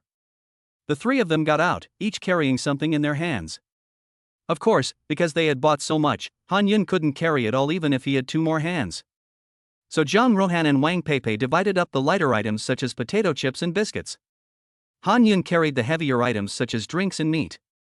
Senior, I feel like you bought enough snacks to last half a month. I was going to buy ingredients for hot pot, but in the end I bought snacks instead. I'm happy about it. Jang Rohan snorted. The villa's kitchen was large, with all kinds of kitchenware, and Jang Rohan had bought it just in case. She had never used it once. After putting the extra ingredients and drinks in the refrigerator in layers, Han Yun found an electric pot. The pot had a large surface area, just right for 3 people.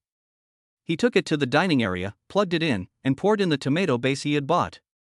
The 2 girls didn't like spicy food, so naturally Han Yun followed their tastes. Don't cook it yet, wait until Han and I have plated the vegetables and meat before turning it on. Wang Peipei saw that Han Yun was about to turn on the electric pot, so she hurried over to stop him. Oh, I see. Han Yun responded. You go ahead and eat the snacks you bought. The drinks are in the fridge, help yourself to whatever you want. Jang Rohan tore off the plastic wrap and used her slender fingers to manipulate the chopsticks, placing the marinated beef from the disposable takeaway box onto the plate. She was in a good mood, humming a tune under her breath. Her beautiful voice was like music from the heavens, and it made Han Yun feel better too. Finally, after a lot of hard work, all the dishes were ready, and Han Yun switched on the electric cooker. In no time at all, it was bubbling away. To be honest, he hadn't been here very often, but the place felt very familiar and relaxing to him. His eyes fell on Jang Rohan, who was bowing her head as she mixed the dipping sauce, and Han Yun felt that she was no less than a fairy from heaven. The girl in front of him was slightly bowing her head, using her white fingers to stir the dipping sauce with her chopsticks. Her delicate cheeks were accentuated by her bright red lips, which looked like they were made for each other with her small, pretty nose. In particular, her big, intelligent eyes, framed by long eyelashes, looked like they were twinkling with stars. Han Yun was mesmerized. But then, at that moment, Jang Rohan suddenly lifted her eyelids and their gazes met unexpectedly.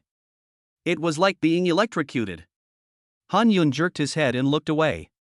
His heart was pounding against his chest. A blush quickly spread from his ears to his entire face, and Han Yun could feel every pore on his face dilating. It felt like countless needles were gently pricking his face, tingling. Han Yun, what are you doing just standing there? Hurry up and mix your own dipping sauce. Jang Rohan didn't seem to notice Han Yun's change, and just thought he was blushing from the heat. Oh. Han Yun responded absent-mindedly, and then hurriedly picked up a plate of garlic paste and kept pouring it into his own bowl like a robot. When he came to his senses, he quickly spoke. Oh. I'm sorry, I was distracted just now. Jang Rohan glanced at Han Yun with beautiful eyes and quickly brought the dipping sauce she had already prepared to Han Yun's table. Here, use my dipping sauce, I'll make a new one. Han Yun quickly waved his hands.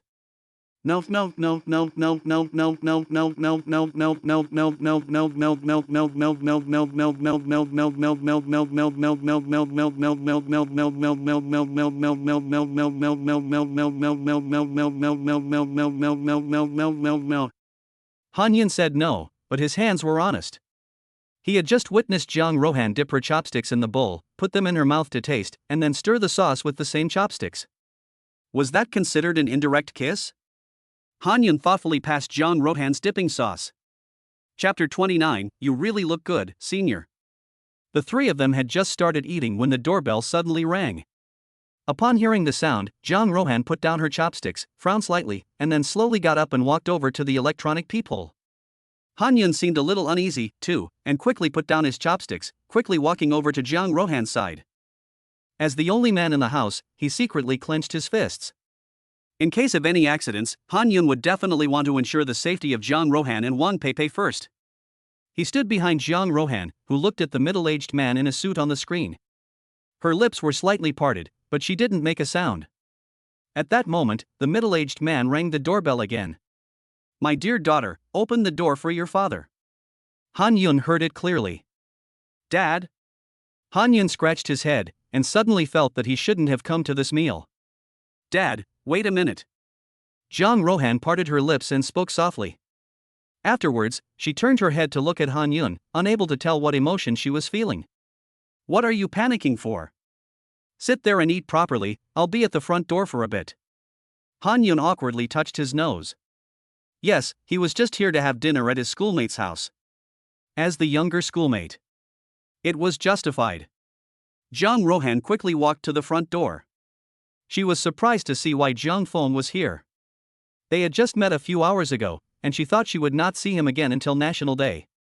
It is said that daughters are their father's little cotton-padded jackets, and Jiang Rohan is no exception. She could have operated the electronic cat's eye to unlock the door, but she still wanted to come out and greet him. "Dad, why are you here?" Jiang Rohan opened the door and asked Jiang Feng curiously. Jiang Feng laughed, without the slightest hint of the authority he exudes at the company. "My dear daughter, I'm not doing anything today, and I thought you'd been living away from home for more than half a month, so I asked Secretary Wang to make a detour here to see how you were doing." Jiang Feng was free for once, and he immediately came to see Jiang Rohan. The infrequent meetings between father and daughter did not cause their relationship to grow cold. "You're not welcome to come in and sit down?" Jiang Feng stood in front of the door, half joking, his eyes always on Jiang Rohan. "Of course you are welcome." Jiang Rohan happily took Jiang Feng's sleeve, and the latter slowly closed the door after entering. He surveyed the decor, which was very different from their home and obviously more in line with the aesthetic style of young people. "These furniture are nicely arranged, my good daughter. Where did you hire the decorator?" "I will remodel my home someday." Jiang Rohan froze upon hearing this. She had picked out the furniture herself online, and it wasn't bought as a set. If it came to placement, most of it was done by her younger classmate Han Yun. "Oh, that. I bought the furniture myself." Jiang Feng's casual affirmation made Jiang Rohan's heart happy. "Dad, have you eaten yet? We're having hot pot, do you want to come and eat some?" The two of them were standing in the courtyard of the villa at the moment, and Jiang Rohan wasn't sure if Jiang Feng had eaten dinner yet. "Oh, then I've come at a bad time and have delayed your dinner." Jiang Feng tidied his suit slightly. Although he hadn't eaten dinner yet, he knew that Jiang Rohan lived with her roommate, so naturally he wouldn't stay for dinner. "Your mother is waiting for me at home, so I'll just come in and say hello to your roommate and leave right away." Jiang Feng nodded slightly apologetically towards Jiang Rohan, and then spoke again. "Let's go in then." After saying this, he slightly suppressed his aura and slowly pushed open the door. When he glanced inside, the scene that greeted his eyes slightly surprised him. He saw a man and a woman sitting next to the dining table on the first floor. The electric pot on the table was steaming, and the air was filled with a strong tomato smell. The man and woman were naturally Han Yun and Wang Peipei. It seemed that they had also noticed the movement at the door and hurriedly got up. "Daughter, didn't you say you were living with your roommate? Then who is this?" Jiang Feng's gaze fell on Han Yun, who nodded slightly awkwardly in his direction. Before Jiang Rohan could speak, Han Yun preemptively explained, "Uncle, don't get me wrong, I'm just Jiang Shue's junior. I've come here to help a few times before, and I'm quite familiar with Jiang Shue, so I came here today to have dinner." Upon hearing this, Jiang Feng coughed twice, slightly embarrassed. "So that's it." Obviously, he misunderstood, and he thought that Jiang Rohan had secretly bought a villa to support a young man behind his back with Shin Shuero. He looked at Han Yun, who was obviously a little constrained and looked very obedient at the moment. "I won't disturb you while you eat dinner, so I'll go back." He remembered Wang Peipei, because she was also the only girl that Jiang Rohan had brought home to spend the night over the years, and Jiang Feng naturally remembered her clearly. "Goodbye, Uncle Jiang." Han Yun and Wang Peipei waved to Jiang Feng quickly, and walked a few steps forward. "You don't need to see me off, hurry back and eat." Jiang Feng waved at them. It was enough for him to see that Jiang Rohan was living a happy life here. As for her bringing boys back here to eat, he didn't really care. Whether they were schoolmates or friends. After all, his daughter had already gone to university, and it was only normal for her to fall in love and have a boyfriend. Naturally, he and Shin Shuero would not interfere too much. Jiang Rohan naturally had no idea what her father was thinking. She just keenly noticed the change in Jiang Feng's expression. "What's wrong?"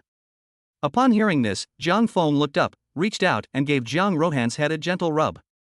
"You're getting old." Those were the only words he said. After seeing Jiang Feng to the front door of the villa, Jiang Rohan said goodbye to him and then returned inside. "Senior, your father's aura is really strong. It scared me so much that I didn't know what to say." Han Yun quickly helped Jiang Rohan pull her chair back in, exclaiming, "But I also felt that he was very confident in me, he just gave me a brief once-over." While Jiang Feng was observing Han Yun, the latter was also looking at Jiang Feng. Han Yun's mind was full of thoughts at the time, secretly admiring Jiang Feng. He was a leader who had been in the workplace for many years, and just by standing there slightly, he could give people an invisible pressure. "There's no need to say so much, just eat." Jiang Rohan's good-looking eyebrows raised, and she slowly sat down. "I'm full, I'm going to go rest on the sofa for a while. You and Sister Wang can eat slowly. Just put your plates here when you're done, I'll clean up." Han Yun touched his stomach, obviously unable to eat anymore. Jiang Rohan ignored him, and with her slender hands she used the chopsticks to pick up a slice of beef roll, put it in the electric pot to boil for about 10 seconds, covered it in dipping sauce, and slowly put it in her mouth. "Han Shueti, there's a dishwasher in the kitchen, you can just rinse the electric pot later." Wang Peipei, who was drinking a Coke, reminded Han Yun. "No problem, Wang Shuejie." Han Yun sat on the sofa and slowly opened his phone to check the time. 21:20. There was still an hour before the dormitory gate closed. It would take about 20 minutes to drive from here to the dormitory building, so there was plenty of time.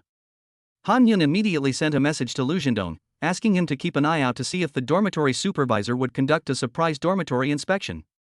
Then he seemed to feel that this was not very convenient, so he started a group chat and invited the 4 people in the dormitory to join. This way, it would be more convenient to send messages in the future. After doing all this, he glanced at Jiang Rohan, who was eating. For some reason, he opened the camera on his phone, adjusted the angle, and secretly pressed the camera button. "Senior Jiang is really pretty, there's simply no dead angle," he exclaimed inwardly. He took a few more pictures surreptitiously like a thief. Chapter 30, A Kiss as a Reward. On the first Saturday after classes officially started, Han Yun lay in bed until 11 o'clock before getting up. Not only him, but even Lu Zhendong, who liked to go for morning runs every morning, slept in. The whole dormitory had drawn the curtains, and the dim environment was very suitable for sleeping. He had planned to go to the library to study this morning, but now, well, he overslept. Han Yun thought that he could overcome his inertia with his biological clock, so when the alarm went off this morning, he simply turned it off. After lying in bed for a while, Han Yun slowly woke up, slowly got dressed and got out of bed. He had eaten a bit too much last night, and his stomach was a bit uncomfortable. He went to the bathroom first to release the flood of beasts in his body, and then washed up briefly. "I'll go to the library in the afternoon." According to Han Yun's plan, he was going to take the subway to the Jing'an Temple area in the afternoon. Although there was nothing interesting about the sea, Han Yun preferred to go out and walk around more than stay in the dormitory. Chen Lu was different. He was definitely a homebody. Han Yun felt that if there was enough food, Chen Lu could stay in the dormitory for a week without going out. Wei Yuhang went out early in the morning. He left a message in the group saying that he was going home. "I really envy Hanzi. Gusu is so close to here, so he can go home whenever he wants." Lu Zhendong folded his arms under his head, his face turned towards the ceiling, full of emotion. "Yun, let's go out and play this afternoon, shall we?" Shenlu saw Han Yun sitting in front of the computer, lost in thought, so he took the initiative to walk up to him and put his arm around his shoulder. "What's going on? Don't you usually not like to go out and play?" Han Yun was puzzled. Had the sun come up in the west today? Oops, this isn't a mirage. There was a large-scale comic book convention recently, and the cosplayer I like was there, and there was a set of characters I really like. Chenlo winked at Han Yun, raising one eyebrow, very lewdly. "And I'm waiting to collect the stamps." Lu Zhendong interjected, seeing this, "You brat actually managed to get tickets for BW?" Chenlo nodded. "But I don't have a ticket." Han Yun had never paid attention to this kind of information, so of course he didn't know anything about the BW Comic Con. "It's okay, it's only the beginning of the day. This morning I woke up and saw a video saying that people were queuing up at dawn, and there were a lot of people there. I thought there were still 2 days to go, so I went back to sleep." Chenlo was very open about this, and continued. "Also, I saw on the video that a lot of people had jumped the queue. Han Yun looked a little shocked. He seemed to understand what Chen Lu meant. You want me to sneak in? Chen Lu quickly waved his hands. No, I can give you the ticket, and then I'll sneak in. Han Yun immediately rejected Chen Li's proposal. He wasn't interested in the comic book convention, and he couldn't do such a thing. Unexpectedly, Lu Zhendong's eyes lit up as soon as he heard this, and he immediately made a decision with Chen Lu. The two quickly packed up and left. Am I the only one left? Han Yun muttered to himself, his eyes suddenly falling on the pack of tissues on the table. He then picked up the pack of tissues and slowly walked towards the bathroom. Villa. Han, what are we having for lunch? Wang Peipei was sitting on the sofa in the living room, wearing a cute set of pajamas and holding a pack of potato chips in her left hand, but her eyes were always on the tablet not far away. Let's order takeaway later. Stop watching TV. The kitchen is full of rubbish, it's your turn to take it out. Zhang Rohan is in the kitchen at the moment. She is wearing a white undershirt and a canary yellow plaid shirt on top, and a pair of loose light-colored jeans on the bottom. She has slightly rolled up the pants' legs to reveal her delicate little ankles. Wang Peipei turns off the tablet at the sound of her words, obediently walks to the kitchen to pick up the rubbish, and walks out the door. Zhang Ruhan's gaze slowly shifted from Wang Peipei's back to the screen of her phone. She lifted the corners of her lips slightly, curving them into a pleasing arc. She quickly edited and sent a message.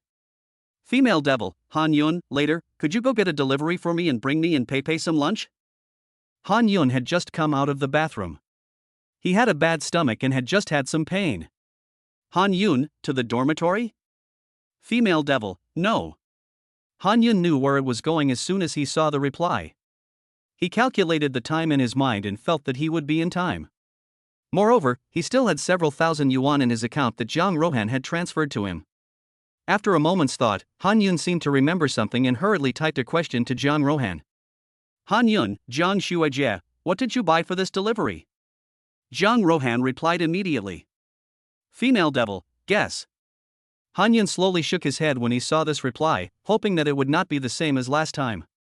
Fortunately, Zhang Rohan did not play a trick on him this time, and what she bought should be clothes. Han Yun glanced at the delivery note. It turned out that Zhang Rohan had bought a Burberry trench coat from a luxury brand. He went to Restaurant 3 again and bought the meal that Zhang Rohan liked. Then he drove the small electric bicycle to the school gate. Han, I'm hungry. When will the takeaway you ordered arrive? Wang Peipei swung her arm around Zhang Rohan's shoulders, with a hint of coquettishness. It'll be here soon, don't worry. Zhang Rohan didn't know when Han Yun would arrive either. She took out her phone and was about to ask the other person when Han Yun sent her a message. Han Yun, Zhang Xuejie, I'll be there in 5 minutes. Female devil, whom? She put away her phone, and Zhang Rohan slowly paced over to Wang Peipei and sat down next to her. Her eyes were teasing. Peipei, if you're hungry, I'll buy you a big steamed bun, okay? She said, and she held out her porcelain white hand and slowly stroked Wang Peipei's face. Oof. I'm not hungry yet. Wang Peipei hurriedly pushed Zhang Rohan away and moved over to the side again. Zhang Rohan seemed to feel that it was not enough, and slowly moved closer, only 2 fingers away from Wang Peipei's pretty face. She opened her mouth slightly and slowly said, Good girl, I'll reward you with a kiss later. Wang Peipei was shocked by her actions and her body slowly kept falling towards the sofa. Zhang Rohan took advantage of the situation and slowly leaned down, like a lion intent on taking its prey, and was about to press up against her. Just as the 2 women's lips were less than 2 centimeters apart, Zhang Rohan stopped. She slowly returned to her normal sitting position, her pretty face full of a smile, her plot having succeeded, and she was in a good mood. All day long, just teasing Han Shui and I for fun. Wang Peipei sat up and let out a heavy sigh that scene really scared her. She thought that Zhang Rohan was really going to. I'm just helping you test the waters for your future husband, get it? Zhang Rohan was naturally unreasonable, and she puffed out her proud chest. Just then, the doorbell rang, and Zhang Rohan knew that Han Yun had arrived. I'll get the door. After stepping out of the villa, she put on a poker face and slowly walked over to the front door. When she came out, she had already seen the person at the door, Han Yun, through the electronic peephole, but she deliberately didn't open the door. With a mischievous heart, she pulled her lips apart through the door and said, Who are you? Han Yun was puzzled outside the door. It's me, Zhang Xuejie. What are you doing here? Didn't you ask me to deliver your meals? Han Yun glanced at her phone and confirmed the message again. Okay, I got it. Please say the password to open the door. Jiang Rohan couldn't hide her smile from the corner of her mouth and spoke softly. Password to open the door? Han Yun scratched his head. Open sesame? No. King of heaven, tiger of earth? Not right either. Han Yun, with patience, shouted inside. Senior, don't tease me, just tell me the password. Inside, Jiang Rohan blinked her eyes. What did I say last time when you brought me lunch? Last time? Han Yun's brain was working at high speed, and suddenly it seemed like he remembered something. He leaned forward slightly and asked tentatively. Xiaodu? Inside, Jiang Rohan covered her mouth. I'm here. Can you open the door for me? The password is correct, Xiaodu understands. Chapter 31, I'll Die of Happiness. By the time Han Yun left the library, it had gradually grown dark. I didn't realize that I had studied for so long. Han Yun let out a slow breath. He had returned to Jiada immediately after delivering Jiang Rohan's lunch and the package at noon. Let's go eat first. Sitting on his little electric bicycle, Han Yun headed towards the cafeteria. Handsome Guys chat group. Chen Lo at Han Yun, are you outside? Bring a meal. Lu Zhendong, bring one for me too, I'll be at the dormitory soon. Wei Yu Hang, bring one for me too. I'm going home. Chen Lu, picture.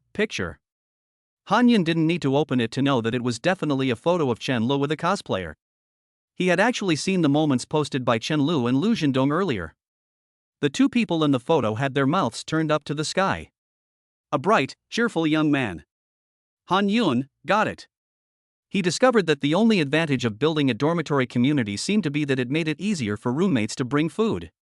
Of course, this also indirectly enhanced the relationship between everyone. Putting his thoughts aside, Han Yun quickly bought 3 meals and packed them up to take back to the dormitory. When he arrived at the bottom of the dormitory building, Chen Lu and Lu Zhendong had just arrived downstairs as well. What a coincidence! Chen Lu saw that Han Yun had arrived at the dormitory at the same time as them and immediately ran over to put his arm around Han Yun's shoulder. Brother Yun, you have no idea what you're missing, let me tell you 800 words omitted here. With that, the three of them walked upstairs chatting away. In the end, the cosplayer even gave me a heart sign, you have no idea how excited I was. Chen Lu was still going on and on. Han Yun immediately pushed the food into his hands. Let's eat. After dinner, the three of them coincidentally played tile for a while. While they were taking a break, Han Yun's phone rang. It was his mother, Li Huizhen. He quickly found the headset and connected it via Bluetooth before answering. Mom, why are you free to video chat with me? Han Yun stared at the screen of his phone, but after a long time, he didn't see anyone in the picture. Brother, I'm home. Finally, the screen slowly began to shake, and a girl with bangs poked her head out. Xiaoha, why are you home? Han Yun was a little confused, but immediately reacted. He slapped his head and... Oh no, it's Saturday. How's college life, brother? Han Yun's younger sister, Han Jaha, was now lying on her bed, with a pile of homework next to her. Her personality is very different from Han Yun's. She is extremely lively and active, and very straightforward, saying whatever comes to mind. It's super good, I'll definitely bring you here to experience it if I get the chance. Han Yun looked at his happy sister on the screen and felt exceptionally good himself. Don't look at it.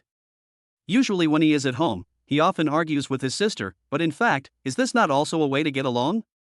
Han Yun hadn't seen his sister for more than half a month, so he asked curiously about what had happened at school in the past 2 weeks. The two siblings chatted for about 10 minutes when Han Yun saw the door handle to Han Jiaye's room suddenly being pushed open, and then Li Huizhen walked in. Didn't you say you were going to use my phone to look something up? Why do I hear voices? Li Huizhen only realized after she had walked closer that Han Jiaye was actually on a video call with Han Yun. She spoke slowly again. You see how forgetful I am, I forgot that your brother is off today, you two haven't seen each other in a long time, chat on the phone, I'll go heat up dinner first. After seeing Li Huizhen leave, Han Jiaye picked up his phone again, gave Han Yun a raised eyebrow, and asked suspiciously. Brother, did you have a girlfriend in college? Han Yun froze upon hearing this. What are you thinking, you little brat? Your brother has never considered such things. To be honest, for Han Yun, he believes that things like falling in love are completely down to luck. Just like him and Lee Si-jin after the college entrance exam. But it was only 2 months ago, and the image of Lee Si-jin was becoming increasingly blurry in his mind. Oh, okay, but brother, let me tell you something in secret. Han Jiahe twisted her head as if she was afraid that Li Huijian would suddenly burst into her room. She leaned her phone forward and looked at Han Yun on the screen with a mysterious expression. Then, she spoke very softly, "Brother, I heard our mother say that you should find a girlfriend now that you're in college, so that they can have a grandchild soon." Han Yun was shocked. Really? I can't lie to you, our parents said that they support you dating. Han Jiahe pouted at Han Yun. I'm not going to chat with you anymore, I need to do my homework. Okay, get some rest early. After hanging up the phone, Han Yun let out a slow breath. In the villa, Zhang Rohan and Wang Peipai sat cross-legged on the sofa with their bare feet, engrossed in watching a movie. A horror movie. Looking at the image on the projector, Wang Peipai shivered with fear. She shrank back and turned her head to look at Zhang Rohan. However, she noticed that the latter didn't seem to have changed her expression at all. She asked weakly, "Are you not scared?" At that moment, the camera in the movie happened to be at the most terrifying part. The scary music combined with the gloomy scene was really frightening. Wang Peipai leaned over to Zhang Rohan. She had noticed that Zhang Rohan had been holding her phone up to something, but she hadn't known what it was. When she got closer, she could see that Zhang Rohan had turned on the special effects in the music video and was pointing her phone at the movie being projected. The scary scene instantly became cute, and even a little funny. "Hanin, you're being naughty," Wang Peipai said, and pretended to learn from Zhang Rohan. "By the way, should we go back to school tomorrow afternoon?" Wang Peipai suddenly asked. Go back to school? Why? Zhang Rohan turned off the projector, and the two of them would probably be unable to sleep if they watched it again. "You forgot, there's an orientation party tomorrow night, we can go and join the fun." Zhang Rohan's beautiful eyes wandered, as if she had heard that there would be an orientation party at Jiaotong University this weekend, but they were all sophomores, so what did it have to do with them? "If we don't go, we might as well stay here and sleep." Zhang Rohan refused without mercy. Wang Peipai instantly looked sad and dejected. "You really want to go?" Zhang Rohan couldn't bear to see her best friend looking like that, so she asked again. "I really want to go." Wang Peipai nodded repeatedly, not forgetting to put on a pitiful look. "Okay then, there's not much to it anyway." Zhang Rohan agreed. "I knew my silly little sister was the best." Wang Peipai hugged Zhang Rohan and rubbed her face against the latter's spotless neck. She said with emotion, "Silly little sister, I can't believe that whoever falls in love with you in the future will be so lucky." She paused for a moment. "They'll be so happy they'll die." Chapter 32. Who said no? Are you going to the welcome party tonight? In the dormitory, Lu Zhendong waved a few tickets in his hand at the two of them. Welcome party? No, I don't need to think about it to know how boring it will be. Chen Le hurriedly waved his hand when he heard this, and he hasn't been happy to participate in this kind of activity since high school. I see, I heard that a lot of girls from the foreign language department will go, and I thought you guys would be interested. Lu Zhendong pretended to be calm and touched his nose, then continued. I'll post an announcement in the class group, so don't blame me if you don't get a ticket. Chen Lu immediately puffed up with indignation upon hearing this. Nonsense, what kind of words are these? Are we the kind of people who can be easily tempted? Give me the ticket. Han Yun watched Chen Li's worthless appearance with a black line on his face. If he hadn't heard the last three words, he would have almost thought that Chen Le had been possessed. So? Where's Yunzi? Lu Zhendong turned his head to look at Han Yun again. Han Yun shrugged helplessly. There was nothing to do in the dorm anyway, and there was a welcome party and a quantitative addition. Why not? Okay, I'll leave 3 tickets first, and I'll ask the rest in the class group if anyone else wants to go. The 3 of them agreed at once. Even during lunch in the dining hall, Chen Le gobbled his food down in a hurry. Brother Le, the welcome party is in the evening, why are you eating so quickly? Han Yun had just picked up her chopsticks when Chen Le had already eaten almost half of his meal. What? At midnight, the card pool will be updated, and I'm in a hurry to log in and draw cards, Chen Le explained indistinctly as he swept his food away. Chen Le swept through the food like a whirlwind, speaking indistinctly to Han Yun as he explained. Han Yun stopped talking when he heard this and ate in silence. After the three finished eating, they returned to the dormitory. Han Yun stretched comfortably. This kind of life of waking up to eat and going back to sleep after eating was really comfortable. Just as he lay down on the bed planning to take a nap for a while, unexpectedly, his phone rang. Han Yun gave a bitter smile when he saw the incoming message. Why does Zhang Rohan always seem to monopolize his weekends? Hey, Zhang Xuejie, what's up?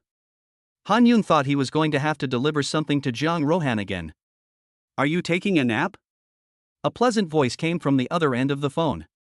Well, I was just about to go to sleep, but it's okay, just tell me, Xuejie. Han Yun shifted his position. He felt that now Zhang Rohan was much more down to earth than when they first met. Then after you wake up later, go to the snack bar and buy some snacks. Pepe and I are going back to school tonight. Zhang Rohan's voice was slightly cold, but Han Yun didn't really care. No problem, sister. Are you guys coming back to watch the welcome party too? Han Yun thought carefully. The only reason Zhang Rohan could come back at night was definitely the welcome party. Zhang Rohan responded. Han Yun saw this and didn't ask anymore, said goodbye and hung up. If Zhang and Wang are also coming, then won't I have to be the tool person again? Han Yun thought about this for a moment, and then sighed helplessly. That's it, I'm used to it anyway. He comforted himself like this, and slowly fell asleep. 2 hours later. Han Yun's alarm clock rang on time. He rubbed his eyes and slowly opened them, a hint of sleepy laziness in his dark eyes. Han Yun lingered in bed for a while, and his consciousness finally slowly woke up. Let's go to the snack bar. He got out of bed, changed his shoes briefly, and went out. The layout of Jiaota campus is very reasonable. There is almost a restaurant next to each dormitory building. The two-story buildings have dozens of windows on the upper and lower floors. Next to some dormitory buildings, there will be several stores, such as supermarkets, snack shops, milk tea shops, etc., scattered around. There happens to be a snack shop next to Han Yun's dormitory building. It smells good. When he opened the door, he noticed that there weren't many people in the store, probably because it was the weekend. After simply picking out some small snacks that would pass the time, Han Yun also took a few bottles of juice. He knew that Zhang Rohan liked to drink this kind of boxed juice. After paying, Han Yun did not immediately return to the dormitory. Instead, he sat on a bench outside for a while, and only when it was close to dinner time did he go to the dining hall to buy dinner and return to the dormitory. As soon as he entered the door, Chenle saw that Han Yun was carrying a large bag of snacks, and his eyes immediately lit up. Brother Yun, you're too kind. You went out and bought so many snacks, he said, and then he unceremoniously reached into the shopping bag. Han Yun stood still, but spoke slowly in a slightly threatening tone. These were the things Sister Jiang asked me to buy, are you sure you want to eat them? Chen Li's hand froze for a moment, and then slowly withdrew. Then forget it. He smiled and touched his head. He didn't dare to touch the things of the female devil. Han Yun saw this and walked around Chen Li to his own table, and placed the snacks on it. He took out his phone and edited a message to send to Zhang Rohan. Han Yun, Sr., I've bought the snacks, but is it really okay to eat in the venue? This was a question that Han Yun had been holding back, and he wasn't sure if it was allowed to bring snacks in for an occasion like this. After a while, Zhang Rohan sent him a reply. Female devil, others may not be allowed. Han Yun gave a wry smile. Zhang Rohan didn't say the second half of the sentence, but Han Yun understood the meaning. Without asking any more, he ate the Xiaolong bao he had just bought from the restaurant. Slowly, night fell, and soon it was 7:20 p.m. Yun, don't you have a car? Give me a ride. Chen Lu brazenly raised an eyebrow at Han Yun. Lu Zhendong left early, saying that he would go and reserve a seat for them. That was fine, no problem. Han Yun naturally could not refuse. Han Yun drove his small electric scooter and quickly arrived at the broadcast studio of Jiaotong University. The stage here was large enough, and there was still plenty of room in all directions, enough to accommodate many people watching at the same time. Han Yun and the others had arrived right on time, so when they arrived at the front of the broadcast studio, it was almost full. He was carrying a bag of snacks, and seemed a little embarrassed to go in. Chenlo, you go in first and find Donga, I'll wait here for a while for Jiang Shui. Chenle heard this, patted Han Yun on the shoulder, and without saying anything, walked into the studio. Feeling the stares of the students passing by, Han Yun silently hid the snacks behind his back. Why does Jiang Shui always make his club die every time? Classmate, you are not allowed to bring snacks here. A kind boy kindly reminded her, and Han Yun nodded at him with a smile. Just as she was about to speak, she heard a familiar voice behind her. Who said you weren't allowed to? It was naturally Jiang Rohan and Wang Peipei. The boy obviously knew Jiang Rohan, and after giving her a meaningful look, he quickly walked in. The latter's gaze fell on Han Yun in front of him, and she spoke in a soft voice. Han Yun, Jr., how could you be fooled by a few words? The school doesn't have an explicit rule against bringing food into the venue, so why can't you go in? Han Yun didn't reply, but his nervous heart was relieved by Jiang Rohan's words. Anyway, I'm going in with Jiang Shueji, so what if it's embarrassing? The girl didn't say anything, so why are you, a big guy, embarrassed? Thoughts like these echoed in Han Yun's mind. He calmed down, stood firm, and spoke softly. Jiang Shueji, it's getting late, let's go in. Chapter 33, Joy from Childhood. The three entered the studio. Han Yun handed the snacks to Jiang Rohan and then went to find Lu Zhendong in Chenlo. There were many seats in the studio, but it was almost full at the moment. Jada issued tickets according to the number of seats, so the control was just right. Jiang Rohan and Wang Peipei arrived late and could only sit in the front. Han Yun and the others were seated a little further back. Staring at the pretty figures seated in the rows in front, Han Yun seemed to be reluctant to play with his phone the whole time again. Senior Jiang is really pretty. Han Yun realized that he seemed to be getting used to Jiang Rohan more and more. Used to her teasing him, used to her asking him to run errands, used to listening to her. Damn, I'm not really being domesticated like a dog, am I? He couldn't help but swear. Yun, what were you muttering about? Chenlo was sitting to Han Yun's right, and his attention was focused on the beautiful women in the audience, so he didn't hear what Han Yun had just said to himself. Nothing. Han Yun touched his nose a little embarrassedly. The studio quickly fell silent, and after a minute, two hosts, a man and a woman, slowly walked onto the stage. Dear school leaders, dear students, good evening everyone. After a set of familiar opening remarks, the program officially began. Please enjoy the following performance from the School of Foreign Languages, the dance performance Pure Land. A group of young ladies in specially made costumes quickly ran onto the stage and stood in formation. Chenlo, who was standing next to Han Yun, could no longer sit still, his eyes shining.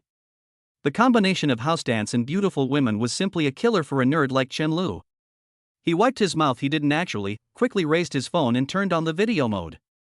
The music started on stage, and the young ladies danced to it, their graceful figures looking particularly charming. When the song ended, there was a round of enthusiastic applause from the audience. Han Yun only glanced at the stage a few times throughout the performance, and most of his attention was on Jiang Rohan. He noticed that the latter seemed to be holding her phone the whole time, recording the performance. Could it be that Jiang Shueji also likes this kind of dance? Just as he was pondering, his phone suddenly beeped a few times. Han Yun opened his phone and was momentarily dumbfounded. Female Devil, video. Female Devil, younger brother, I recorded it clearly from the front row, so save it and watch it over and over again. Han Yun smiled helplessly and quickly typed away. Han Yun, Sister Jiang, I'm not like that. Han Yun, animated emoji, crossed arms. Female Devil, oh? What a pity. The two of them chatted for a while, and at that moment, the program on stage was a poetry reading. From the School of Liberal Arts. Han Yun thought that as a science and engineering major, he would find literature difficult to understand, and kept looking down at his phone. After that, there were a few more slightly boring programs. Next was the intermission, and the host on stage, in order to liven up the atmosphere, asked if anyone in the audience wanted to come up and sing. Han Yun glanced at Jiang Rohan and noticed that a boy in the front row stood up and walked towards the stage. These days, the bold get priority in choosing a spouse. Lu Zhendong sighed, knowing this to be true from his time in military training. However, he was not bold, and only dared to make a few comments from the audience. Hello everyone, I am a freshman majoring in finance. My name is Zhang Zhiqi. I came on stage today mainly to challenge myself. Upon hearing this, Jiang Rohan slightly raised her head, her beautiful eyes surveying Zhang Zhiqi on the stage. She remembered him, having greeted him when she last went home. Zhang Zhiqi on the stage was seen holding the microphone in his right hand. After a slight pause, he continued. Since I was young, my parents have placed great expectations on me, and I have lived up to what they want me to be. But because I am weak-willed and very introverted, not many people have been willing to be my friends since I was young. He seemed a little choked up, and quietly squeezed the microphone with his right hand. But now that I'm in college, I want to change this situation. Fortunately, my roommates treat me very well. They don't despise me. And they don't abandon me because of my innate dullness. They take me with them wherever they go. Zhang Zishi paused again. So, I feel that I need to make a change. I can't be as weak and incompetent as I was before. I also have my temper. I am also a complete and independent individual, and should not be trapped in an invisible cage. I want to scream and tell my parents, your child is a person with feelings, not a machine that fulfills your wishes. He paused for a long time. From the audience, Jiang Rohan suddenly clapped her hands. In the silent studio, this sound was exceptionally loud. Han Yun had been staring at Jiang Rohan. A smile curled the corner of his mouth, and a warmth welled up in his heart. He also clapped. Suddenly, there was a round of enthusiastic applause. Zhang Zishi glanced over at Jiang Rohan. He could clearly see that Jiang Rohan was the first person to applaud. Slowly suppressing the emotions in his heart, he spoke softly again. So, I would also like to invite one of the students in the audience to come up on stage and sing with me. I know this is very abrupt, but I feel that. Love, you have to say it out loud and be brave. There was a commotion in the audience. Are you saying that he is going to confess his love? There are still leaders in the front row. This guy, what a man. My goodness, he did what I wanted to do but was afraid to do. Whether it succeeds or not, I respect him as a man. One after another, the voices sounded, but Zhang Zishi on the stage seemed not to be affected at all. He slowly held the microphone up to his mouth and spoke softly. Can I invite you up here to sing a song with me? Senior Jiang Rohan. As the sound fell, there was an uproar in the audience. It's actually another suitor of the female devil, too bad, this kid has no chance. Indeed, no one can escape the female devil's charm. Wow, I take back what I just said, this guy is truly a man among men. Jiang Rohan seemed a little surprised. She was still there, stunned, but the stares around her were looking her way. Han Yun had kept his eyes on Jiang Rohan from beginning to end. Will you accept, Jiang Xuejie? Even he himself was unaware that his hands had long since gripped so tightly that they were sweating. Han, I'm calling you. Wang Pei nudged Jiang Rohan. It was only then that she came back to her senses, her beautiful eyes fixed on Zhang Zishi on the stage, before she slowly got up. The whole audience fell silent. Jiang Rohan looked around the venue, her peripheral vision catching a glimpse of Han Yun before she paused. Then she shook her head gently. I'm sorry. Her voice was not loud, but everyone there could hear her clearly. Zhang Zishi seemed to have anticipated the result. It all started when his parents took him to visit the Jiang family when he was a teenager. They left him in the car. Obediently, he sat in the back seat and looked through the window at the Jiang family villa. At just one glance, he fell in love with Jiang Rohan, who was helping the servants in the courtyard. The seed that was buried deep in his heart and throbbing seemed to take root and sprout very quickly. But in fact, he knew it long ago. That heart that had secretly loved Jiang Rohan for 7 or 8 years had already reached its conclusion the moment he looked into her eyes during his last visit to her home. The joy from his childhood had finally come to an end. I will not go into much detail about Zhang Zishi's secret love for Jiang Rohan, and will just skip over it. Chapter 34 Zhang Zishi's Butterfly Effect. Zhang Zishi stood on the stage and let out a relieved breath. Thank you. He slowly walked off the stage, but there was not a trace of disappointment in his heart. On the contrary, an unstoppable courage was surging through his heart like a gushing spring. He quickly clenched his fists, and then slowly relaxed them. At least he had gone up on stage and told everyone his true feelings. The audience. Silent. No one laughed at him, no one looked down on him, everyone was silent. Pop. A crisp applause slowly sounded. It was like throwing a stone into a calm lake, causing 1,000 ripples, and instantly the entire studio was filled with applause. The host hurriedly came on stage to smooth things over. Zhang Zishi did not return to his seat, but left. Everyone's eyes followed him as he walked out of the studio, and out of the door in his heart. From now on, he was going to become stronger and stronger. This way. Wow, this guy is awesome, he's practically a role model. Chen Lu was incredibly excited and couldn't stop praising him. He asked himself, if he were standing up there, he definitely wouldn't have the courage to say those things in front of so many people. And he definitely didn't have the courage to declare his love in public. Zhang Ziqi's courage obviously resonated with many people. Freeing himself from the shackles his family had imposed on him and breaking through the invisible prison? Han Yun muttered to herself. The little interlude at halftime was over and the party continued. Zhang Rohan sat there as if nothing had happened, continuing to play with her phone. Wang Peipei felt a little tired after watching for a while. Honestly, how much longer until it's over? She leaned her head against Zhang Ruhan's shoulder and sniffed the faint fragrance from the latter's body. Didn't you want to come and watch? What, are you bored now? Zhang Rohan gave her a glare, but turned off her phone in her hand. Let's have a snack, I guess it'll be a while yet. She reached out and gently rubbed Wang Peipei's hair, as if she were coaxing a kitten or puppy. On the stage, the host began to announce the next program. Let's welcome with a round of applause Huang Yuqing from the Computer Science and Technology class, who will be performing the song Little Love Song. Shen Yao was so excited that he turned his head and shook Han Yun. Look, Yun Ge, it's Huang from our class. Han Yun was dizzy from the shaking and quickly reached out to stop Chen Yao. I heard that, you don't have to be so excited. He didn't know many of the students in the class, but he did have a bit of an impression of Huang Yuqing. Because the latter's personality is the kind of super outgoing and super lively kind. Born to be sociable. Han Yun found it hard to not remember her. On stage, Huang Yuqing took the microphone and bowed lightly. Sorry everyone. She apologized first. With the puzzled stares of the crowd, Huang Yuqing continued. This song was supposed to be sung by me alone, but I was perhaps moved by the courage of Zhang Ziqi in front of me. So, she slightly adjusted the frame of the camera. Please forgive my sudden decision. I would also like to invite a student from the audience to come up and sing this little love song with me. As soon as the words fell, there was an instant uproar from the audience. The faces of the school leaders in the first row were all beaming with smiles, whispering to each other about something. The host gave the principal, who was sitting in the middle of the front row, a little wink. The latter nodded at him with a smile. To be honest, he quite liked seeing this group of vibrant young people boldly expressing their feelings.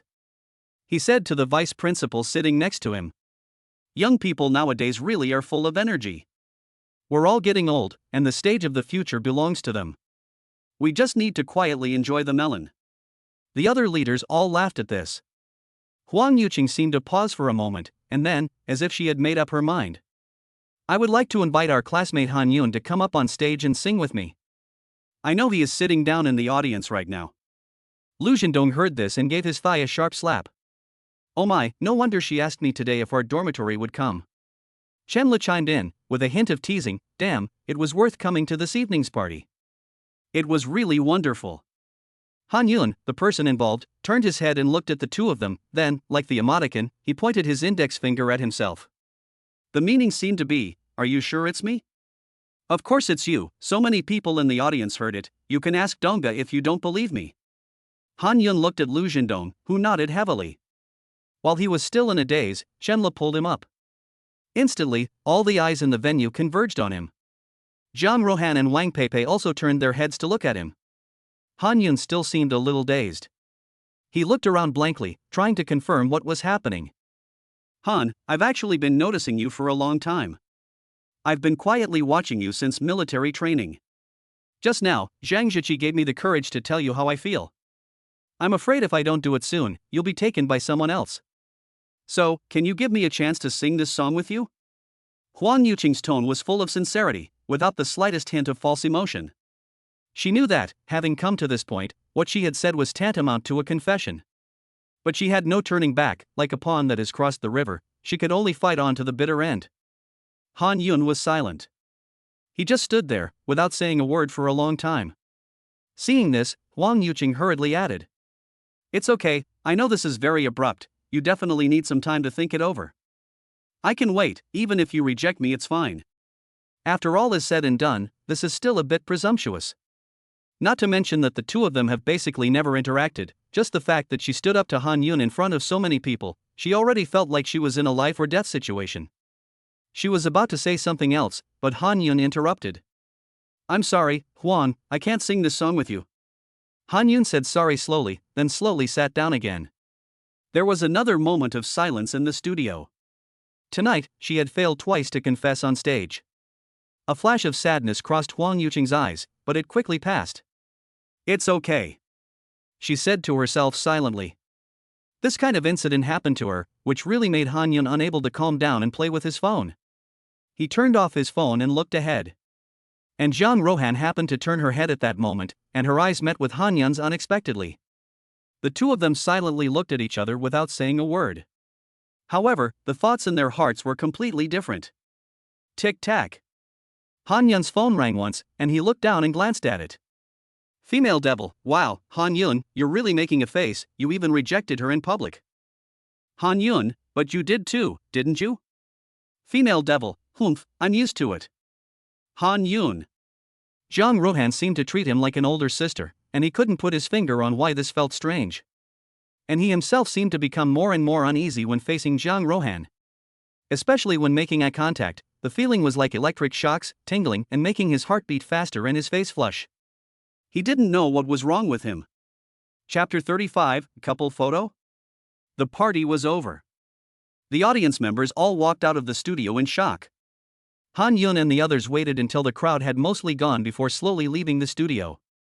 He ran into Zhang Rohan on the way and, after a brief greeting, Han Yun gave her the key to the electric bicycle. It was now 9:30 p.m., and if they went back to the villa and messed around some more, it would be midnight. Why not just stay in the dormitory tonight? Yunzi, look at the Jada confession wall. On the way, Lu Zhendong kept his head down, but suddenly he tugged at Han Yun, who was standing next to him. Han Yun was pulled so hard that he couldn't help but lean over. Chen Lo, who was standing nearby, also hurriedly leaned over when he saw what was going on. The three of them all fixed their gaze on Lu Zhendong's phone, and saw that the Jada confession wall had just been updated with a set of new posts. Among the 4 grids, 3 of them are related to tonight's welcome party. Oh my, I knew someone had recorded the video of the little sister from the School of Foreign Languages dancing. Hang on, I'll add them as friends. Chen Le seemed to have seen something and quickly pulled out his phone. Only Lu Zhendong and Han Yun were left. However, their attention was not on the same thing. Han Yun's gaze was fixed on the 3rd photo, which was obviously taken from the back. In the picture, the graceful figure of a woman stands there, her hair casually falling over her shoulders in the faint background light. Only half of her face is visible, but it is still enough to make people imagine all kinds of things. Han Yun unconsciously swallows. Look at the picture you took. I went, so atmospheric? Lu Zhendong's words interrupted Han Yun's thoughts and pulled him back to reality. Han Yun's gaze then fell on the last photo. His eyes then widened. How was this photo taken? It looks so much like a couple photo of you and Zhang Shui. Han Yun had this question in his mind. In the photo, he was also with his back to the camera, and his tall back was placed in the center of the frame by the photographer, surrounded by gazes turning to look at him. He leaned slightly to the side, revealing a bit of his dark eyes, as if staring forward at something. I have to say, this is a very good snapshot. Hey! Why is the photo of you and the female demon, Senior Jiang, placed together like a couple photo? Chen Lo obviously noticed this as well.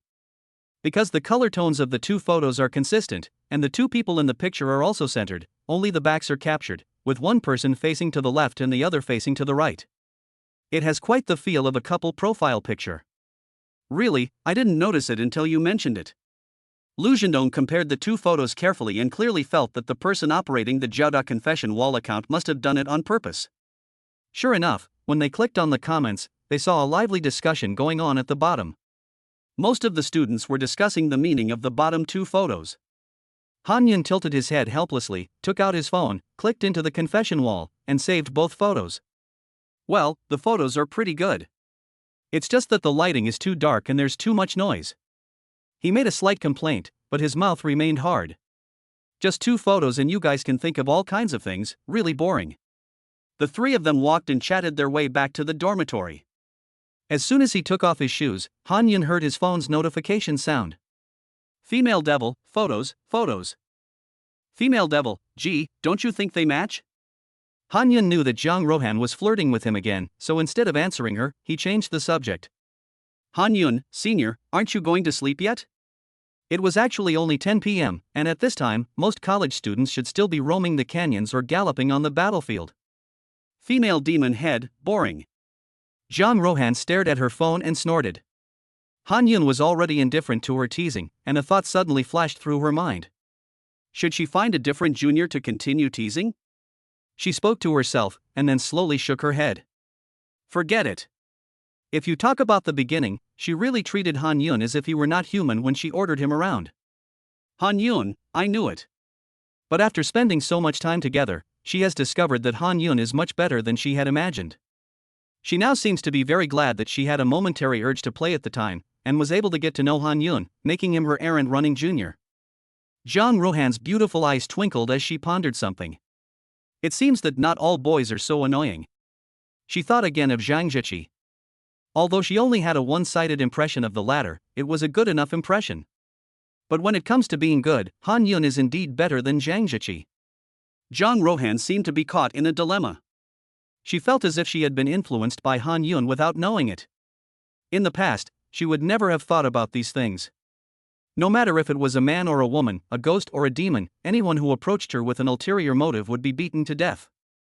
I suddenly remembered something. Wang Peipei washed up and came out to see Zhang Rohan sitting there in a daze.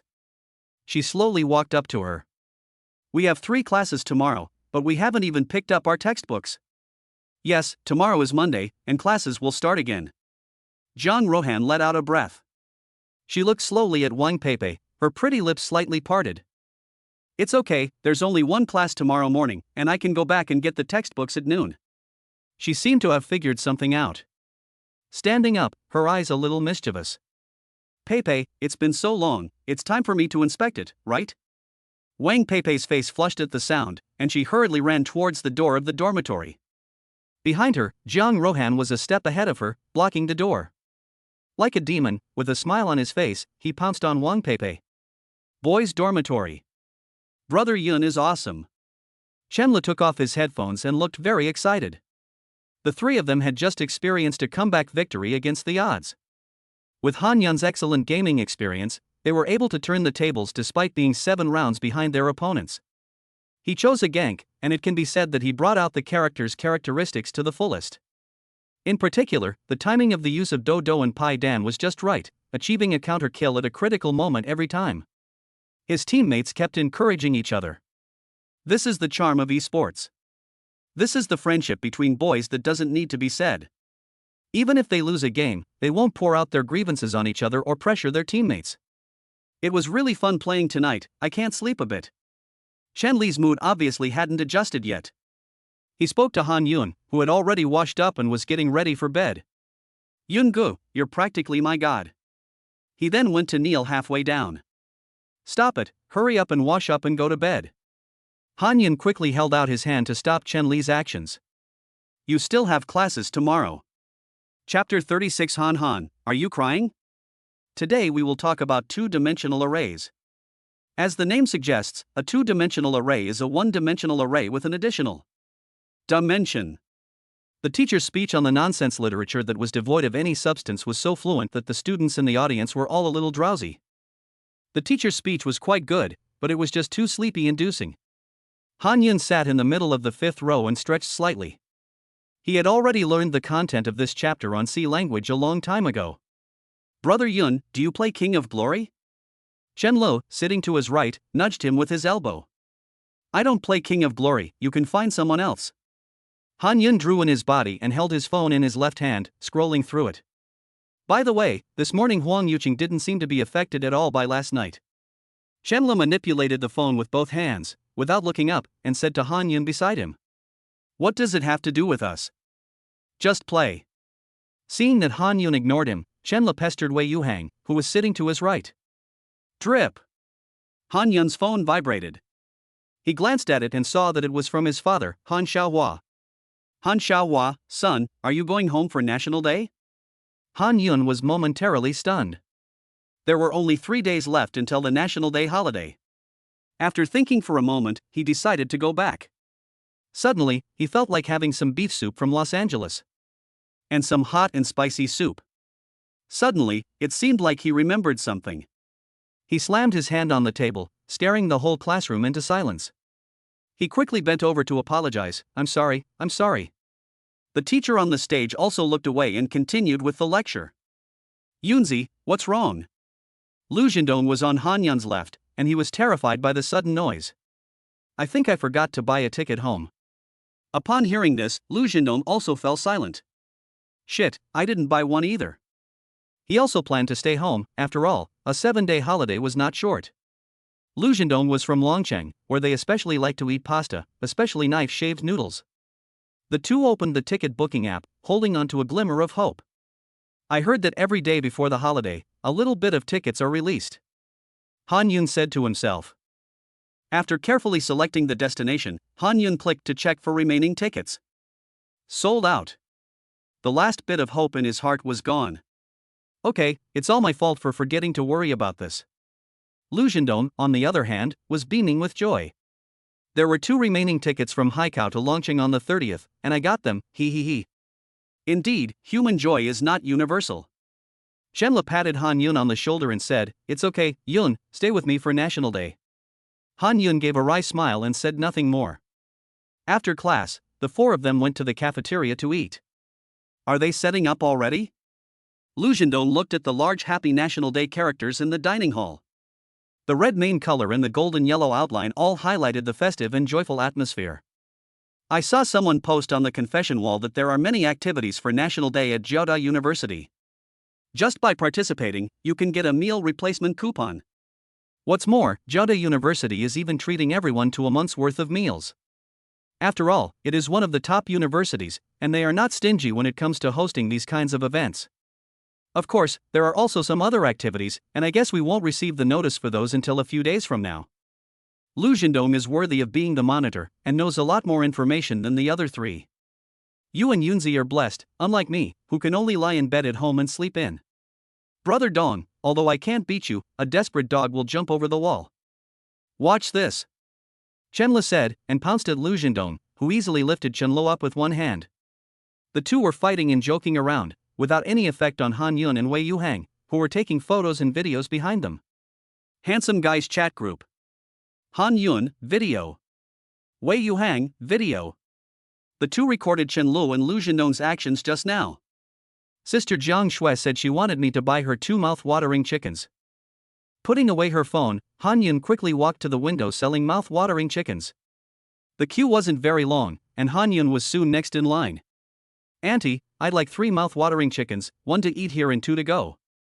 Han Yun first found a place to set down her own share, then came back to get Jiang Rohan's too. I haven't even asked what Jiang Shueji plans to do for National Day. Jiang Rohan is originally from High City, so if she wants to go home, she can just drive there. After dinner, Han Yun quickly walked downstairs to the girls' dormitory.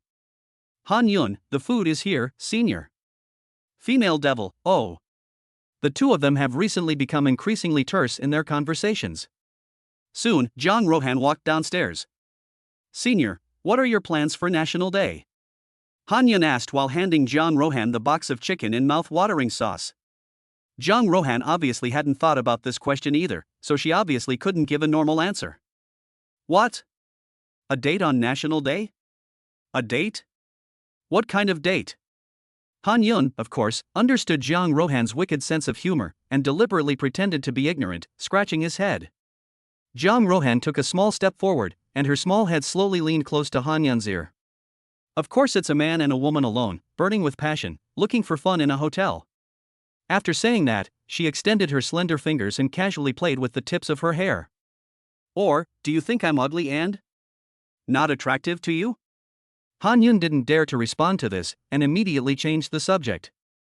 I just remembered that I have to hand in my homework this afternoon. I'll go first, senior.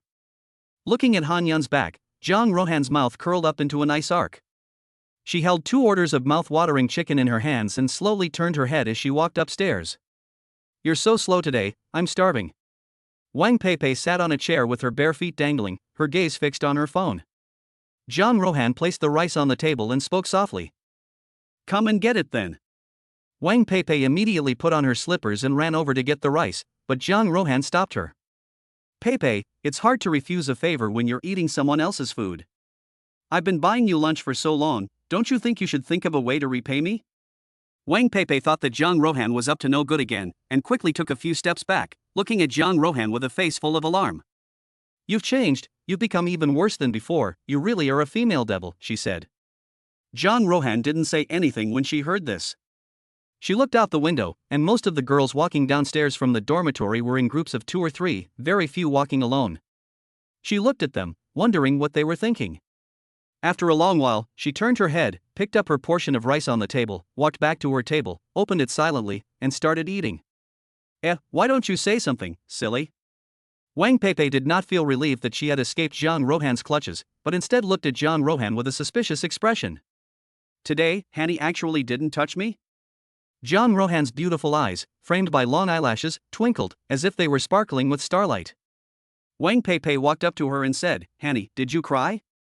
Zhang Rohan seemed unable to control her emotions anymore, stood up, and hugged Wang Peipei, crying uncontrollably. Chapter 37, Don't Get Drunk Later. Han Yun just felt the past few days had flown by. When he came to his senses, it was already the afternoon before National Day. Calculus class. The teacher on the stage was passionately lecturing, occasionally writing mathematical formulas on the blackboard. Everyone in the audience was listening very attentively.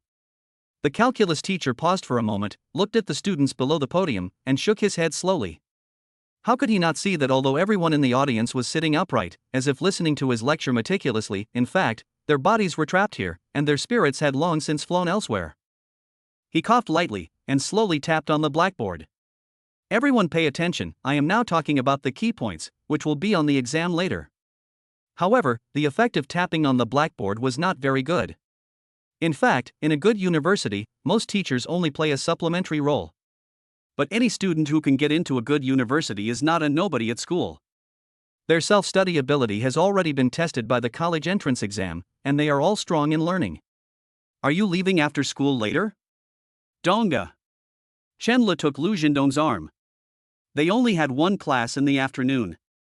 Yes, the high-speed train ticket is at 6 p.m. I will leave directly after class.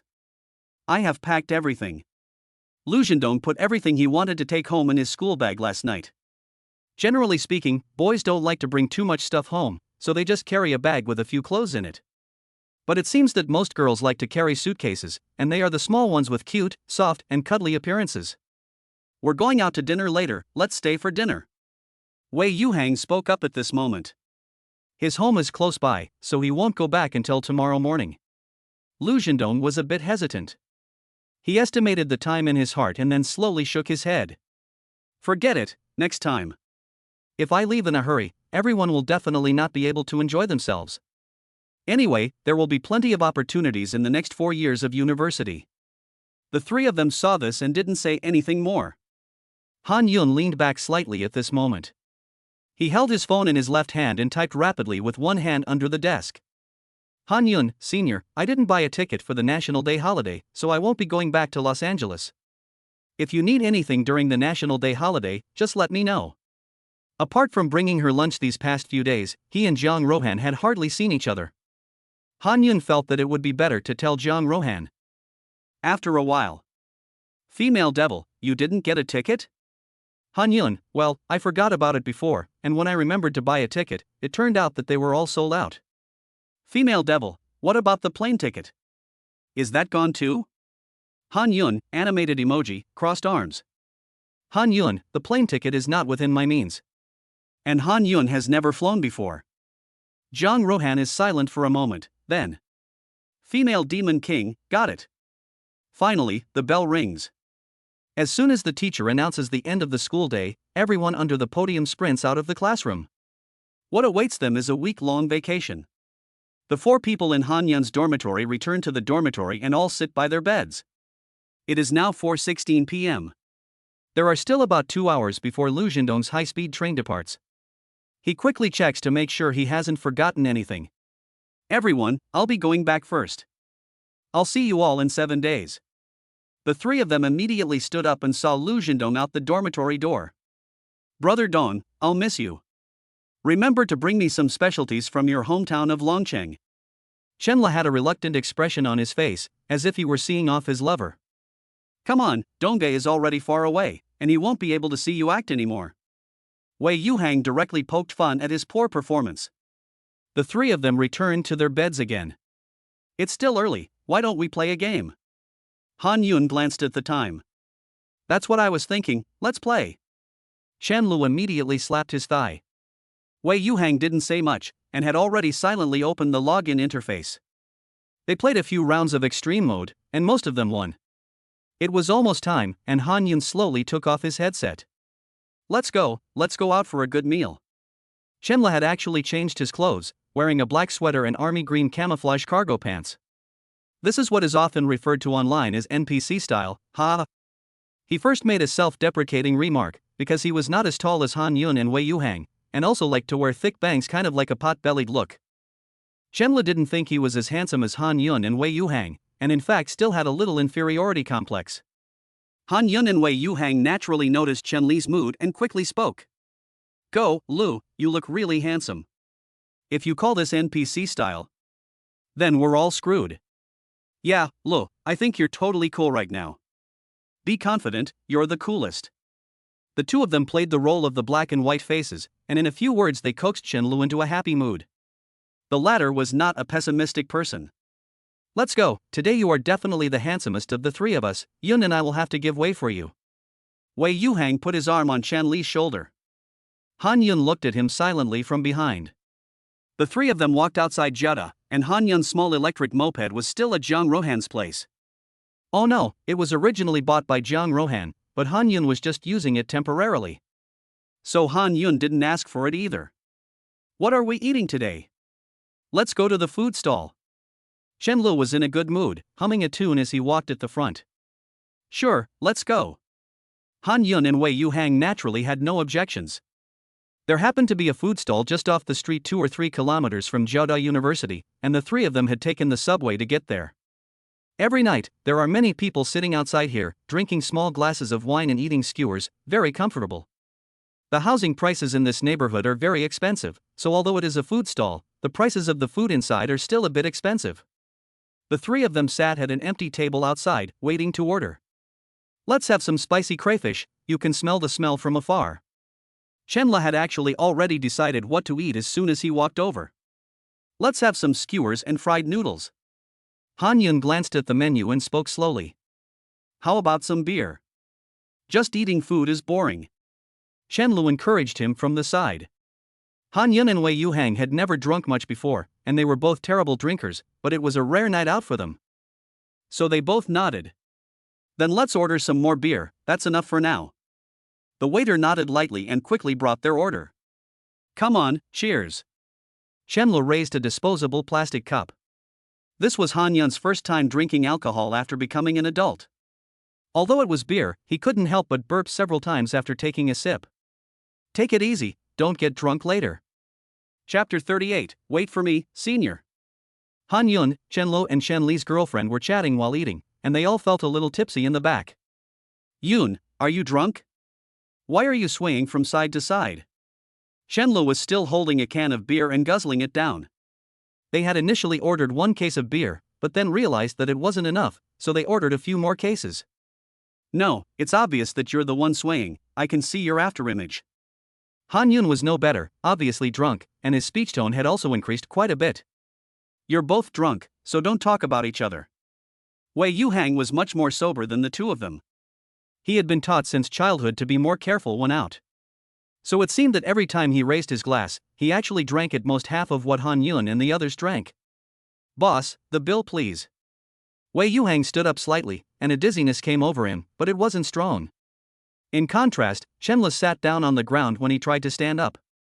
Han Yun laughed loudly at him while covering his stomach. Everyone around them couldn't help but laugh. Shen Li's face turned as red as a pig's liver, and he slowly stood up with the help of the plastic chair. Let's go. He repeated let's go twice, as if deliberately emphasizing that he was not drunk. Han Yun also slowly stood up while holding onto the table. His vision was spinning, and he couldn't tell which way was up or down for a while. He had drunk at least 5 cans. For someone who hadn't drunk much before, even if it was beer, this amount was enough to get drunk. I'll go to the bathroom first. Han Yun touched his forehead and stumbled towards the public toilets across the street, about 60-70 meters away. I'll go too, wait for me. Shenlu hurriedly followed. Wei Yuhang had just paid over here and saw the two walking towards the road. Without bothering to take the receipt, he rushed out directly. The three of them entered the bathroom, and Chen Lo, feeling dizzy, walked towards the women's toilet. At this time, an auntie happened to come out from the inside. She looked at Chen Lo in front of her in disbelief and spoke in an authentic Shanghainese accent. "Xiao Huzi, you've gone to the wrong place." Chen Lo didn't understand and just kept walking straight ahead. "Get out of my way, I can't hold it in anymore." Wei Yuhang ran over with a black face, grabbed Chen Lo and kept apologizing to the auntie. "Auntie, I'm sorry, he's drunk." The auntie muttered something, but none of the three people present understood. After they came out, a cool breeze blew slowly, which sobered Han Yun up a bit. He glanced at the time. "Hurry back, the subway will be closed soon." With that, he walked towards the distant subway entrance on his own. Wei Yuhang was pulling Chen Lo behind him, who was obviously still drunk. The three of them got on the subway. There were still 10 minutes to go, but Chen Lo actually fell asleep directly against Wei Yuhang's shoulder and snored. In the end, Han Yun had to shake Chen Lo awake. "Wake up, Chen Lo, we're here." Chen Lo half opened his eyelids, half asleep. Finally, they arrived at the dormitory. "I want to sleep." Han Yun and Wei Yuhang saw this and carried him directly between them, taking the service passage to get out of the subway exit. The traffic around Jiaotong University is very well developed, with 2 or 3 subway exits. At the moment, the three of them had just come out of exit A. This is the closest to the west gate of Jiaotong University, and it is also a subway exit frequented by Jiaotong University students. They had just reached the school gate, and the three of them had not yet had time to go in. Not far from the campus, a bright car light suddenly intruded into the three people's line of sight. Following the direction of the light, Han Yun only noticed a black car slowly approaching them. He thought it was a teacher from the school driving home at night. With the help of the alcohol, when the car drove in front of them, Han Yun angrily cursed. "Can't you drive? Is it fun to keep shining the high beams at people?" The window of the driver's seat slowly lowered, and the person sitting there had a smile on the corner of his mouth. His eyebrows were slightly furrowed, and his delicate face made Han Yun stunned. "Senior Jiang Jiang? Why are you still at school?" Jiang Rohan's pretty face was always wearing a smile, as if she was looking at a toy. Her beautiful eyes gently looked at Han Yun's whole body from bottom to top. "Have you been drinking?" Her tone seemed to carry a seductive meaning, which made Han Yun's heart flutter. Her eyes fell on Jiang Rohan's pretty lips. Han Yun's Adam's apple rolled up and down unconsciously. He swallowed lightly, noticing that his throat was a little dry. He answered, slightly lowering his head. Jiang Rohan's smile grew even wider. "Blushing like this after just one drink?" She stared at Han Yun's usually pale cheeks, which were now as red as a monkey's bottom. "I haven't drunk much." Han Yun was about to explain, but Jiang Rohan interrupted him softly. "Get in the car." With these 2 words, Han Yun did as if he were possessed. Jiang Rohan slowly turned her head again and said to Wei Yuhang and Chen Lo, "Han Yun, I'll take him away, you two go back to the dormitory first, don't worry about his safety." After saying this, she didn't wait for Wei Yuhang to say anything, she stepped on the accelerator, took control of the steering wheel and drove off. Wei Yuhang lightly smacked his lips, put Chen Li's arm around his neck, and walked towards Jada.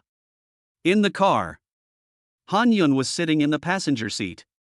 "Senior Jiang, why are you still at school so late?" He leaned his head against the window on one side and closed his eyes. "I came back to get some things." Jiang Rohan held the steering wheel in her hands, and from time to time she glanced at Han Yun sitting next to her.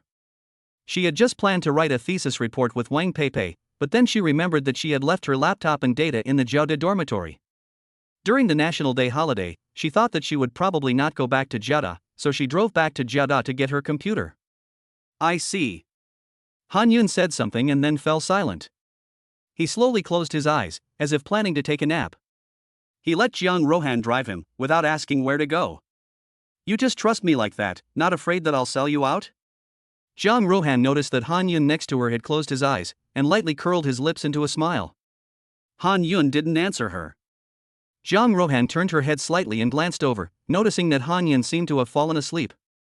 How much wine did he drink to fall asleep so quickly? She snorted, turned her head back and concentrated on driving. After about 10 minutes, the Maybach slowly pulled up in front of the villa. Jiang Rohan unbuckled her seatbelt and got out of the car. She slowly walked over to the passenger side window, placed her white fingers in a reverse cupped position and gently tapped on the window. She got out of the car. Han Yun, who was inside, leaned against the passenger window and was suddenly awakened by the sound of Jiang Rohan's tapping fingers. "Wait for me, senior," he muttered, but the seatbelt was stuck to him like an octopus. He fumbled with the seatbelt, holding down the door button while pushing the door open. As soon as his right foot touched the ground, his left foot was suddenly tripped. He stumbled, and Han Yun fell forward. A burst of fragrance hit him, and he felt darkness before his eyes. And then, the place he hit was soft. Chapter 39, Go, you dog. Han Shuedi, why did you bring him here? Wang Pei was wearing pajamas in the large living room, her face full of shock. And what was wrong with Han Shuedi's face? Why was his left and right sides asymmetrical? She looked at Han Yun's swollen half face and her mind was a jumble. Why are you so talkative? Jiang Rohan's expression was not good at the moment, her face slightly red, and her tone was neither light nor heavy. Her gaze fell on Han Yun, who was lying on the sofa, and the latter, not sure if he was still awake, lay motionless on the sofa. He is quite heartless, sleeping soundly. Jiang Rohan snorted, turned her head and went back to her room. I'm going to take a shower, don't pay any attention to him if you're fine, let him lie here and sleep. Wang Pei hurriedly nodded in response. She smelled the faint smell of alcohol coming from Han Yun's side, and immediately covered her nose and walked into her room. Jiang Rohan went back to her room, changed her clothes, and found an unused summer quilt from the closet, then pushed open the door and walked out. You're really getting off easy. She slowly walked over to the sofa with the quilt in her hand, staring at Han Yun, who was lying flat on his back. Her delicate hands lifted the quilt slightly, and she spread it out flat over Han Yun. It covered him from head to toe, as if it were a sheet over a corpse. After doing this, Jiang Rohan slowly walked back into the room, locked the door from the inside, and then went to take a shower. Late at night. My head hurts, and my right cheek hurts. Han Yun slowly opened his eyes. The fullness in his bladder woke him from his sleep. Who covered me with the quilt? Are they trying to suffocate me? Han Yun raised his hand and poked a few times, finally poking his head out. Breathing in the fresh air, his mind seemed to slowly wake up a little. A memory came flooding back like a revolving door. We were eating dinner first, then took the subway back to school, and then we met Jiang Shueji? Han Yun seemed to remember something. I think I accidentally pressed Jiang Shueji to the ground when I opened the car door, with her head buried in. Ha! Shit! He sat up abruptly and let out an expletive. The pain in his right cheek woke him up a little. I can't hold it in anymore, I need to go to the bathroom. He stood up and felt a sharp pain in his back. Without thinking, Han Yun rushed into the bathroom. Jiang Rohan had bought a very large villa, and each room basically had its own bathroom. Of course, there was also a bathroom outside, and usually if someone came over, they would go to the bathroom outside. Han Yun glanced at the time on the way. It was about 4:30 in the morning. It had gradually grown cool at night, and after Han Yun came out, he looked up at the sky. He noticed that there seemed to be a layer of mist floating in the air, which was hazy and very pleasant. Someone at home must have already put on warm clothes. Han Yun walked back into the living room and then remembered that he was at Jiang Rohan's villa. I hope Senior Jiang doesn't treat me like she did last time. Han Yun's mind was full of thoughts, and in the end he could only sigh. Drinking is a bad thing. With that thought, he lay back down on the sofa, covered himself up, and slowly fell asleep. 7:30 a.m. Today is National Day, the first day of the short holiday, and most people who chose not to go out should be sleeping at the moment. For example, Jiang Rohan and Wang Pei. There are exceptions, of course. Han Yun was awakened by the alarm clock ringing on time. He rolled over, turned off the alarm, and then slowly sat up. His right cheek still ached slightly, and with dark circles under his eyes, he quietly made his way to the kitchen. He took a quick look at the contents of the fridge to decide what he was going to cook. Scrambled eggs with tomatoes. And sour and spicy shredded potatoes. There were enough ingredients in the fridge for 3 servings. He boiled a few more eggs. Jiang Rohan always bought pasteurized eggs, which were safe to eat raw, but Han Yun decided to boil them anyway. He wasn't used to the texture of soft-boiled eggs. Glancing at the clock, it was almost 8 o'clock. Han Yun let out a soft breath. Jiang Rohan and Wang Pei would probably sleep a little longer before getting up. He had done something very wrong to Jiang Rohan last night, so he had to behave himself today. After gathering the ingredients, he just needed to wait for Jiang Rohan and Wang Peipei to get up and wash up, and then he could stir-fry the vegetables. He could rest for a while. Han Yun walked out of the kitchen and sat down on the sofa in the living room. Only then did he take a serious look at his phone. He glanced at the several unread messages. He clicked on one of them, which was from Wei Yuhang, asking him to wake up and send a message back. The remaining 2 messages were actually from his mother, Li Huizhen. Han Yun couldn't help but be curious and clicked on them. Looking at the 2 emoticons with milky expressions, Han Yun suddenly felt speechless. Without thinking, he already knew who had sent it. It must be his sister Han Jiaye who had returned. He clicked on his own emoticons and pondered over the appropriate expression. There were quite a lot of emoticons. A soft voice sounded in his ear. Han Yun was startled. "Sister Jiang, how come you're walking without making a sound?" Han Yun stroked his chest with his hand. He didn't know when Jiang Rohan had come next to him. "Oh, why don't you say you're guilty?" Jiang Rohan's hair was loose, and her bare face seemed even more attractive, making Han Yun blush. She actually wanted to see if Han Yun had woken up. If he hadn't, she was going to play a prank on him. "Are you sober? Does your head still hurt?" Jiang Rohan asked lightly, pulling her lips lightly. "Well, my head still hurts." Han Yun quickly rubbed his temples and changed the subject. "Since you're awake, I'll go make breakfast. We can eat together later when Wang Shuijie wakes up." Han Yun shrank to the side of the sofa and planned to stand up and escape. "You've made yourself at home," Jiang Rohan teased, and her forward body also retracted slightly. "Go, you lackey." She turned her head and walked straight towards Wang Peipei's room next to her own. "Peipei, I've come to wake you up." She gave a small smile and tapped lightly on the door with her delicate hand. Naturally, there was no response from inside. "Then I'll come in." Jiang Rohan pretended to turn the doorknob. "Oh, you've learned to lock the door." Jiang Rohan snorted. "Boring." She then went back to her own room to wash up. In the kitchen, Han Yun closed the door and turned on the cooker hood. Soon a delicious smell spread through the cracks. "It smells so good, I'm so hungry." Wang Peipei could smell the delicious food in her room as well. She quickly got dressed, got out of bed, washed up, and then pushed open the door. At the dining table, Jiang Rohan and Han Yun were sitting there, with 2 plates of food on the table. She quickly ran over, sat down, picked up the chopsticks, and pretended to pick up the food. "Wait." Jiang Rohan stopped her, then pretended not to believe it and looked at Han Yun. First asking the minion to try the food to see if it was poisoned. Chapter 40, Are you willing to let you fall in love with Han Han? After dinner, Han Yun planned to say goodbye. "Stop, you want to leave after eating and cleaning your mouth?" Jiang Rohan frowned slightly and called out to him. "Where in the world are there so many good things?" Han Yun's feet stopped moving when he heard this. Oh no, she's starting to get him back. "You're going to be bored anyway, so why don't you stay and help us clean up a bit?" Jiang Rohan's smile was half-hearted, but he could clearly feel a change in her tone. Of course he couldn't refuse Jiang's kindness. Being in the same room as 2 beautiful female seniors is a fate that no one else can achieve in a lifetime. Han Yun smiled slyly. Since he was not going to get away with it anyway, he might as well flatter her. Quite the smooth talker. Jiang Rohan surveyed Han Yun with her beautiful eyes and gave a soft smile. "However, I hope that you can keep your word, Han Yun." Wang Peipei sat on the side, wide-eyed as she watched the 2 exchange words. She always felt as if she had been drawn into a battle without smoke. The air seemed to be filled with a strong, gunpowder smell. "Hey, count me in too, I've been living off the land for so long, I'll help Han Shuijie clean up." Upon hearing this, Jiang Rohan did not say anything, but just turned her head slightly, her bright eyes containing an unknowing meaning. She just stared at Wang Peipei. "Ah, I'm just kidding, I'm full, I'm going to go back first." Wang Peipei hurriedly raised her small hand and waved it, holding her cup and quickly running towards the room. Only Han Yun and Jiang Rohan were left. "Okay, you clean up, do a good job."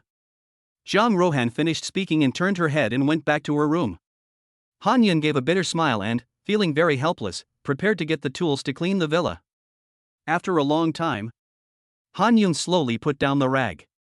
By now, he was already tired and sweating. He secretly complained to himself. She can afford to buy such a big villa, but she can't afford to hire a few professional cleaners. Sister John really knows how to live. In fact, there isn't much rubbish in the villa. After all, only Jiang Rohan and Wang Peipei live here. The main problem is that there are a lot of rooms, and if they are not clean for a long time, a lot of the decorations and furnishings will easily become dusty. Han Yun is currently on the second floor, cleaning the bookshelves. He has been here many times, but has never seen them go upstairs, and yet he has to clean the bookshelves, which he doesn't know when he will have to do again. He picks up a novel from the table and slowly adds it to the middle of the bookshelf. He is done. He takes out his phone and sends a message to Jiang Rohan. Han Yun, Senior, I'm done cleaning. The other person, presumably playing with her phone, almost instantly replied. Female devil, oh, come down. Han Yun put away her phone and slowly walked downstairs. Let's go, I'll walk you back to school to pack. Han Yun had just walked downstairs when Jiang Rohan walked out of her room. Packing? Packing what? Han Yun thought that Jiang Rohan had forgotten to bring something else from the dormitory at Jiaotong University. Of course it's packing your things to go home.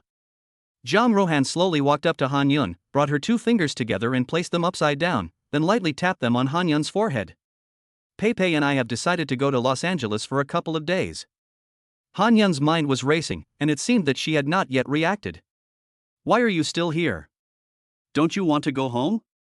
Jiang Rohan slightly raised her tone, which finally woke Han Yun up. Sister Jiang, you said you want to go to Los Angeles for 2 days? Are you a repeater? But there are no tickets. I bought the plane tickets, for 3 people. Jiang Rohan spoke indifferently. Han Yun froze for a moment, and then quickly spoke. Sister Jiang, I'll transfer you the money for the tickets. He said, and quickly pulled his phone out of his pocket. Jiang Rohan gave him a blank look, ignored him, and strode out the door. Han Yun saw this and had to hurry after her. Outside the door, Wang Pei was wearing a cap, with half of her small face covered. Her family was in Hangzhou, not far from Huayan, but even if she went home, she would be alone. It's better to stay here, at least I have Jiang Rohan to keep me company. You guys are so slow, I can't wait to go to Luoyang. Luoyang is a famous tourist city in the country, and it welcomes many tourists from other places every holiday. In particular, the Hanfu trend in Luoyang can often be seen on major short video platforms. Not to mention famous attractions such as Beima Temple and Longmen Grottos, which are almost always packed with people. Jiang Rohan went to drive the car, and asked Han Yun and Wang Peipei to wait for her here. Han Shueti, don't you feel that Han Han is actually quite nice? Wang Peipei leaned over and asked Han Yun. Han Yun nodded silently. After being in contact for so long, he felt that Jiang Rohan was not as scary as the rumors about her at Jiaotong University. On the contrary, he sometimes felt that Jiang Rohan seemed a bit naive, which was quite a contrast. So what do you think of naive?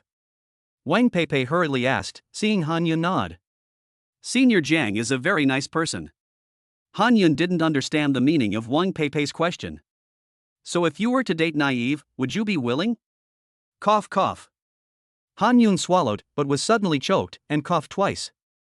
Would you? Would you? Wang Peipei's eyes widened, as if waiting for Han Yun to answer.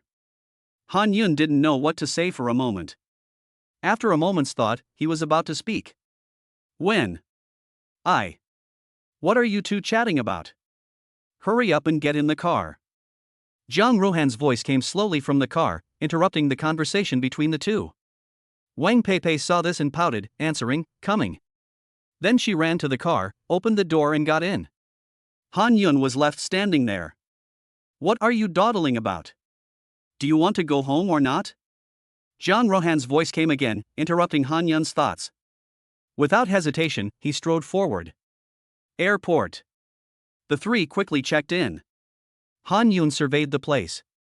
It is said to be the airport with the largest passenger flow in the country. The flow of people going to and from the airport includes not only those going to the plane terminal, but also those going to the high-speed railway and subway. Have you never flown before? Jiang Rohan asked. Han Yun nodded slightly. Then you have to keep close to me, don't get lost. Han Yun knew that Jiang Rohan was joking and didn't respond. Finally, there were nearly 40 minutes left before takeoff. The sound of the announcement slowly echoed through the terminal.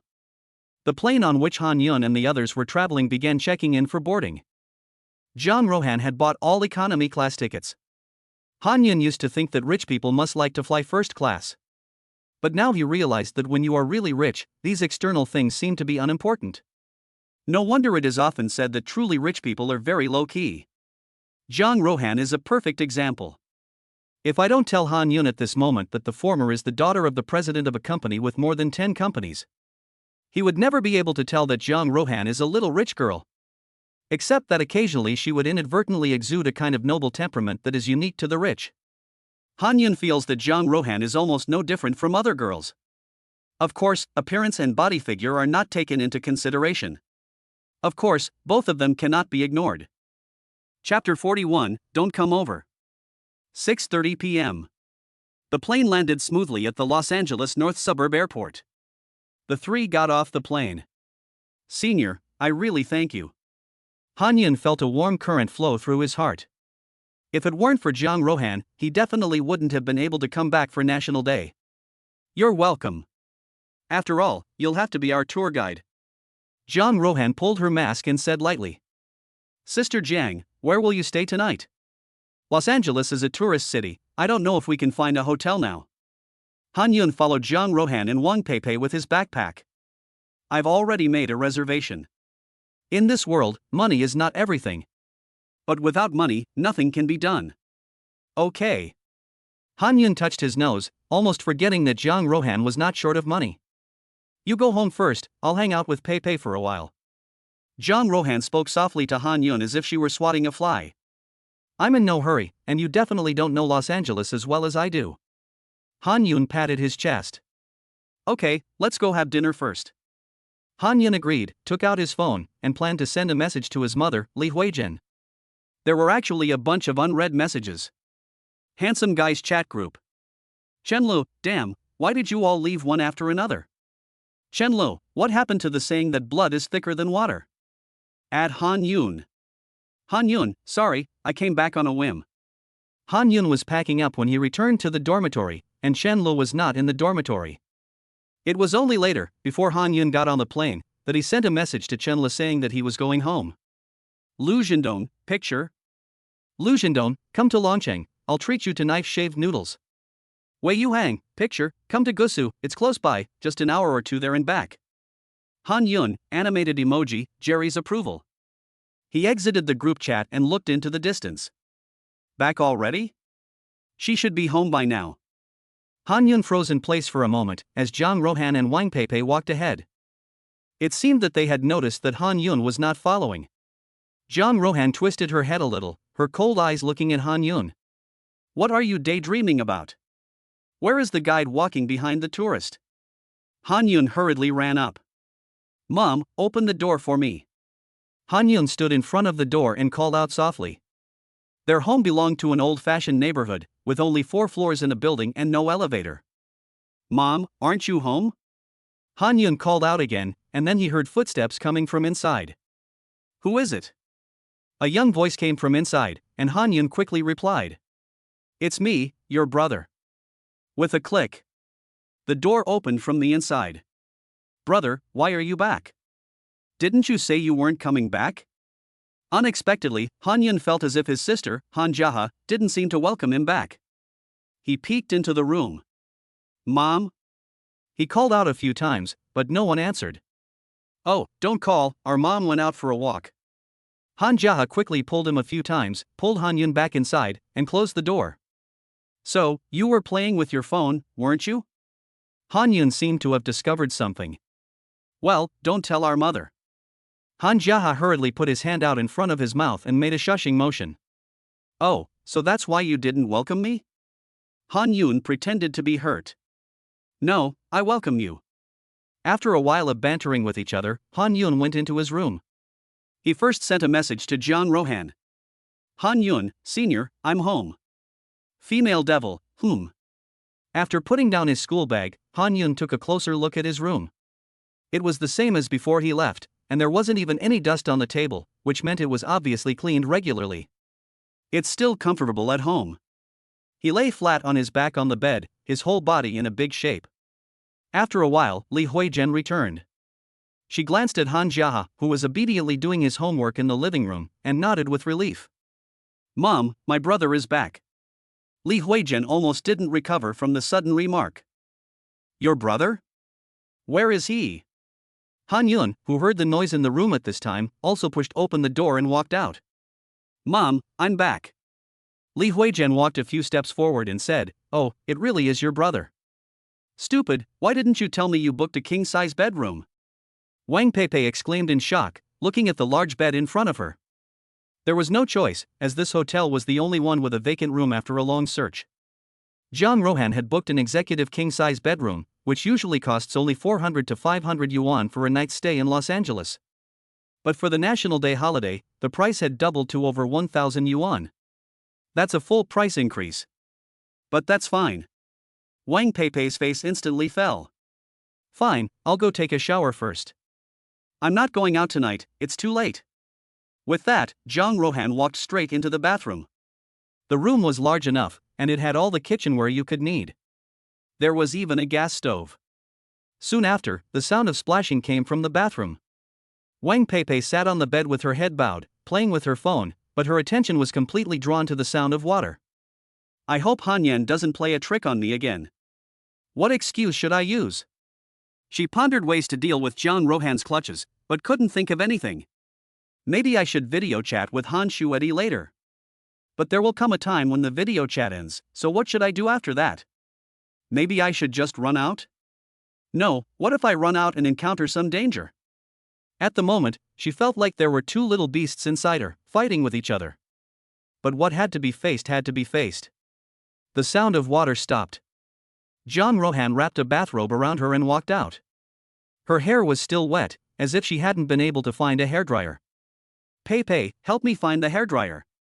Wang Peipei heard this and slowly got out of bed, also helping Jiang Rohan find the hairdryer. There isn't one. Could it be that the hotel forgot to provide one? Wang Peipei's eyes widened slightly innocently. If that's the case, you can go in and wash up. Okay, then. Here, take a tissue to wipe yourself off, don't catch a cold. With that, Wang Peipei walked into the bathroom. The bathroom door was a frosted glass sliding door, and there was no lock. Wang Peipei took off her clothes while keeping an eye on what was going on outside. Suddenly, she said, "Hey, silly, the hairdryer is right here, isn't it? Can't you see it?" Outside the door. Jiang Rohan's mouth curled up into a smile. Silly Peipei, I'm teaching you about the treacherous nature of people, so that you don't fall for scams in the future. Thinking this, her pretty little mouth opened slightly. Huh? Really? Then I'll go in. With that, she pushed open the bathroom door. The sight in front of her eyes really made her eyes light up. Peipei, why don't I wash you?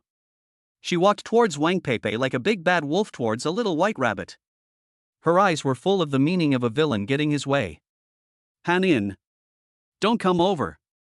Chapter 42 Brother, look, there's a fairy. The second day of the National Day holiday. Early morning. Han in, get up. Wang Peipei nudged Jiang Rohan, who was still sleeping, saying that she was hungry. They had been playing until midnight last night and Wang Peipei thought she could sleep for another 2 hours if her stomach hadn't started rumbling. Well. Jiang Rohan half opened her sleepy eyes, her mind still not quite awake. After a long while, she rolled over. What time is it? Slowly sitting up, Jiang Rohan took the mineral water next to her and took a few sips. She was so thirsty. Hanin, that's my water. What's the difference? After getting up, the two of them washed up a bit and then left the hotel. There happened to be a breakfast restaurant downstairs, and it was already 8:30, but there were still a lot of people eating breakfast. Los Angeles is so laid back, and at this hour there are still so many people who haven't had breakfast. If this were in Haishur, at this hour there would still be people crammed into the subway. Jiang Rohan went to the store and ordered 4 buns and 2 bowls of huodeng. The buns here are huge, unlike the Shangjian buns in Haishur, which are all full of filling. Do we have any plans for today? Hanin, I want to go to Beima Temple. Wang Peipei took a bite of the bun and hurriedly let out a breath. The freshly baked buns were still very hot. If all went well, there should be no tickets left. Jiang Rohan picked up the spoon gently and took a sip of the huolata soup. The spicy feeling in her mouth made her feel very satisfied. It's delicious. So we can't go anywhere? Wang Peipei asked. Idiot, I have the means. Jang Rohan planned to charge a high price for 2 tickets at the entrance to the scenic spot. Oh, really? The other sighed. Brother, get up quickly, our mother told me to wake you up for dinner. Han Yun threw the quilt over his head, as if to block out the noise from the outside world. Bang! The room door was slammed open. Han Jiahe, with her ponytail and a determined air, walked in. She mercilessly lifted Han Yun's quilt. Brother, what are you hiding under the covers up to? At that moment, Han Yun was curled up in his pajamas. I'll get up in a minute, you go eat first, he said. Covering the quilt again and waving at Han Jiahe weakly. Han Jiahe saw this and had to give up, walking out softly. Mom, my brother said your cooking is terrible and he doesn't want to get up for dinner. Han Yun opened his eyes helplessly, and the first thing that caught his eye was his own phone. He saw that the phone screen was on, which meant that someone was sending him a message. He had set his phone to silent on the plane last night and forgot to switch it back. He tapped lightly on it, and Han Yun immediately sat up. Oh my, did Zhang Xuejie and the others wake up so early? He quickly got dressed and washed up briefly. Didn't you say my cooking was terrible? Then why did you get up? Li Huijian smiled and half-joked. Han Yun didn't respond, but instead changed the subject. Where's my dad? He went to the hospital early this morning, saying that there was some emergency patient to deal with. Li Huijian mentioned Han Xiaohua and sighed slightly. Your father, because of the special nature of the doctor's profession, hardly has any holidays throughout the year. You are all grown up, so please be more understanding. After eating, Mom, I'm leaving. Hey, where are you going?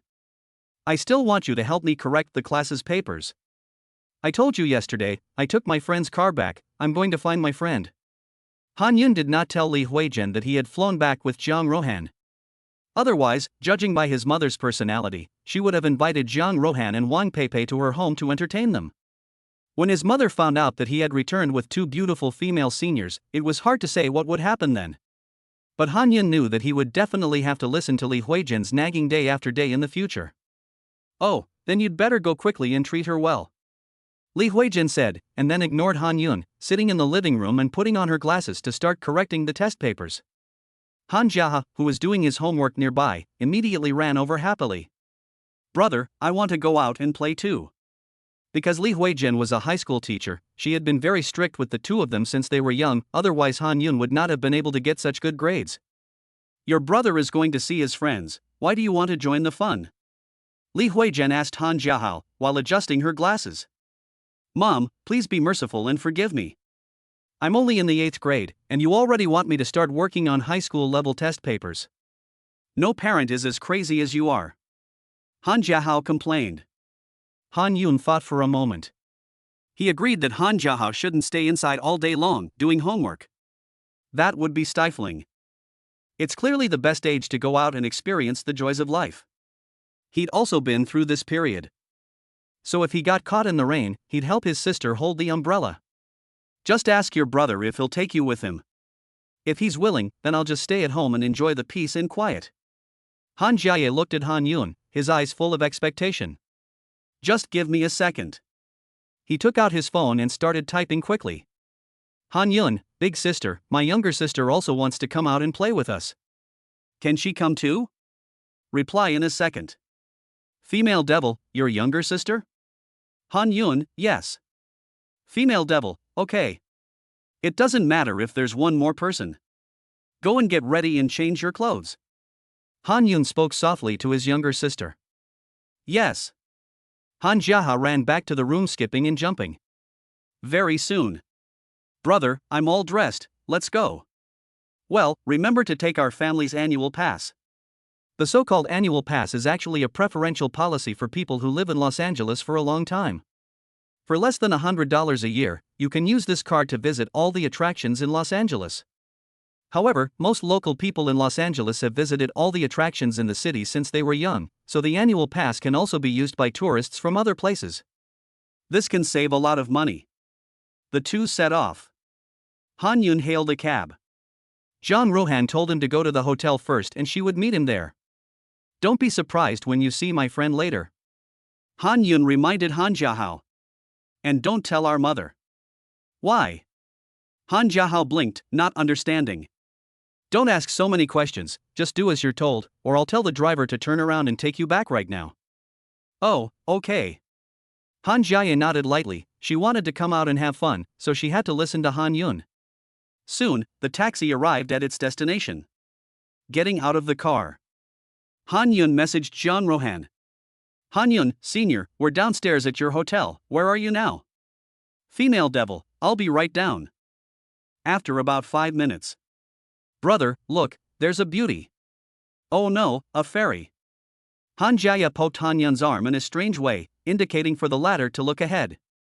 Han Yun followed her line of sight and looked not far away. Jiang Rohan obviously heard this. With a smile curling the corners of her mouth, she looked at Han Yun with a teasing gaze. She had light makeup on, lightly pulling her seductive red lips. Baby, you've finally come. I can't wait to spend a spring night with you. Chapter 43, doesn't it seem like a good match? Han Yun's face turned black. It was fine for Jiang Rohan to flirt with him normally. But now she actually dared to do this in front of his sister. As the saying goes, a man in anger can spill blood 5 paces. Han Yun really couldn't hold back anymore. Senior, stop it. He took a step forward and gently nudged Jiang Rohan's arm. The latter frowned slightly at him. Don't you want to live? I was wrong, Senior. Han Yun apologized with his mouth, while silently making up excuses to himself. Senior Jiang is a girl, how can I hold a grudge against a girl? Han Jiahe, who was standing nearby, quickly covered her mouth. Sister Fairy, are you really my brother's friend? She looked incredulous. It's the real deal. Jiang Rohan gave her a light smile. If my mom knew that my brother had made such a good friend, she would be so happy that she wouldn't be able to sleep at night.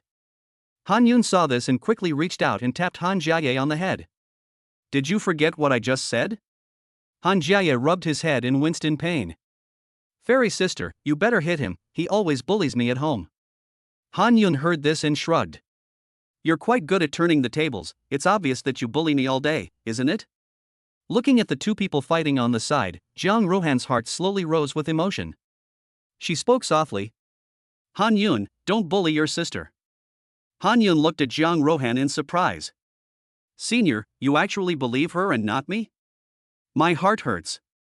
As the saying goes, one thing can be overcome by another. Han Yun can handle Han Jiahe. But Jiang Rohan can also handle Han Yun. Stop it, let's wait here for Pei Pei, she'll be down in a minute. The two of them then stopped arguing and obediently stood next to Jiang Rohan. Soon. Sorry to keep you waiting, is this Han's younger sister? She's so cute. Wang Pei Pei first apologized, then her gaze fell on Han Jiaye, who was standing next to Han Yun. Han Jiaye stared at Wang Pei Pei with wide eyes, as if she wanted to say something. You're also my brother's senior? Well. Wang Pei Pei scratched her head, not understanding why the other person was asking. Well, brother, no wonder you didn't want me to tell our mother. So you're the one who's been playing with 2 boats, and they're both such pretty young ladies. She crossed her arms. And I'll see if I tell our mother what you've been up to when I get back. Han Yun was exhausted after this farcical scene. The 4 of them got into the car, and Jiang Rohan told the driver to go to Beima Temple. There's a lot of traffic on the way to Beima Temple these days, so you might have to walk a little. The driver kindly warned. It's fine. On the road. It was still more than a kilometer to Beima Temple, but the traffic had already started to jam up. Wang Pei Pei looked at the navigation on her phone. Despite being mentally prepared, she was still a little shocked. Let's get off here, it's not far from here. Han Yun suggested. The 4 got off the bus and slowly started walking along the street towards Whitehorse Temple. From time to time, people on the street would cast them curious glances. After all, with 2 such pretty women by their side, anyone would be inclined to take a second look. Handsome, would you like to buy some incense? This was the 3rd person on the street to stop them and sell incense. Han Yun reckoned that they should still be a few hundred meters from the entrance to the Whitehorse Temple. The closer you got to the attraction, the cheaper the incense.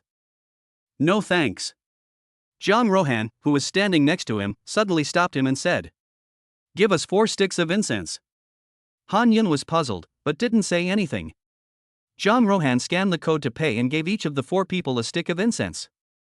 I saw that guy earlier and thought he looked quite pitiful.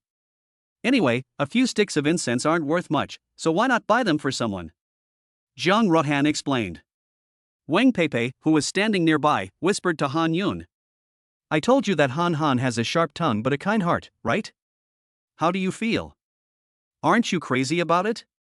Han Yun was holding a bottle of water in his hand and drinking when he heard this, and he was suddenly choked by the water. Cough, cough.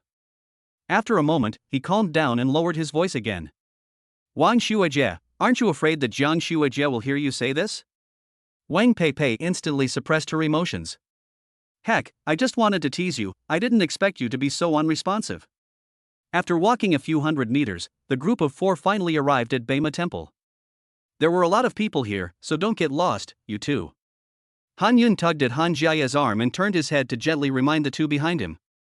Don't worry, Han Shuedi. Wang Peipei nodded lightly. Once they entered the scenic area, the crowd began to grow. Zhang Ruohan and Wang Peipei both wore masks and hats, following Han Yun. I heard that White Horse Temple is famous as a temple of marriage. There is even an internet rumor that if you go there, you will be widowed within 3 years. Any couple who goes to White Horse Temple with incompatible feelings will soon break up, and if a couple who are in love come to pray for marriage, then they will soon get what they want. Is this true? Han Shuedi? Wang Peipei chattered on, saying that she had spent last night idly searching for a lot of introductions to White Horse Temple. Well, actually I'm not sure, I've always come here on my own before. Han Yun pondered, touching his head. Wang Peipei's eyes lit up at this, as if she had discovered some truth. So, Han Shuedi, that's why you've never been in a relationship. Han Yun paused, as if with a little doubt. Is that so? It must be. Han Yun didn't argue with her. You've never been in love? Instead, Zhang Ruohan, who was standing nearby, spoke softly, asking Han Yun. Whom? A vague figure appeared in Han Yun's heart, quickly dissipating and disappearing. Then you have to pray hard for love and try to get married in your first year. Zhang Ruohan's beautiful eyes twinkled as she held the incense sticks in her hands, looking very pious. Every time the 4 of them arrived at a place where they could burn incense, they took out a few sticks and lit them, bowing lightly towards the east, west and north. I can't walk anymore. Han Jiahe sat on a stone bench and gently squeezed her feet. The 3 of them stopped in their tracks when they saw this. I'm a bit tired too, so I'll rest here with Jiahe. Wang Peipei looked tired too, and slowly sat down. So, senior, shall we go for a stroll? Wang Peipei gave a wry smile as she watched the 2 of them leave. Sister Peipei, why are you so happy? Han Jiahe unscrewed the bottle and took a drink. You're still young, you don't understand the fun of CP. Wang Peipei took out a tissue from her pocket and handed one to Han Jiahe. If Sister Han could even look at my brother, I'd eat my words. Wow, your generation is so open-minded. Wang Peipei couldn't help but give Han Jiahe a thumbs up for his bold statement. I don't know, don't you think they look good together? Chapter 44, I didn't take your picture. After wandering around the White Horse Temple for about 2 hours, the 4 of them felt like they couldn't walk anymore. I'm so hungry, let's go eat first. Wang Peipei covered her deflated stomach and patted it gently. We've pretty much seen the whole White Horse Temple, and it's just about time to leave, so let's go out first. Han Yun was here for the 3rd time, so naturally, he was familiar with the surroundings. Okay, I can see that your sister and Peipei are getting hungry. Zhang Ruohan nodded slightly. Can you recommend something nearby? Han Yun heard this and let out a bitter smile. He spoke softly. Sister Jiang, the food around the scenic spots is expensive, not to mention that it's not good. I'd recommend you go to the city to eat. Zhang Ruohan turned her head and spoke softly to the 2 behind her. Can you still hold on? Wang Peipei and Zhang Ruohan both nodded. Okay, I'll do as you say. She turned back to Han Yun, her beautiful eyes fixed on him, and nodded slowly. Okay, I'll call a taxi. Han Yun already had a place in mind. Lao Luo Chang Noodle Shop. Don't be fooled by the name, this place not only sells noodles, but also some of Luo Chang's most traditional dishes, such as the water banquet, the 8 big bowls, peony and bird's nest vegetables, and so on. The 4 got out of the car. They walked into the restaurant and saw that it was already full. Han Yun walked up to the counter and asked how long they would have to wait. There were 3 tables in front of them, so if they were quick, they would only have to wait about 10 minutes. Why don't we go to another restaurant? Jiang Rohan seemed worried that Wang Peipei and Han Jiahe would not be able to hold out, so she lightly tugged on her lips and suggested. It's okay, we can hold out a little longer, right, Jiahe? Wang Peipei forced a smile and comforted herself. Han Jiahe nodded to the three of them. 10 minutes later. For guests, please come in. The receptionist was very enthusiastic, especially when he saw that Jiang Rohan looked so good. He seemed to be itching to come up and ask for contact information. He led the four to a table that had just been cleaned up, tidied his clothes slightly, and first looked at Han Yun and then at Jiang Rohan. The two of them were sitting so far away that they should not be in a boyfriend-girlfriend relationship. Han Yun and his sister sat on one side, opposite Wang Peipei, and next to Wang Peipei was Jiang Rohan. Excuse me, may I ask for your contact information?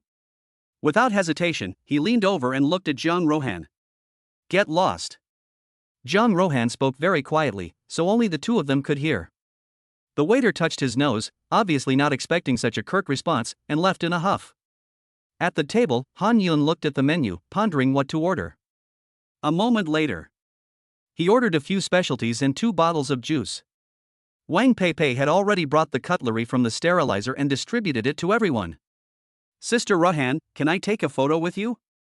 Han Jiahe sat facing Jiang Rohan and seemed very excited, winking at her. The latter froze for a moment upon hearing this, and then nodded gently. Han Jiahe saw this and hurriedly stood up happily, before quickly sitting down again. She nudged Han Yun's arm next to her. Brother, let me use your phone for a bit. Because she was only in junior high school, and Han Yun was next to her, Li Huijin had not let Han Jiahe use her phone when she went out. In the former's words, the phone was mental opium. It's not surprising that Li Huijin is so strict. She is a high school teacher and has seen too many bright students whose grades plummeted because they couldn't resist the temptation of their phones, and who ended up with a bad result in the college entrance exam. You want to use my phone to match with Jiang Shuijie? Han Yun instantly understood her idea. Well, can't I? You can just send it to me afterwards. Han Jiahe retorted. Don't you think Rohan's sister doesn't look good? Upon hearing this, Han Yun instantly felt Jiang Rohan's beautiful eyes staring at him. He shrank back a little and slowly said, Why, you can use it. With that, he handed the phone to Han Jiahe, unlocked. The latter quickly took it and then turned on the phone's camera, flipped the screen, and aimed it at her and Jiang Rohan. After taking several shots in a row, Han Jiahe seemed very satisfied. She opened the album and flipped through the photos, slightly enlarging them, as if she didn't want to miss any details, swiping the screen of her phone. Suddenly, is this picture of Rohan's sister? Han Jiahe said in a flat tone, and then handed the phone to Jiang Rohan. The latter slowly took it, her beautiful eyes reflecting the screen of the phone, and 2 white fingers gently swiping it, which made Han Yun feel confused. Holding back his doubts, Han Yun asked in a slightly inquiring tone. Senior Jiang, I've never secretly taken your picture. Jiang Rohan was originally staring at the screen of her phone. On hearing this, her beautiful eyes moved slightly upwards, and a smile curled the corners of her mouth. You didn't take it. Han Yun obviously felt a sense of relief. But you saved it. With a change of subject, Jiang Rohan handed the phone to Han Yun. He slowly took it and looked at it carefully. It turned out to be a photo of Jiang Rohan's back taken by someone else at the welcome party. At that time, Jiang Rohan sent him 2 photos, and he thought the style matched quite well, so he saved them. You think it looks like a couple photo? Jiang Rohan's tone was flat, and no emotions could be detected. Han Yun paused for a moment and nodded lightly. At the time, many people on the confession wall said the same thing, so obviously his affirmation also represented the level of public perception. Jiang Rohan didn't say anything else, but instead picked up a chopstick of peony and bird's nest vegetable and took a bite. It's a bit spicy. Wang Peipei quickly handed her a glass of juice. Then the 4 of them tacitly refrained from speaking and ate in silence. After dinner, Jiang Rohan and Wang Peipei both seemed a bit sleepy and planned to go back to the hotel to rest for a while and hang out again in the evening. Han Shuedi, you can come out at night, right? Wang Peipei asked as she was leaving. Yes, I'm an adult now, and my mom doesn't care what I do. Han Yun nodded, but my sister can't come out and play. Han Jiahe looked sad as he cried on the side. Seeing this, Wang Peipei hurriedly comforted. Xiao he, let's hang out again tomorrow, okay? They planned to stay in Los Angeles for 2 days and had already bought tickets for the morning after the next day. Han Jiahe nodded helplessly and clenched her fists. It's fine, after you finish the college entrance exam, I don't think our mom will care about you anymore. Han Yun seemed to sense his sister's emotions and said reassuringly. He looked up again, his eyes falling on the taxi that had already gone far away, not knowing what he was thinking. Let's go. Go home and finish your homework. I'll try to convince our mother to let you hang out again tomorrow. Han Yun's taxi arrived. He opened the door and let Han Jiaye get in first. He stood where he was, opened his phone album without making a sound, and let his dark eyes hang down. If Han Jiaye had turned her head at this moment, she would have seen that the corner of Han Yun's mouth was about to reach the sky. Chapter 45, Quite Handsome. 7:30 p.m. Han Yun was sitting in the living room watching TV. His phone, which was charging in his room, suddenly started beeping. Han Jiahe, who was sitting on the sofa, heard the sound and ran into the room first. She glanced at the phone. Han Yun then walked into the room and glanced at Han Jiahe, who was looking at him with a strange expression. What's wrong? Han Yun closed the door behind him. Brother, does Sister Rohan know that you've left her a comment? Han Yun paused for a moment, then pulled the corner of his mouth up in a smile. I forgot to change it. Han Jiaye looked as if she were saying, I told you so, and held up her phone. Is Sister Rohan really that scary? Why did you leave her a comment calling her a female devil? I'm going to tell her about this tomorrow. Han Yun looked helpless. He knew that his sister was going to use this as a bargaining chip. In fact, this was how the two of them had gotten along since they were young. If they ever had a conflict, Han Yun would always be the one to suffer. It wasn't that Han Yun couldn't compete with Han Jiaye, it was just that he always let his sister win. Go ahead, what do you want to do? You're not going to ask me to do your homework again, are you? Han Yun put a hand to his forehead and added. Give me your phone first, don't keep Jiang Shueji and the others waiting. Han Jiahe was very understanding. She handed her phone to Han Yun first, then crossed her arms and stood waiting for Han Yun to finish his call. Okay, Shueji. Really? Okay, then. See you later. Han Yun hung up the phone and noticed that Han Jiahe was looking at him with contempt. Why are you looking at me with that expression? Because I think you just looked like a fool. You kept nodding your head like a little lapdog. Han Jiahe was very sharp-tongued. I'm going out first. When our mom gets back, you can explain things to her for me, and I'll grant you a wish.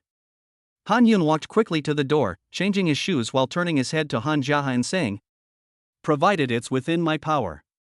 After saying this, he pushed open the door and walked out. He used a taxi hailing app on his phone to order a car. In less than 3 minutes, the car slowly pulled up. Driver, to Luoyi Ancient City. Luoyang in the evening is very beautiful. As the taxi slowly drove up the Luoha Bridge, the sunset in the sky happened to fill the surface of the river. On the golden surface, several small boats slowly sailing into the distance sent ripples out. Han Yun's mind was not on the window. He opened his phone and clicked on a music video, as if searching for something. Jiang Rohan told him on the phone that she planned to take a series of Hanfu photos. She asked him to wear Hanfu as well. Although Han Yun had been in Los Angeles for nearly 18 years, this was the first time he had worn Hanfu. As the ancient capital, Los Angeles, handsome men and beautiful women in Hanfu can be seen everywhere on the streets. If it's the first time a tourist has come here, they might even feel a little disoriented when they see this. But for locals like Han Yun, they've long since become accustomed to it. What style of clothing should I wear? Han Yun has no idea at all about this. He has experience going to Beima Temple, and he can still play a role. But when it comes to wearing Hanfu for photos, he is definitely not as skilled as Jiang Rohan and Wang Peipei. They soon arrived at their destination. Han Yun got out of the car after paying the fee. He glanced at the time, which was almost 8 o'clock. This was the time when there were the most people. I'd better give Jiang Shue's sister a call. After a moment's thought, Han Yun clicked to make a voice call. After ringing for a while, no one answered. But soon, Jiang Rohan sent him a shared location. He followed the navigation, but stopped not far from them. It seemed that Jiang Rohan and Wang Peipei were being surrounded at the moment. Hey, beautiful ladies, do you need your photos taken later? It's free, and I'll even give you a free poster. Hey, beautiful ladies, I can follow you around for free. Do you need someone to take your photos? I'm really good at taking photos. Words like these kept ringing in Jiang Rohan's ears. Suddenly, Jiang Rohan seemed to have spotted Han Yun not far away, and she looked over in his direction with beautiful eyes. "What are you standing there for? Hurry up and come over here." Han Yun hurriedly and awkwardly ran over. Then, Jiang Rohan took out a camera from her bag and handed it to Han Yun. People gathered around them. "Damn, Hasselblad? So rich? Holy shit, she's a rich woman. What a blessing for this kid to be able to hang out with such a young and good-looking rich woman." These words, when they fell into Han Yun's ears, felt like a dagger thrust into his chest. His whole heart was bleeding. "I have a photographer now, so I won't trouble you anymore." Jiang Rohan spoke lightly, and her cold tone made everyone feel as if they had just lost a close relative. The people around them dispersed, and only then did Han Yun tug at the corner of Jiang Rohan's clothing. "Senior, I can't take pictures, and besides, I don't know how to edit pictures. Just take whatever you like." Jiang Rohan said only this and ignored Han Yun. "Han Shuedi, this camera, including the body and lens, costs more than 100,000 yuan. You can just crop it after you've taken the picture." Wang Peipei hurriedly explained when she saw what was going on. Han Yun looked at the camera in his hands, secretly admiring it, and repeatedly sighed that he was ignorant, really having wasted 18 years on Earth. He quickly held the camera in both hands, afraid of breaking it. The three of them found a Hanfu experience store with a relatively short queue. Fortunately, the previous few people didn't take long to get their makeup done, and after about 20 minutes, it was their turn. Jiang Rohan and Wang Peipei had changed into their clothes a long time ago. Wang Peipei was wearing what was supposed to be Western-style clothing, a light green, simple style. Jiang Rohan was wearing a Hanfu red silk skirt, with a bright red skirt that was very bright. Now it was her turn to apply her makeup, and she slowly sat down. She gently removed her mask, revealing a very delicate and pretty face. In an instant, the makeup artist beside her was stunned. "Can I take a picture?" "No." Jiang Rohan's tone was quite cold. "Okay then." The makeup artist realized his faux pas and quickly adjusted his emotions. At this time, Han Yun slowly walked out of the fitting room. He was wearing a black dragon robe patterned hanfu, graceful and elegant, like a swimming dragon, a young man with a national style, but not only that. "Wow, Han Shuedi is so handsome." Wang Peipei hadn't put on any makeup yet, so she quickly ran over and took several snaps with her phone. Han Yun, who was blushing, quickly raised his hand to block his face. Jiang Rohan, who was applying makeup, couldn't turn her head, which made her feel itchy. Fortunately, Wang Peipei is full of compassion and righteousness. After taking the photo, she held the phone up to Jiang Rohan's face again. "Look, Han Shui is wearing hanfu." Jiang Rohan's eyes fell on the screen, where Han Yun was wearing hanfu. He seemed a little uncomfortable, his fair face showing shyness. The clothes fit him perfectly, enhancing his figure. The angle of the photo capture is also just right. The slight feeling of looking up makes Han Yun in the picture seem a little less easygoing and a little more aloof. Jiang Rohan gently tugged at her red lips, raising the corners of her mouth into a nice arc. "He's quite handsome." Chapter 46, I Want to Go See Her. It was almost 9 p.m. when the three of them finished getting ready. Their preparations were actually quite simple. For someone with a face as hard to beat as Jiang Rohan's, sometimes light makeup is more flattering than heavy makeup. "Let's go, let's take some pictures," Jiang Rohan said lightly, as they only had about an hour and a half. Because the Luoyi ancient city closes at 10:30 p.m. And they also have to return here to return the clothes. The camera has a matching shoulder strap, so Han Yun hung it around her neck and held it with both hands. The three of them first checked their tickets at the entrance before taking a closer look at the surroundings. They had to admit that after entering Luoyi ancient city, they all felt like they had traveled back in time to the Han and Tang dynasties. This was because at least 80% of the tourists inside were all wearing hanfu, which went perfectly with the ancient-looking buildings and the thin mist rising from the artificial lake. There is a small bridge over the lake, which is lit up softly at the moment, and many tourists stop to take pictures on it. Wandering among them, it is a different kind of experience. Wow, it's so beautiful here. I feel like I've already traveled back in time. Wang Peipei widened her eyes and praised from the bottom of her heart. Wang Shuijie, this place has long been a very mature commercial tourist attraction. Han Yun explained from the side. Let's go. Jiang Rohan took the lead and walked towards the front. Han Yun and Wang Peipei followed behind. The three of them then visited many places, and Han Yun was forced to take many photos. Soon, the memory card in the camera ran out of space. I haven't had enough fun yet. Wang Peipei's face fell. She took a selfie at every place they visited. It's getting late. If we wait any longer, I don't think we'll be able to go home. Han Yun let out a bitter laugh. His finger that had been pressing the shutter button was throbbing with pain. Let's go return the clothes. Zhang Rohan pursed her lips slightly. At the moment, she looked very dignified and graceful, attracting many people to sneakily glance over. After leaving the scenic area, the three of them returned the clothes and removed their makeup. It was exactly 10:30 in the evening. Han Yun, you take a taxi home first. Zhang Rohan seemed to suddenly realize that it was already very late. She took the camera off Han Yun's neck and spoke softly. Okay, senior, I'll go home first, see you tomorrow. After saying goodbye to the two, Han Yun hailed a taxi. Let's go, Pepe, let's go back to the hotel and admire Han Yun's photography skills. Early the next morning. Han Yun was still having a beautiful dream. But the phone on the table next to him rang like a death knell. Han Yun impatiently took it and glanced at the screen before slowly tapping to answer. Good morning, Jiang Shui. He yawned and rubbed his eyes. Good morning, little brother. Have you had breakfast yet? Han Yun glanced at the time on hearing this. 7:12. That early? No, I'm still in bed, just waking up. Zhang Rohan, who was across the room, seemed to be chewing something and said a little indistinctly. That's good, after you get up and wash up, come over and help us finish the leftovers, I accidentally bought too much. Oh. Han Yun pretended to prolong his tone of voice, as if to express his dissatisfaction.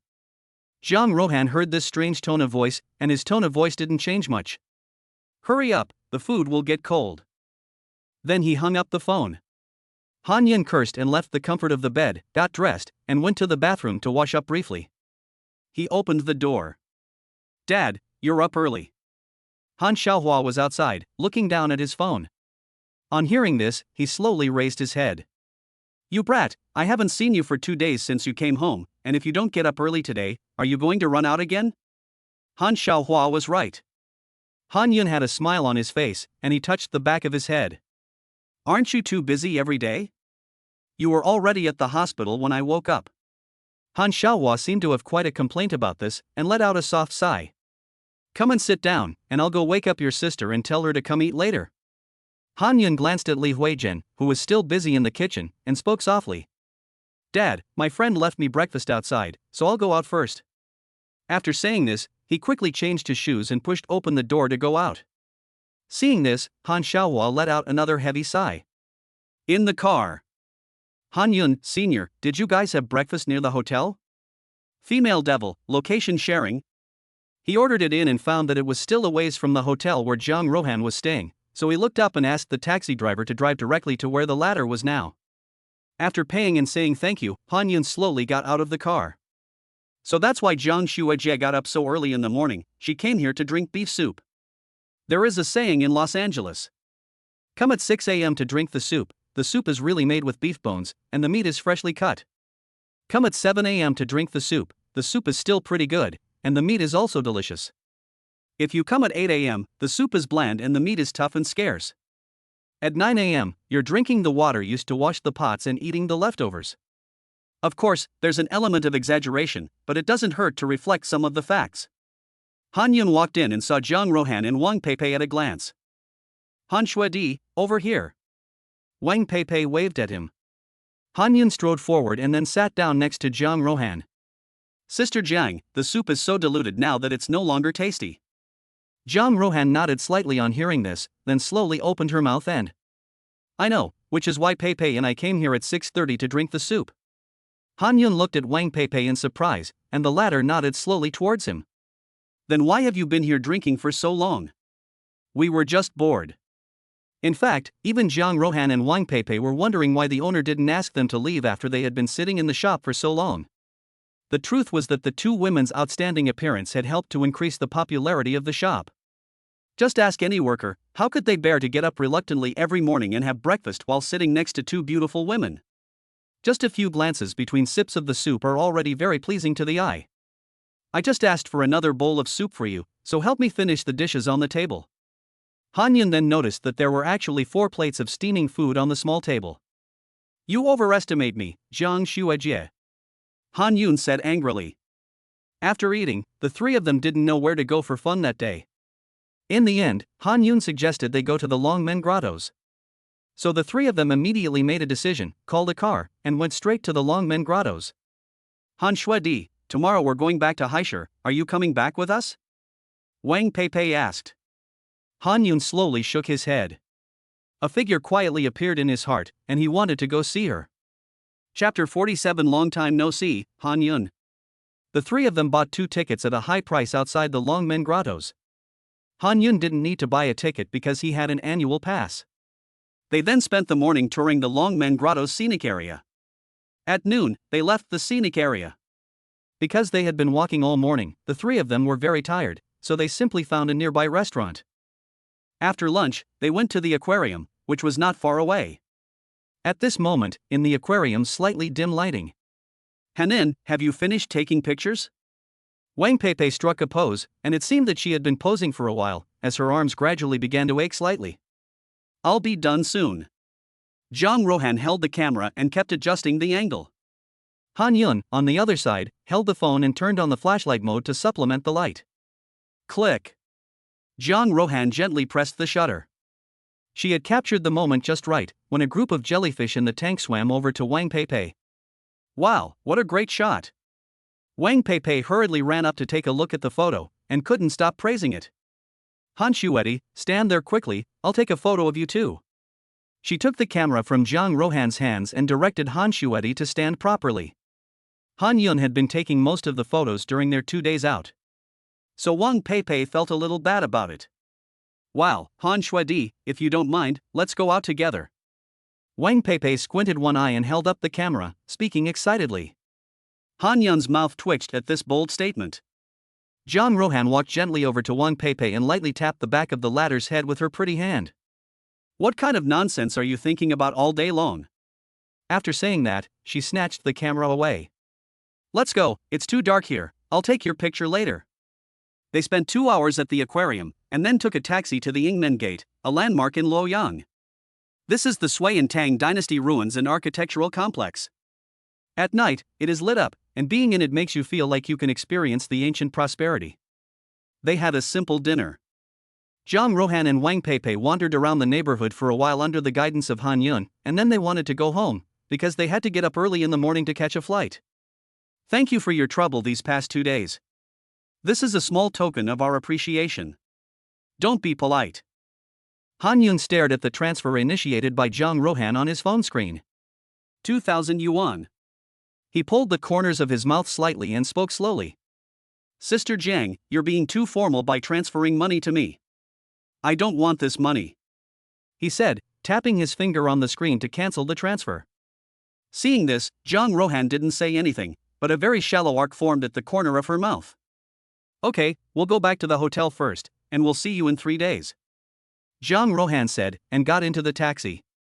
Wang Peipei also waved to Han Yun, then got in and closed the door. Han Yun watched them leave, his expression slightly changing. He didn't hurry to go. Instead, he stood in place, lost in thought, and then seemed to make a decision. His finger lightly stroked the contacts in his phone's address book, and then slowly stopped on a certain avatar. Brother, why do you just know how to sleep in every day? Han Jia burst through the door, shaking awake Han Yun, who was still sleeping. Did Ruhan and the others leave? Yes. Han Yun glanced at the time. At this point, they should already be on the plane. Because about an hour ago, Wang Peipei sent him a message telling him that they had already boarded the plane. It's all your fault. Why did you get up so early yesterday morning? Didn't you say that you would take me out for another day of fun? Han Jia swung Han Yun around with full force, nearly knocking the latter unconscious. Okay, there will be other opportunities in the future, so what's the rush? What opportunities? What if Sister Ruhan falls in love in the future? Then she definitely won't pay any attention to you anymore, right? Han Yun was speechless at her words, so she simply gave him a big push. Get out of here, I need to get dressed. Han Jia had no choice but to walk out silently with a sad face, and thoughtfully closed the door behind him. Han Yun had something on her mind, so after washing up, she simply ate a few mouthfuls of breakfast and hurriedly called a taxi. You haven't come home at all these past few days, What if you fall in love and get married? Will you never come back? Li Huijian teased Han Yun at the dinner table. The latter didn't say anything, but Han Jiaye added in a strange tone. Isn't that right? My brother is such a womanizer, he'll do anything in the future. Han Yun pretended to hit Han Jia, and the latter was so scared that he quickly ran to Han Xiaohua's side. Okay, let's eat. Han Yun only casually ate a few mouthfuls of food, quickly finished a bowl of porridge, got dressed, and put on his shoes before leaving the house. His taxi had just arrived at that moment. Driver, go to Kaishian Road. Han Yun contacted Li Xijin last night and arranged to meet him at a bookstore on Kaishian Road. Han Yun knew the place like the back of his hand. The two of them had often gone there before and sat inside for the whole afternoon. Their appointment was at 10 a.m. Han Yun got out of the car and realized it was only 9:30. He was half an hour early. Bored, he went inside the bookstore. The staff at the front desk obviously remembered Han Yun, and he seemed a little surprised. Wow, I recognize you. Didn't you go to college after the college entrance exam? Han Yun nodded to him. I remember that there was a girl with you at the time. Isn't she here today? Han Yun smiled politely and slowly said. She'll be here soon. I'm early. As soon as the staff heard this, his face instantly brightened. I told you, I thought you had a falling out and broke up. Upon hearing this, Han Yun's eyes darkened slightly, but they quickly returned to normal. He nodded slightly, didn't say anything more, and walked towards the inside. The furnishings in the bookstore hadn't changed much. Han Yun vaguely remembered that he and Li Xijin often sat at the table next to the bookshelf, facing each other. They both held a book in their hands. He liked to read mystery novels. She liked to read young adult literature. Han Yun let out a quiet sigh as memories of the past flooded back. He knew full well that the reason they were meeting today was to put a satisfactory end to their regrets. With that in mind, he picked up a book from the shelf next to him, opened it, and laid it on the table. Han Yun glanced at his phone, 9:40. He seemed a little restless and couldn't read a word of the book. After a moment's thought, he slowly got up and went to the front desk. Young man, get me a cup of coffee. Oh no, make that too. Naturally, the coffee here was all the instant kind, and in less than a minute, 2 cups were ready. Here's your coffee. Han Yun was about to reach out and take it when the wind chime in the bookstore door slowly began to ring. The crisp sound was loud in the quiet bookstore. Han Yun slowly turned his head and met the figure that had just pushed open the door and was about to walk in. Their gazes met, and they could only hear a beautiful voice saying, Long time no see, Han Yun. Chapter 48 Because You Deserve a Better Life. Long time no see, classmate Han Yun. The girl at the entrance of the bookstore was seen gently closing the door and slowly walking in. Han Yun heard this and his hands, which were holding the coffee, froze in mid-air. You bought me one too, so I won't be rude. The girl seemed very skilled as she took a cup of coffee from Han Yun's hands before stopping. The two of them stood very close to each other, looking at each other. It's been a long time, Li. Han Yun took a moment to compose himself before speaking in a slightly flat tone. Let's go in and read for a while. Li Xijin withdrew her gaze. She was carrying a cream-colored cartoon cloth bag, and there seemed to be a few books in it. Han Yun followed her silently. Li Xijin slowly walked over to the table next to the bookshelf, casually smoothed the hem of her skirt, and sat down. She was wearing a pale green floral sundress, which just happened to show off her white collarbones on both sides. Han Yun silently gazed at her, not knowing what to say. What's wrong? Li Xijin asked in a low voice, while slightly leaning her body towards Han Yun. How should I put this? It feels like you've changed, but also like you haven't. Han Yun sat opposite her and took a sip of coffee. It seemed to ease the tension in his heart. I feel like you've changed too, Han.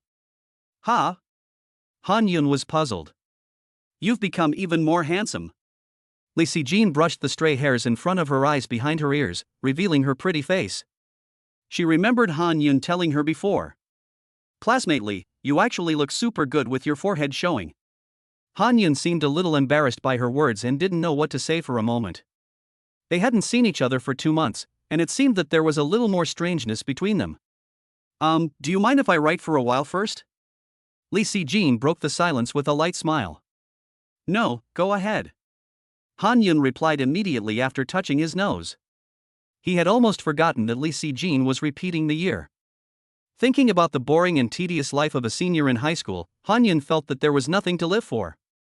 Not to mention that the latter is now a senior in high school, which has inadvertently added a lot of pressure. He clenched his fists in secret, as if his mood was not as tense as it had been at the beginning. Lee Si-jin, on hearing this, took out a copy of the 53 from her satchel on the side. As if she had completely ignored Han-yun, she took out a pen and quietly started writing. Han-yun stared at the girl who was writing the question seriously with her head bowed. The words she had said earlier still came back to him vividly. "I like you, Han-yun. But it's too late. But it's okay, thank you for appearing in the 3 years when I was at my lowest." He quietly let out a breath, sighing inwardly at his own stupidity. It wasn't until Lee Si-jin confessed to him boldly after the college entrance exam scores came out that he realized belatedly the former's feelings for him. It was just too late, he realized too late. He liked her at the time. And he had fantasized many times about the two of them after the college entrance examination, in the same city, in the same university, holding hands, snuggled up to each other. But the stark reality ultimately did not let him have his wish. The two of them had very different college entrance examination scores. Lee Si-jin was determined to study hard for a year. That year, however, blocked off all the possibilities for the future of the two. It wasn't that he couldn't wait, or that Lee Si-jin wasn't worth waiting for. Rather, he had already understood that after the two had told each other their feelings, there would be no more possibility between them.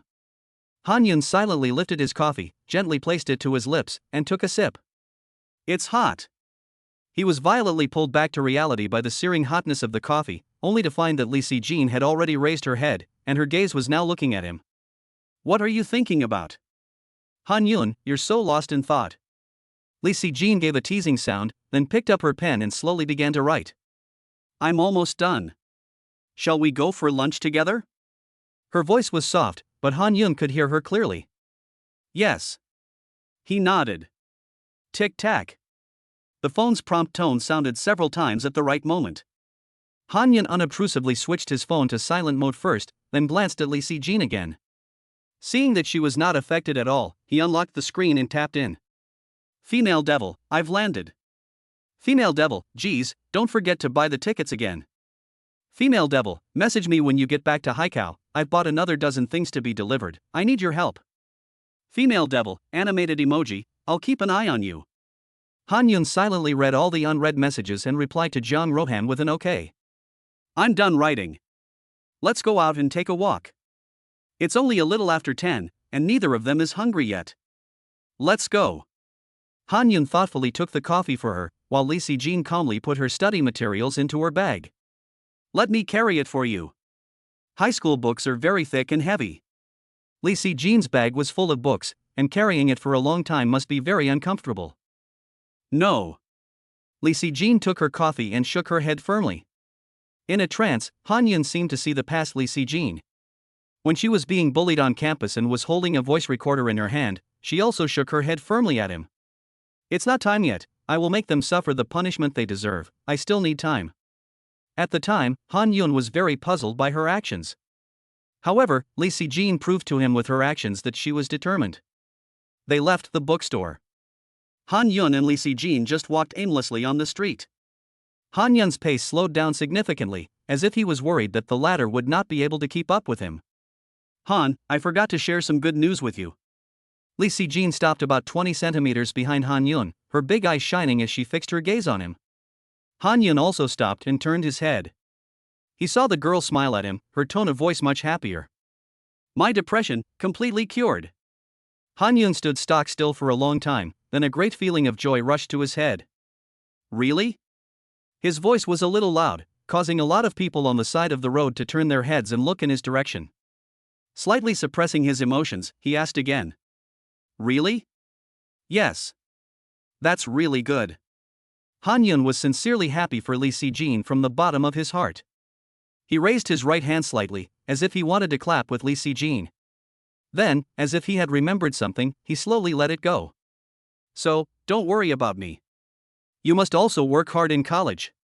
Because you deserve a better life." Lee Si-jin said calmly, as if she had already let go. "And, maybe, next year I will go to your university to find you." She paused for a moment, and then spoke softly again. Maybe at that time, I will still laugh at Han.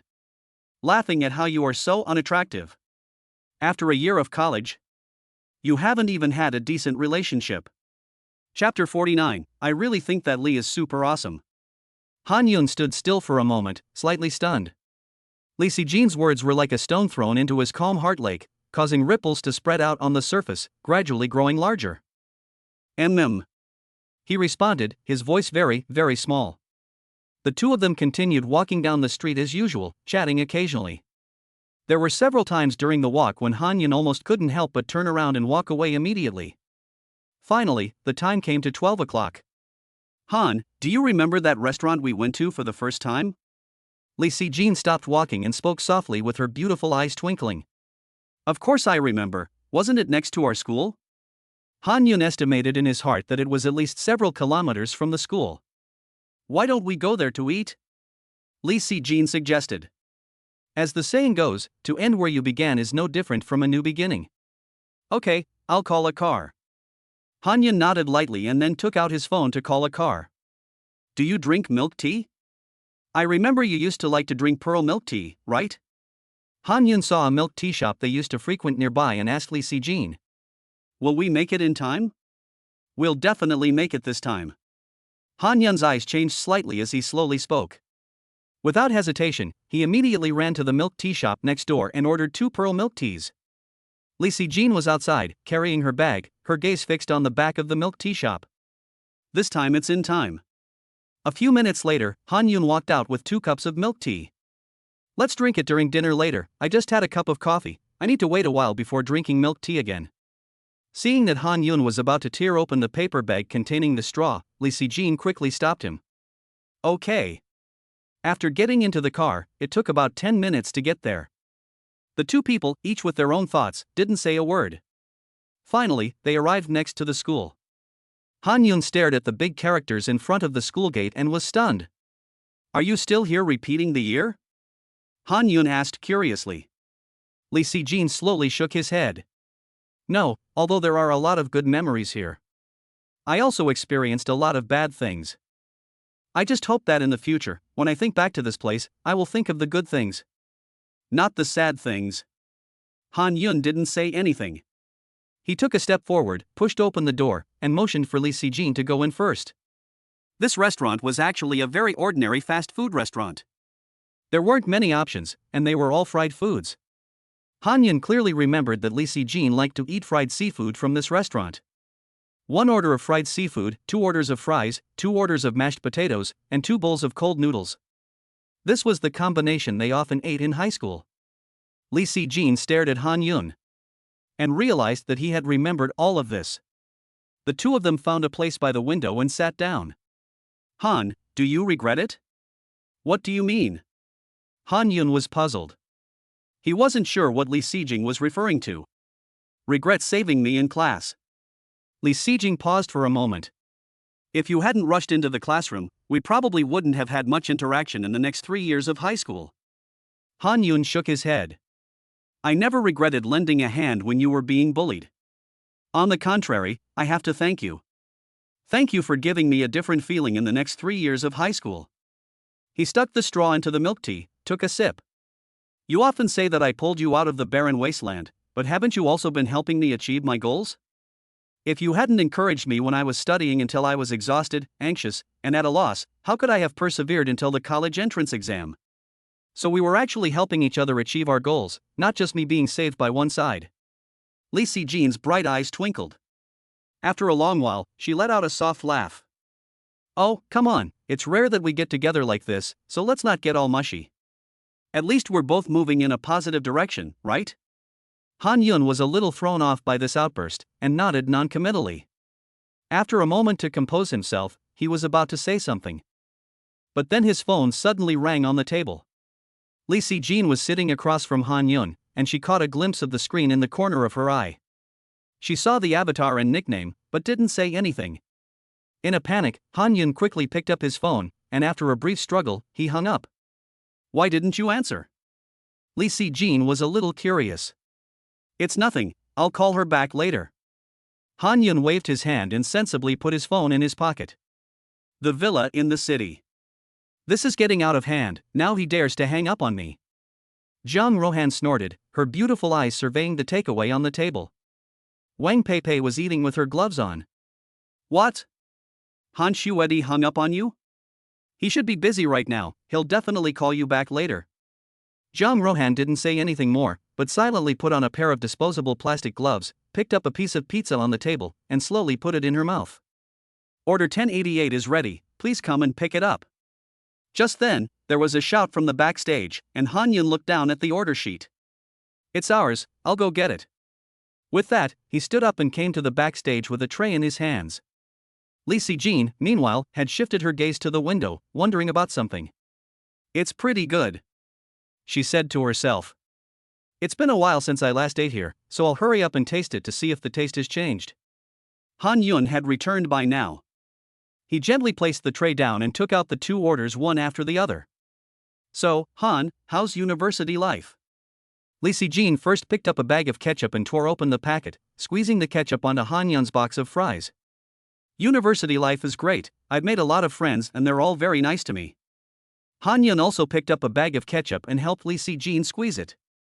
They used to do this a lot. Really? That's good. Li Sijin took a pack of tissue paper from her bag, placed it on the table, and then spoke softly.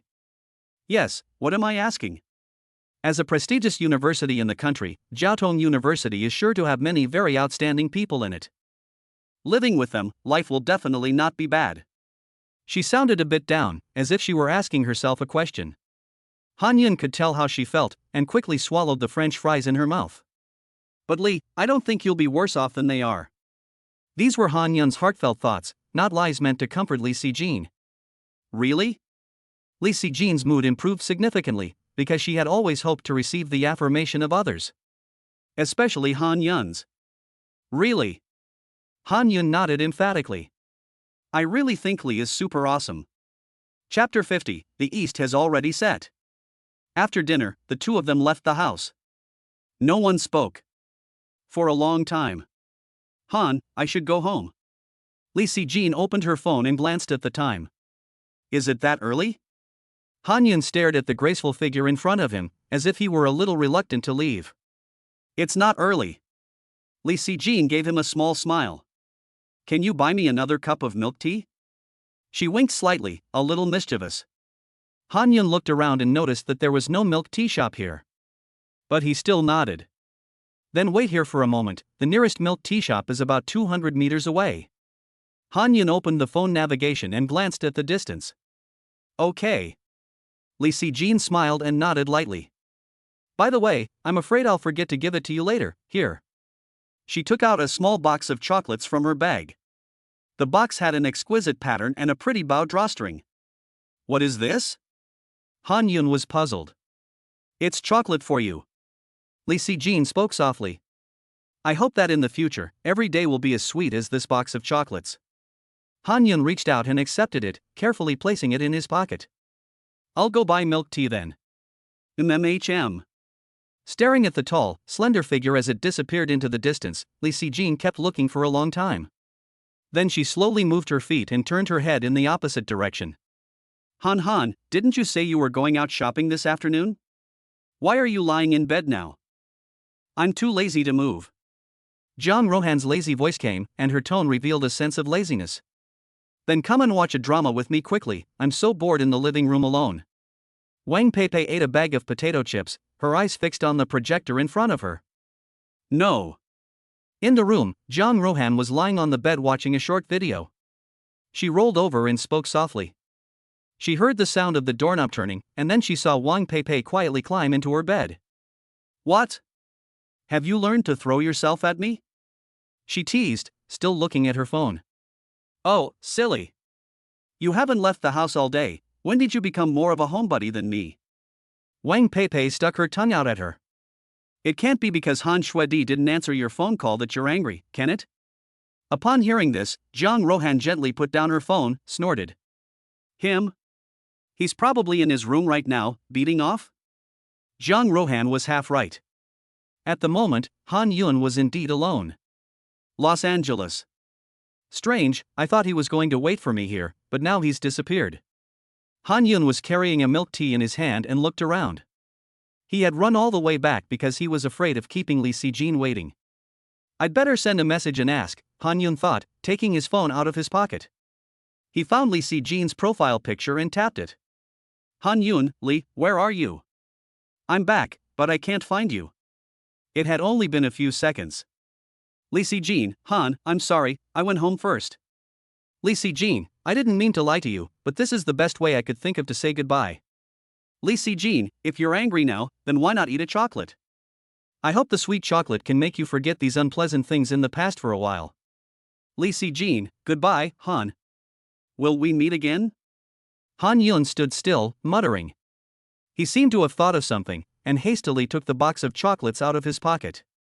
Exhaling slowly, Han Yun carefully used his fingers to untie the bow on the box. He opened it and found that there was actually a folded piece of paper on top of the box. Through the back of the paper, Han Yun seemed to notice that there were still words on it. As if he had made a certain decision, he changed hands to hold the box of chocolates, and with the other hand slowly took out the piece of paper. He flattened it and unfolded it. It was filled with beautiful handwriting. Hello, Han. I'm very happy that you contacted me tonight and asked to meet me tomorrow. But I've been thinking about it for a long time, and there are some things that are hard to say, so I've written them down for you. Han Yun scanned the first paragraph. How could he not understand by now that this was Lee Si-jin saying goodbye to him in her own way? I often feel lucky to have met you during the darkest 3 years of my life. You are like the blazing sun, radiating dazzling light and illuminating me, who was hiding in the dark corner, and allowing me to rediscover my love for life. School bullying is not terrible, but what is terrible is the mental gloom that surrounds bullying. But fortunately, you were there. When you stood in front of me without hesitation and helped me dispel that gloom, I realized with hindsight that I like you. Han Yun stared at these words, with indescribable feelings in his heart. I like you, Han Yun.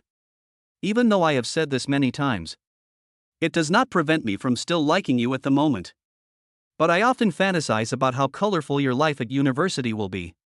Because you are no longer a young eagle, and you should spread your wings and soar, enjoying the whiter sky. A light mist gradually appeared in Han Yun's eyes, and he was a little dazed. I don't want to be selfish. I don't want to ruin your bright future because of my temporary failure. So, I can only be a distant observer, just standing there, watching you. Maybe sometime, I will suddenly change my mind and turn my head away, and stop looking at you. By then, I definitely won't turn back. I wish you all the best in the future. Han Yun read the last sentence carefully. He gently stroked the paper, as if her warmth was still lingering on it. He stood there trembling, unable to extricate himself from this sadness for a long time. He felt a wetness on his face. People passing by cast curious glances, but Han Yun didn't care. His heartbeat suddenly dropped, and the sound of his fierce heartbeat seemed to slow down. He had never been in love before, but for some reason, he suddenly felt a strong sense of heartbreak. He felt like his heart was being pricked by countless thin needles, inexplicably painful. Just then, the phone in his pocket suddenly rang. Han Yun took it out numbly, not knowing if he had seen the caller clearly. He answered the phone, but didn't speak, as if he was trying to suppress his sobs. Are you crying? A familiar and pleasant voice came from the other end of the phone. Han Yun felt as if the valve in his body had suddenly been opened, and he could no longer hold back, so he burst into tears. End of this volume. Chapter 51, It's Never Too Late. The National Day holiday passed quietly. The past few days felt like they just flew by for Han Yun. He hadn't gone out in those few days. He stayed at home and helped his younger sister Han Jiahua with her studies. His mother Li Huijian had resumed teaching 2 days ago. Since she was teaching English to the senior high school students, the school was paying closer attention to her. Han Xiaohua needs no introduction, and Han Yun is basically invisible except every morning and evening. It seems that everyone grows up with their own life trajectory. And then day after day, it repeats mechanically. Mom, I'll go back to school then. Han Yun is carrying a bag and something in his hand, changing his shoes at the door. He turns his head to look at Li Huijian and Han Jiahua. The former doesn't have class this morning, and the latter doesn't start school until tomorrow. Go now, be careful on the way, and let me know if you need more money. Li Huijian, wearing glasses, waved at him. Brother, when you come back for the new year, I hope you can bring your friends with you. Han Jiahai gave Han Yun a fist bump in a mischievous manner. What are you two whispering about? Li Huizhen naturally didn't understand what the two of them were saying. It's nothing, then I'll go. Han Yun waved at them and closed the door. After leaving the residential area, Han Yun waited outside for a few minutes before he arrived by taxi. Leaving again? He muttered to himself and slowly got into the car. After these past few days of self-reflection, he knew exactly what he should let go of. He arrived at the high-speed railway station, waited for the train, checked in, and sat down. Han Yun let out a soft sigh as he looked out the window at the rapidly receding scenery. He took out his phone and saw that Chen Lu and Lu Zhendong were clearly having a great time chatting in the dormitory group. Handsome Guys Chat Group.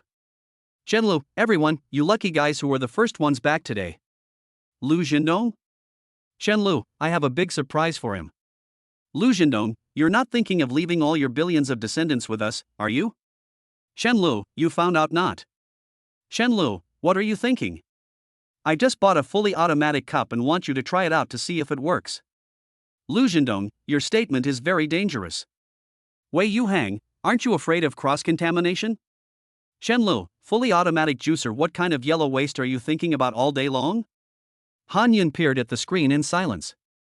Lu Zhendong, you're not thinking of poisoning the juicer, are you? Chen Lu, you're so kind, I've even bought a lot of fruit. Chen Lu, picture. Lu Zhendong, damn, there's also durian. You're quite generous this time. Chen Lu, when have I, Chen, not been generous? Han Yun stared at the screen and suddenly laughed. The gloom in his heart seemed to have dispersed a lot. Yes, he still had a group of such funny roommates, as well as Jiang Shui, who liked to tease him, and Wang Shui, who was helpful. When he thought about it, he didn't have many friends, but fortunately, the ones he did get along with were all pretty good. Ladies and gentlemen, we will soon be arriving at the final stop of this train, Huaihai Station. All passengers please wait to disembark. Please do not crowd. Thank you for your cooperation. The announcement came over the loudspeaker. Han Yun felt that he had been sitting for a long time and wanted to stand up and move around a bit. Finally, a high-speed train slowly pulled into the station. After it came to a stop, all the passengers on board began to line up to get off the train. Han Yun let out a heavy breath, clenched his fists, and then slowly relaxed. This was a very effective way to help him relieve his tension and anxiety. He didn't know why he was nervous. Just half an hour ago, Zhang Rohan had suddenly messaged him asking if he had arrived. She was going to drive to pick him up. He had replied that he would arrive in half an hour and sent Zhang Rohan his exact location. Now, he is about to leave the station, but for some reason, he feels nervous. Han Yun follows the crowd getting off the train and follows the signs at the high-speed railway station. But then his phone suddenly rings. It's Zhang Rohan calling. He answers the phone. Han Yun, Jr., Peipei and I will be waiting for you in front of the third exit. Send me a message when you arrive. Okay, Jiang, I'll be right out. Hearing that Wang Peipei had also followed, Han Yun suddenly felt relaxed again. Exit. Han Shuedi, over here. Over here. Han Yun saw a girl waving at him from afar, and next to her was a girl wearing sunglasses, but she was bowing her head playing with her phone. These two were Wang Peipei and Zhang Rohan. Han Yun walked up quickly and hurriedly said to the two. I'm really sorry to trouble you two seniors to come here to pick me up.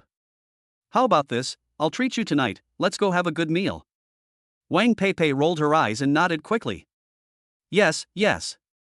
Zhang Rohan, on the other hand, continued to act aloof and ignored him. Han Yun awkwardly touched his nose. Get in the car. Zhang Rohan suddenly said with a cold smile. Han Yun had no choice but to pluck up the courage to get into the back seat. Han, what are you doing? Didn't you see that Han Shuedi asked me to wave at him from afar? Wang Peipei lowered her voice to make sure Han Yun in the car couldn't hear her. Why are you suddenly so cold now?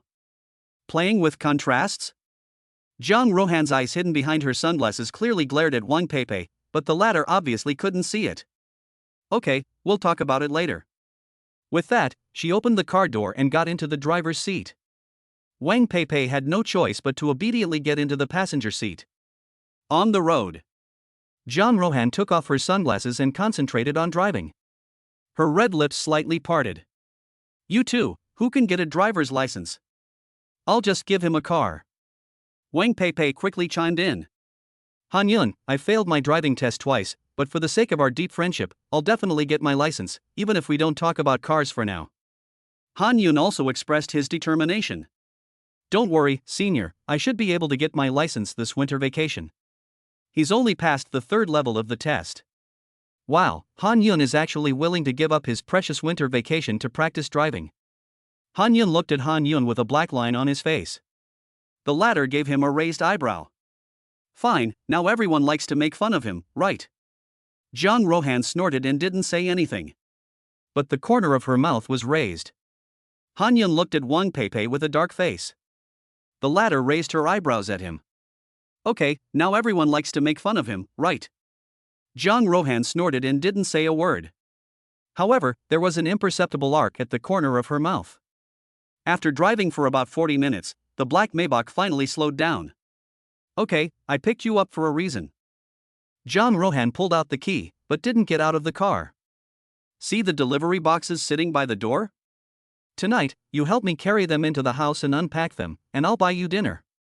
Han Yun looked along Jiang Rohan's line of sight and saw that in front of the villa's front door, there were many delivery boxes of different sizes stacked up. The familiar feeling returned. Senior Jiang, you're so nice, he said softly. Chapter 52, could it be that he is a crazed fan of Jiang Shui's? By the time Jiang Rohan had dropped Han Yun back at school, it was almost time for the dormitory doors to close. The two of them didn't say a word on the way. Han Yun had been rushing around all day and was feeling a little tired, so he sat on the passenger side and rested. Jiang Rohan had been driving the whole time, and her eyes never once fell on Han Yun. When they arrived at the dormitory building, she slowly extended her delicate hand and gently pinched Han Yun's face. It felt quite soft. She let out a sound of disgust, and seeing that Han Yun hadn't woken up, she increased the pressure slightly. We're at the dormitory building, why aren't you awake? Han Yun then opened his eyes drowsily, wiped his mouth, and asked, have we arrived? He rubbed his eyes and sat in the passenger seat, lost in thought. A nice fragrance came from the car, and he saw Jiang Rohan next to him leaning over towards him. What? Are you going to stay in my car? Han Yun took an imperceptible sniff and then came to his senses. I'll get out of the car now. He was afraid that Jiang Rohan would do something crazy next. Just like the first time he went to the villa. Don't forget to bring me lunch every morning. Jiang Rohan withdrew and spoke indifferently. Okay. Han Yun replied, unbuckling his seatbelt and getting out of the car with his bag. As soon as he got out of the car, he felt a cool breeze.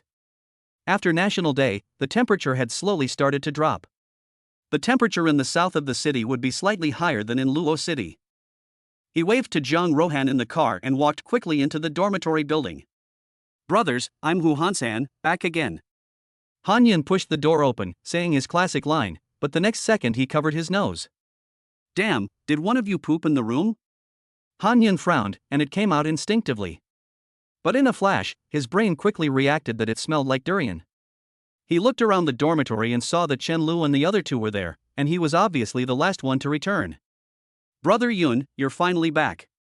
We all thought you were staying at the female devil's place and wouldn't be back today. Han Yun had messaged them in the dormitory group earlier when he was taken to the villa, saying he would be back later. The three of them were also very astute people and must have guessed where Han Yun had gone. This is the biggest durian, I saved it for you especially. I was just thinking that if you didn't come back, I would eat it for you, hee hee. Chenle took out a box of packaged durians and seemed embarrassed as he touched his head, his face full of innocence. Han Yun felt a wave of warmth in his heart. Although Chenle was usually unkempt, he was actually very nice to people and was the kind of person who would really rush to the aid of a friend in trouble. Why don't you eat them all? I'm not hungry, by the way, Han Yun said sincerely as he looked at Chenle. He really wasn't hungry. Although Jiang Rohan had made him do manual labor, he was allowed to eat as much as he wanted. And the food was delivered directly from their family's Michelin-starred restaurant. Chenle thought that Han Yun was joking with him, and immediately handed the box of durian to Han Yun, then quickly ran aside. This box was originally reserved for you, and I have some more here. He then took out another huge durian. Han Yun saw this and no longer demurred. Thanking him, he walked over to his bed and put down his school bag. We're all brothers, what's the point of being polite? Chenle raised an eyebrow at Han Yun. And there's fruit juice, do you want to try some? Han Yun's face turned black, and he promptly shook his head. What did I do in my past life to deserve this? I have to learn computers in this life. These were the first words Chenle said as he opened his eyes in bed. Come on, have you ever learned it? This was Lu Jindong, fully clothed, arguing with Chenle. Damn, don't be so discouraging, it's only the first week, there's still time. Chenle cursed and slowly sat up, getting dressed. When he was about to go wash up, he noticed that Han Yun was already inside. Brother Yun, why didn't you make a sound when you woke up today? He shouted inside, and Han Yun was brushing his teeth, mumbling something that Chenle didn't understand. Wei Yuhang, who was standing nearby, made a reasonable guess. I think he ate something bad. I saw him go to the bathroom several times this morning. Oh no, it can't be because of the bad durian I let him eat yesterday, can it? Chenle slapped his forehead, looking very annoyed. At that moment, Han Yun just happened to walk out, and he slowly explained. It's not because of you, it's because I ate too much yesterday and I have indigestion. In fact, it was mainly because he was at Jiang Ruhan's yesterday, and the latter treated him like a pig, making him eat all the delivered dishes. He knew that the food was expensive, so in the spirit of not wasting food, Han Yun gritted his teeth and ate a lot. And Chenle happened to leave him a big piece of durian. In this weather, the durian is probably going to go bad if it is left at room temperature overnight. Even though he couldn't eat anymore, he saw Chenle's face full of happy expression, and he really couldn't bear to let the latter see that he didn't eat the durian, which would have a negative impact on his mind. So he ate the whole durian again. That's why he had indigestion today and went to the bathroom several times. Okay, don't just stand there, go wash up. Han Yun patted Chenle on the shoulder. The first class this morning was a professional course, C language. After the four of them washed up and went to the cafeteria to buy lunch, Han Yun rode his small electric bicycle to Jiang Ruhan's parking space to wait for her. He was balancing on one foot, supporting himself with the other on the pedal, holding two multigrain pancakes in his left hand and typing furiously on his phone with his right. Han Yun, when are you guys going to arrive, Miss Wang? Jiang Ruhan was driving and would definitely not be able to reply to the message, so Han Yun sent it to Wang Peipei. While waiting for a reply, Han Yun inadvertently glanced up and saw a sneaky figure in the corner of his eye. My Jingchao? What is he doing here? Han Yun thought that my Jingchao also had a car and had come here to park it, but soon he dismissed this idea. Because he noticed that although my Jingchao was standing not far away, his eyes kept darting over to him. Every time Han Yun looked up in his direction, the latter pretended to be looking down at his phone. Han Yun suppressed his doubts, because Wang Peipei had messaged him back. Wang Peipei, Han Shuedi, don't worry, I've already entered the school gate. At the same time, he also saw the black Maybach S680 slowly approaching from a distance. He glanced over at my Jingchao and saw that the latter was not looking at him at the moment, but was staring intently at Jiang Ruhan's car. Then he saw my Jingchao move slightly towards the green belt on the side, making his body more concealed. Then he slowly raised his phone and aimed it at Jiang Ruhan, as if taking a photo or recording a video. I'm lost, he can't be Jiang Shui's crazy stalker, can he? Chapter 53, Persuading her to study before the exam. When the black Maybach driven by Jiang Ruhan slowly pulled into the parking space, Han Yun noticed that Jingchao was nowhere to be seen. Sister Jiang, this way. Han Yun parked the moped and hurried over. Jiang Ruhan was sitting in the driver's seat, her eyes falling on the figure running towards her. She snorted. If someone didn't know, they would think I've got a dog. But a barely perceptible curve rose at the corner of her mouth. She slowly opened the car door and got out. She opened her lips to speak, but Wang Peipei, who had gotten out of the car earlier, spoke first. Han Shui, you only have eyes for your senior Jiang, don't you? Can't you see that I'm right here? Wang Peipei pouted and teased him. No, good morning, Senior Wang. Han Yun quickly spoke up. Your breakfast, it's still hot, I just bought it not long ago. He held out his hand and handed two multigrain pancakes to Wang Peipei, then leaned closer, lowering his voice.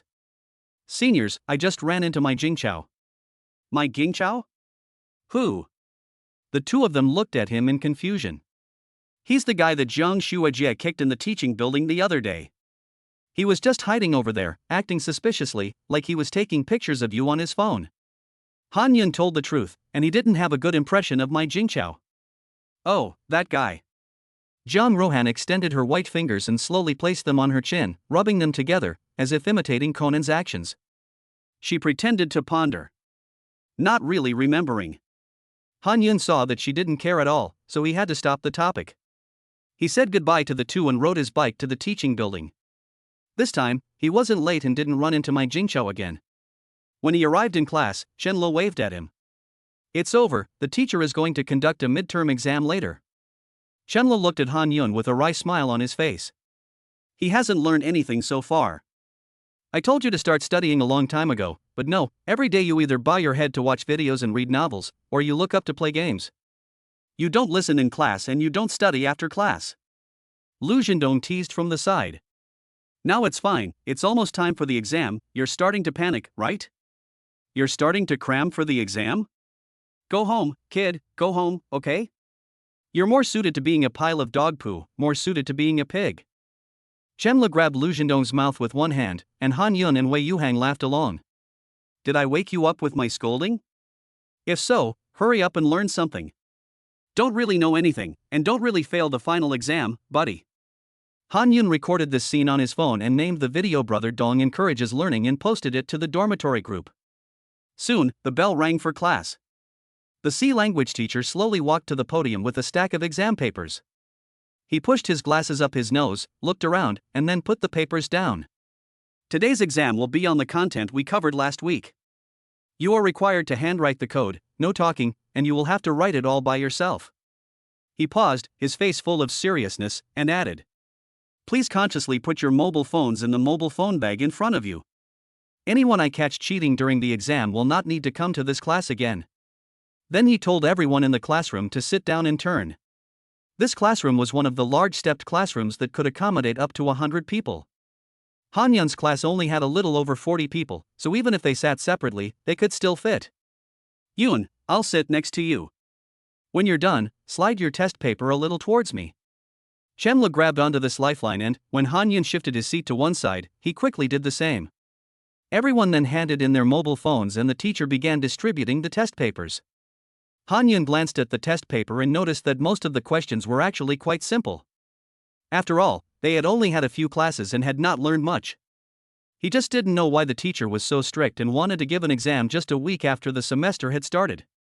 I know you all have a lot of questions. Why do we have to take an exam when we haven't even started learning much yet? It seemed that the teacher had sensed the doubts in the audience. He stood at the podium, took a sip of water, and said, I know what kind of attitude some of you have come to class with.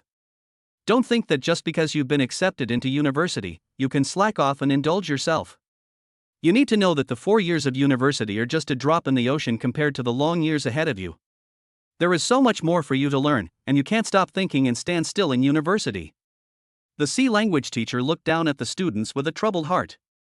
At this moment, all the students who were being targeted by the teacher were lowering their heads.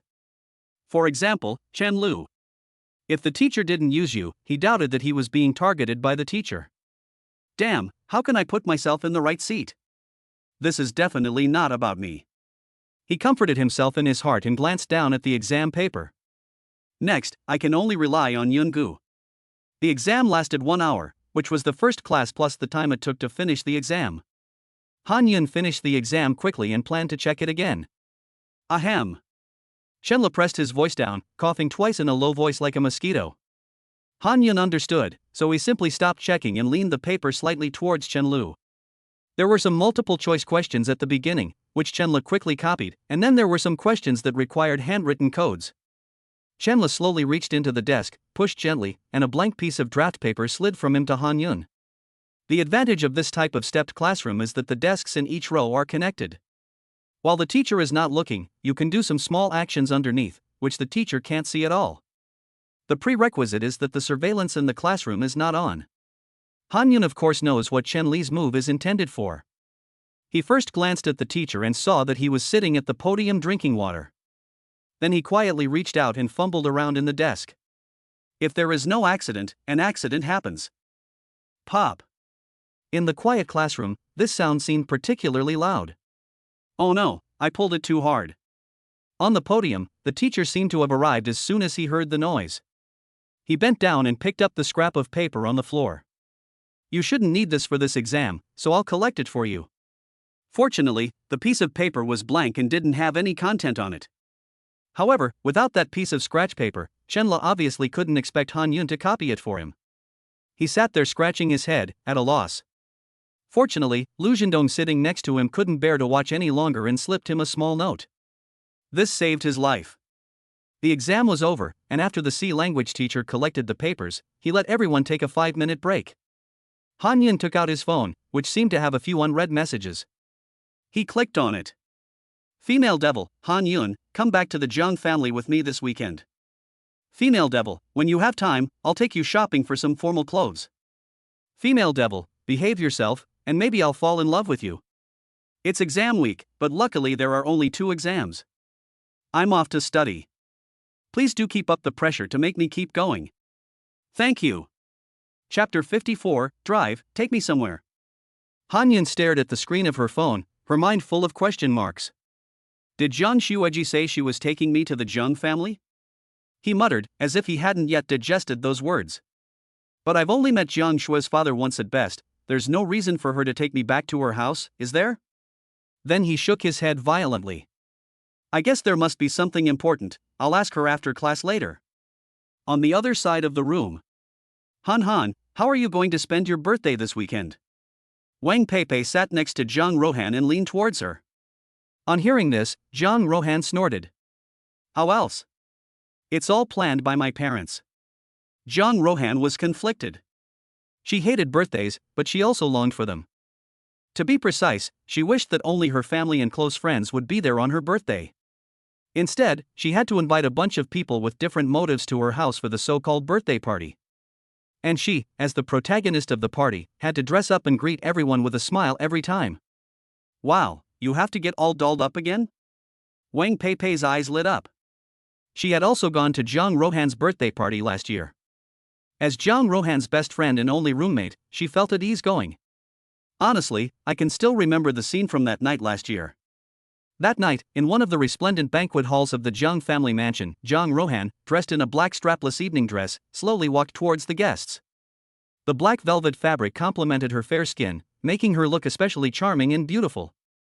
The dress was embellished with sparkling lights, which made it impossible to take one's eyes off it.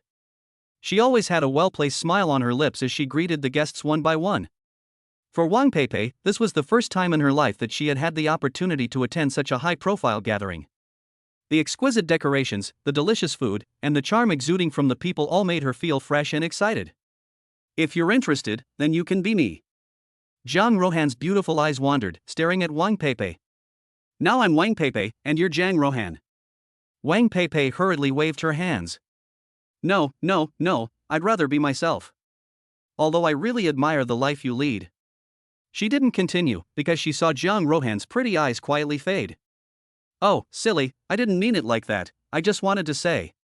Wang Peipei explained a lot, and she noticed that Zhang Rohan's face was getting worse and worse, and she instantly wilted. It seems like the more I describe it, the worse it gets. Fortunately, Zhang Rohan didn't seem to care about these words. She just slightly pulled her lips, took Wang Peipei's hand and said, Peipei, I've also invited Han Yun this year. Wang Peipei looked puzzled.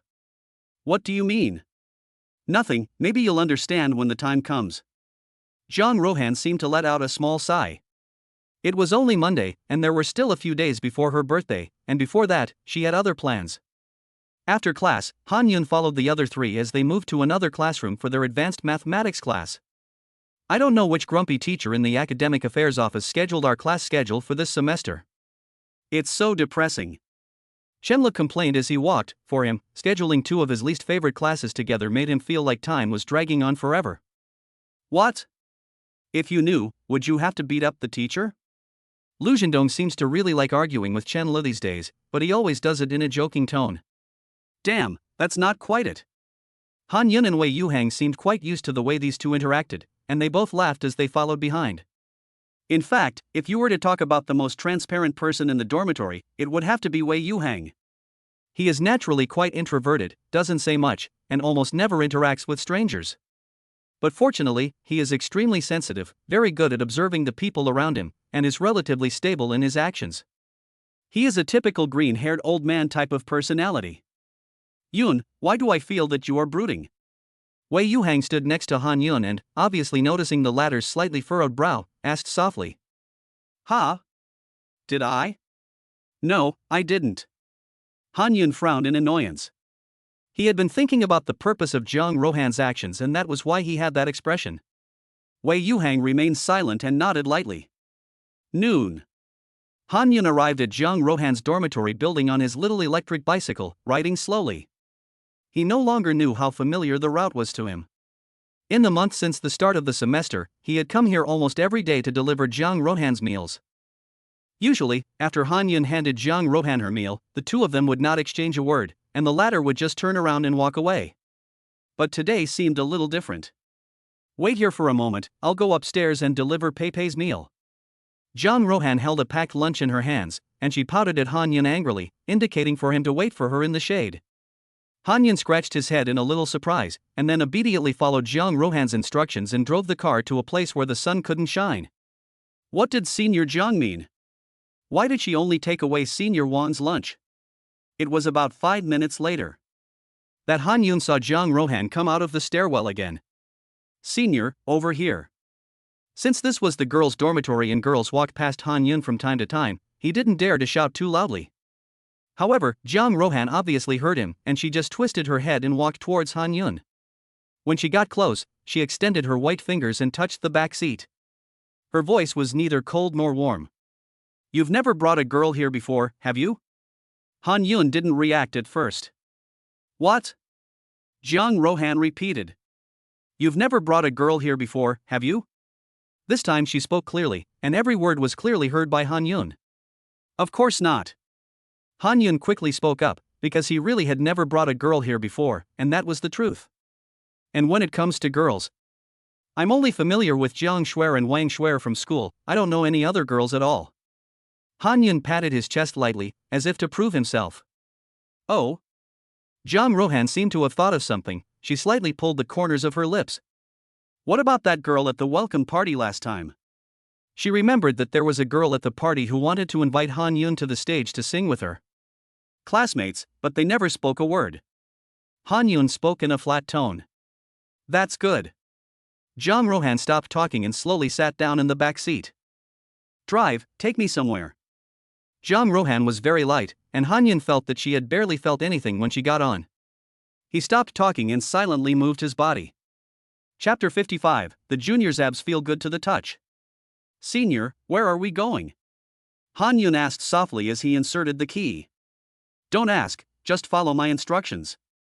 Jiang Rohan was carrying her lunch in one hand, and she poked Han Yun's back with her other hand. Junior. Ha? Do you have abs? Han Yun pondered for a moment, unable to respond to Jiang Rohan's train of thought. He was about to speak when. Let's go. Jiang Rohan interrupted him. Senior, won't your arms get sore carrying this lunchbox? Han Yun glanced at Jiang Rohan and. Why don't you put the lunchbox in the front basket? Upon hearing this, Jiang Rohan paused for a moment, then handed the lunchbox to Han Yun, who put it in the basket before slowly twisting the handlebar. This was because he noticed that everyone around them seemed to be looking at them. Is that Jiang Rohan? It seems to be. Then who is that boy? Is the female devil in love? I don't know, I'm curious too. Hey, stop, she seems to have heard. Jiang Rohan sat in the back seat and looked towards one of the men, only to see him hastily avert his gaze. Han Yun naturally heard the murmurs as well. To be honest, he was still a little curious about how Jiang Rohan managed to make most people at Jiaotong University fear her. Wang Peipei had told him a little about Jiang Rohan before, but it was very one-sided. Of course, all of this belonged to Jiang Rohan's privacy, and if the latter didn't tell him, he wouldn't ask out of his own accord. Turn left. Jiang Rohan's voice was very soft, and Han Yun could clearly feel the pleasant tone of her voice. Senior sister is so abnormal today. He thought to himself, manipulating the electric car in his hands to turn in the direction Jiang Rohan indicated. He looked around carefully, as he had been here before. Senior sister, isn't this the way to the back mountain of the school? It's called the back mountain, but it's actually a man-made hill about 20 meters high. It's well landscaped with flowers, grass, and trees. There are several paths winding up the hill, with street lamps at regular intervals on either side of the road, often accompanied by a bench. On the other side of the hill is the artificial lake at Jiaotong University. Sitting on a bench on the hill, you can get a panoramic view of the Jota University Library, the artificial lake, and other sights. More importantly, it is a sacred place for dating. Han Yun couldn't understand why Jiang Rohan had brought him to such a place. You know the way, so I won't give any directions. Jiang Rohan didn't reply. Han Yun slowly stopped the small electric bicycle on the empty road next to the back mountain. Senior, we're here, do you want to get off? Han Yun did not remove the key, but first turned his head and glanced at Jiang Rohan. The latter's long, beautiful eyelashes framed her big, intelligent eyes, which were so cute that Han Yun simply did not dare to look her in the eye. Because he would inexplicably feel inferior? He saw Jiang Rohan nod gently and slowly say, "Wait a moment." Han Yun was puzzled, and he turned his head, wondering what Jiang Rohan wanted him to wait for. After about 10 seconds, Han Yun saw that Jiang Rohan was still motionless. He was just about to turn his head to take a look when he suddenly felt his abdomen tighten. He first felt a pair of soft arms gently wrap around his lower abdomen, and then two small hands that felt like the tentacles of an octopus. Groping around? When he looked down, the hands that were wrapped around him had already retracted. Cough, cough. He coughed lightly, as if to hide his embarrassment. His junior's abs feel good to the touch. Jiang Rohan spoke softly without blushing, but Han Yun's face slowly flushed with shame. He didn't say anything, and awkwardly touched his nose. The two got off the car. Jiang Rohan carried her lunchbox, pursed her lips lightly. "Junior, let's find a place to sit." "Do?" Han Yun stumbled, and he turned his head slightly in confusion, glancing at Jiang Rohan. Ever since Jiang Rohan had brought him to this dating mecca earlier, his heart had been pounding uncontrollably. Jiang Rohan was a girl first and his senior second. Han Yun thought he could resist the attraction of most members of the opposite sex, but with a girl like Jiang Rohan, he felt that even if he were a member of the same sex, Jiang Rohan could turn him straight. Senior's sister is really a witch. Han Yun thought to himself. He slowly stroked the back of his head and looked at Jiang Rohan slightly questioningly. "Why didn't I feel Senior's sister's charm before?" Jiang Rohan repeated. "Yes, are you going to stand while you eat?" Han Yun understood, and he cursed his empty ears. Then he spoke softly. "Let's walk over there. There's a tree by the bench over there." He walked in front of Jiang Rohan and, when they reached the bench, slowly sat down. Jiang Rohan quickly followed suit. "Senior, what is it?" Han Yun's small mind was full of big questions. He was curious about what important matter Jiang Rohan wanted to tell him, since she had gone to such trouble to get him here. "You told me to eat first. I've been in class all morning and I'm starving." Jiang Rohan sat down next to Han Yun without any hesitation. Her white fingers gently opened the lunchbox and she slowly scooped a few mouthfuls of rice into her mouth. Han Yun, who was standing next to her, stared at Jiang Rohan's appearance, and his Adam's apple involuntarily rolled up and down. "You're not full?" Jiang Rohan seemed to notice his change, raised her eyebrows and glanced at him. "I'm full, I'm just looking at you eating so deliciously." "You're good at talking." Jiang Rohan put the lunchbox aside and gently took out a pack of tissue paper from her pocket and wiped her mouth. Then she said slowly, "My dear Junior, it's my birthday this weekend." Han Yun paused slightly upon hearing this. It turned out that this weekend was actually Jiang's sister's birthday, but why did she have to drag me along for her birthday? Han Yun had a lot of questions in his heart, but he still patiently listened to Jiang Rohan continue. "My family has organized a birthday party for me, and basically everyone in the Haishur district with a vested interest in our family will be there." Han Yun nodded. It was normal for people in Jiang Rohan's circle to be motivated by self-interest. "On the one hand, I want to ask you for a favor." Jiang Rohan paused slightly. "And on the other hand, I may be able to help you." Han Yun scratched his head. He felt like Jiang Rohan was speaking in riddles. "Senior, I don't understand what you mean by those two sentences." Jiang Rohan stared ahead with beautiful eyes. She pondered for a moment, then turned her head to look at Han Yun. She gazed into his dark eyes, which reflected her own face. After a long while, she said to him, "Younger brother, why are you standing on your tiptoes again?"